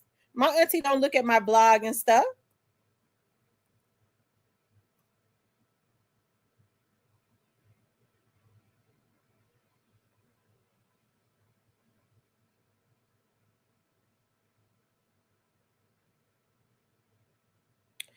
He says, and shout out to you as well. We did it.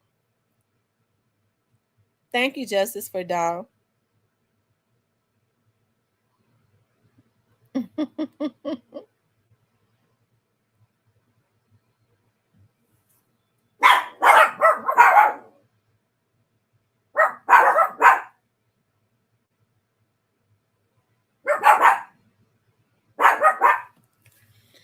Howard's family is really struggling.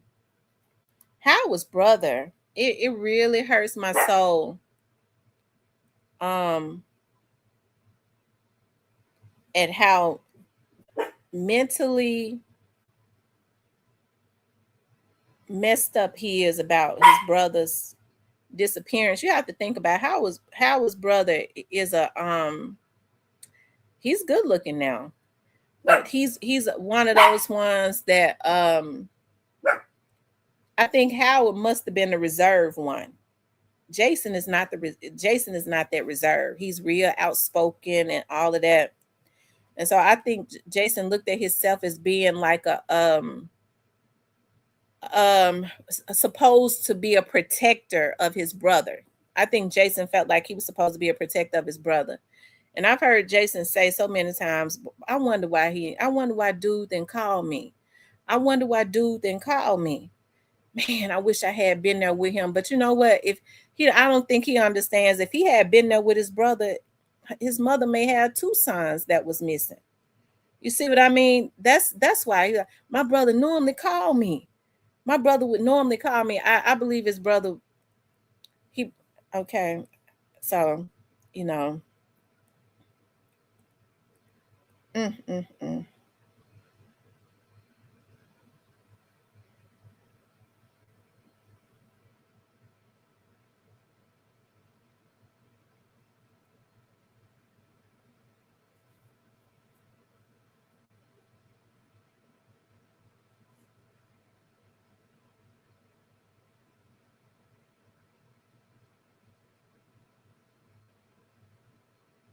So,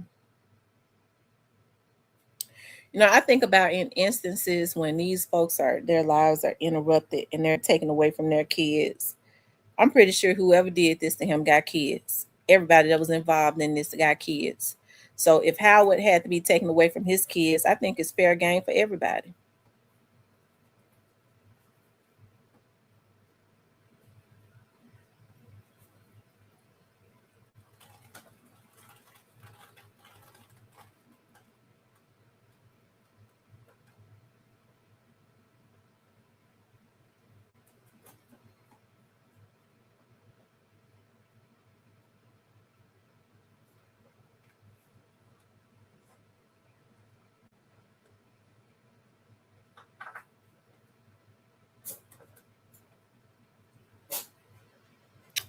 So it's really just, it's sad. It really is. I hate it.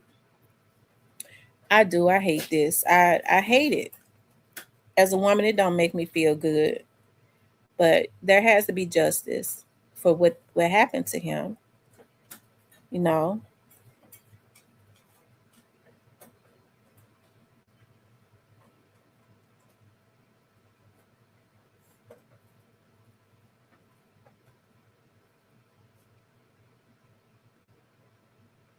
Yeah. Mm, mm, mm. I tell you. Mm, mm, mm.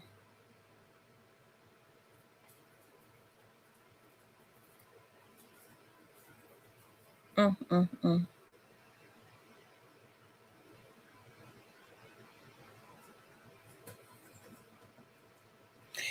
I don't mean no harm, but I hope that Howard's family, I think they should bring a lawsuit against MPD, because this stuff probably could have been solved a long time ago.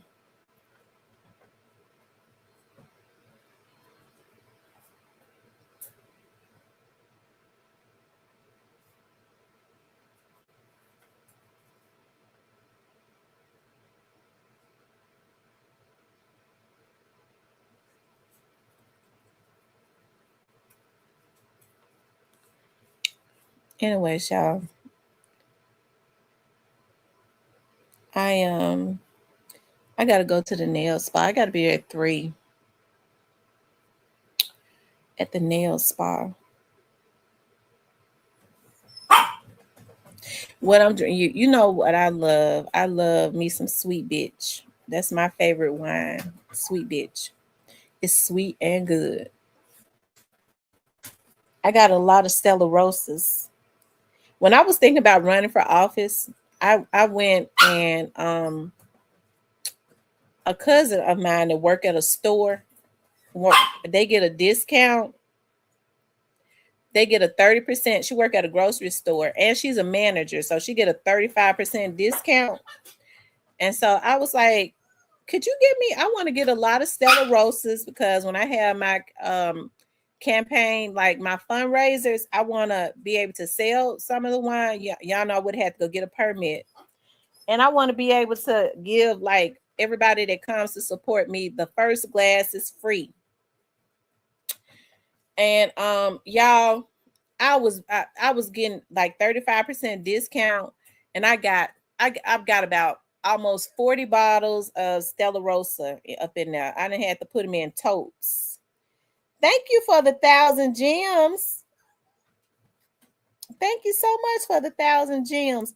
I wonder what 1,000 gems is. I'm still learning about the gems, you guys.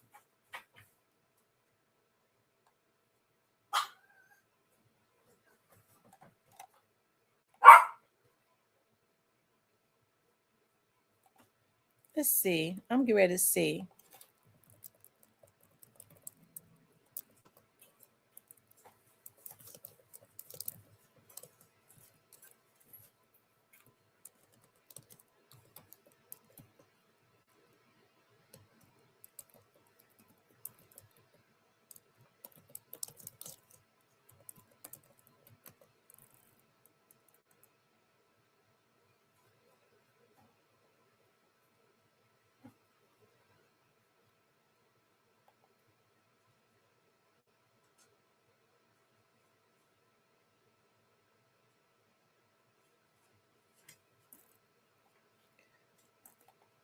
Yeah, I'm gonna have to figure out how the gems work. I appreciate it though. It definitely adds, but I just don't know how much it adds. Thank you all. Thank you, Justice, for Great Face. Let me thank everybody. On One We Go gave gems. Mojo gave $10. New to You gave $20. Nene gave 100 gems, and then she gave 250 gems, and then Great Face gave 1,000 gems. I appreciate you all. That means so much to me on my birthday. On my birthday. later today, my family and I and some of the investigators that I work with and two of the attorneys I've gotten very close to, um, we're going to meet at a full restaurant. Yeah, two of the attorneys. I don't know, they try to call her bulldog, but I think with some of these prosecutors, they just have to do what they have to do. These defense attorneys play a lot of games, and then they really try to be I think with the defense attorneys, they try to play more games on the female prosecutors, and they try to play them like they are stupid, and they try to pull things on them that they would never do with those men that are prosecutors, some of those defense attorneys. So they try to say, especially a lot of the federal prosecutors, they call them pit bulls with lipsticks. They have to be pit bulls. So when some of those defense attorneys try some stuff, they go straight to hell with them. So it makes them not even want to try no mess, because they know that some of those prosecutors are going to go straight to hell on them. They're going to pull all types of tricks out of their bags and stuff. And most men, they just don't even want to be bothered with it. So, but they do have some, and they feel like some of them are really passive, like what we saw in Hernandez Govan case. They tap dance all over them. They will. But me and one of the federal prosecutors it's funny because, you have to be very careful about listening to what people say, because they will say things about people to try to make you feel a certain way about them. And then once you get to talking to that person, that might be the very person that's very helpful to you, that is very kind, and outside of, the job, just the nicest. That you might have more in common with that person. So just always be very careful about what you believe about people. And then I'm always proud of sisters that that go as far as a lot of the sisters that I see, and they work hard. They have to work twice as hard in a male-dominated field, right? Because when you start talking about investigators, which is what I am, that's a male-dominated field. When you start talking about attorneys, it's highly saturated with men. And believe it or not, a lot of the men wouldn't be as successful as they are if they didn't have partners that were women, that knows how to talk to people, that knows how to soften the blow, that knows how to appeal to jurors. Okay. They have to have women on their team. So, yeah. So anyways, we're supposed to meet today for some fun, all of us. And I really appreciate everybody that has wished me a happy birthday, everybody that's coming out to just sit down and have some fun with me. Okay, which is just good spicy broth with shrimp in it and all kinds of vegetables. So I need to go ahead and get ready to go to my appointment, get my toes and stuff done. I guess I will get my nails done. I guess I will. I was gonna do my own nails, but maybe it's my birthday. I should go and get my nails done instead of trying to do them myself. And meet my family and friends tonight for some fun. Anyways, you guys, I love you all. I appreciate you all being out here with me. Thank you all for the birthday gifts and wishes and all of those great things. And listen, justice for Young Dolph, justice for Howard Barnett. Shout out to everybody who has been on this journey with speaking truth and just with the dialogue and the commentation that we do as it relates for justice for these people's family. Because oftentimes when we speak about people that are missing and all of that, unfortunately, well, we know they don't have a voice anymore. And unfortunately, the majority of them are no longer with us in the physical realm. But, I definitely believe in the spiritual realm. And I will say this. Hey, hush. I will say this. I believe in the spiritual realm. And hey, I think spirits blaze, right? Young Dolph has a spirit that has blazed from the very start. Okay, his spirit has really blazed. I just think at this time, Howard Barnett's spirit has come forth and it's blazing, and it's just time for justice. And you have to understand, when you take a man and you abduct him and you take him and you kill him or you do whatever you're gonna do to him, there's gonna be a time when there's gonna be justice, whether it was the day after or now. It was gonna come, because we serve a God, right? Anyways, you guys, I love you all. Y'all have a good day.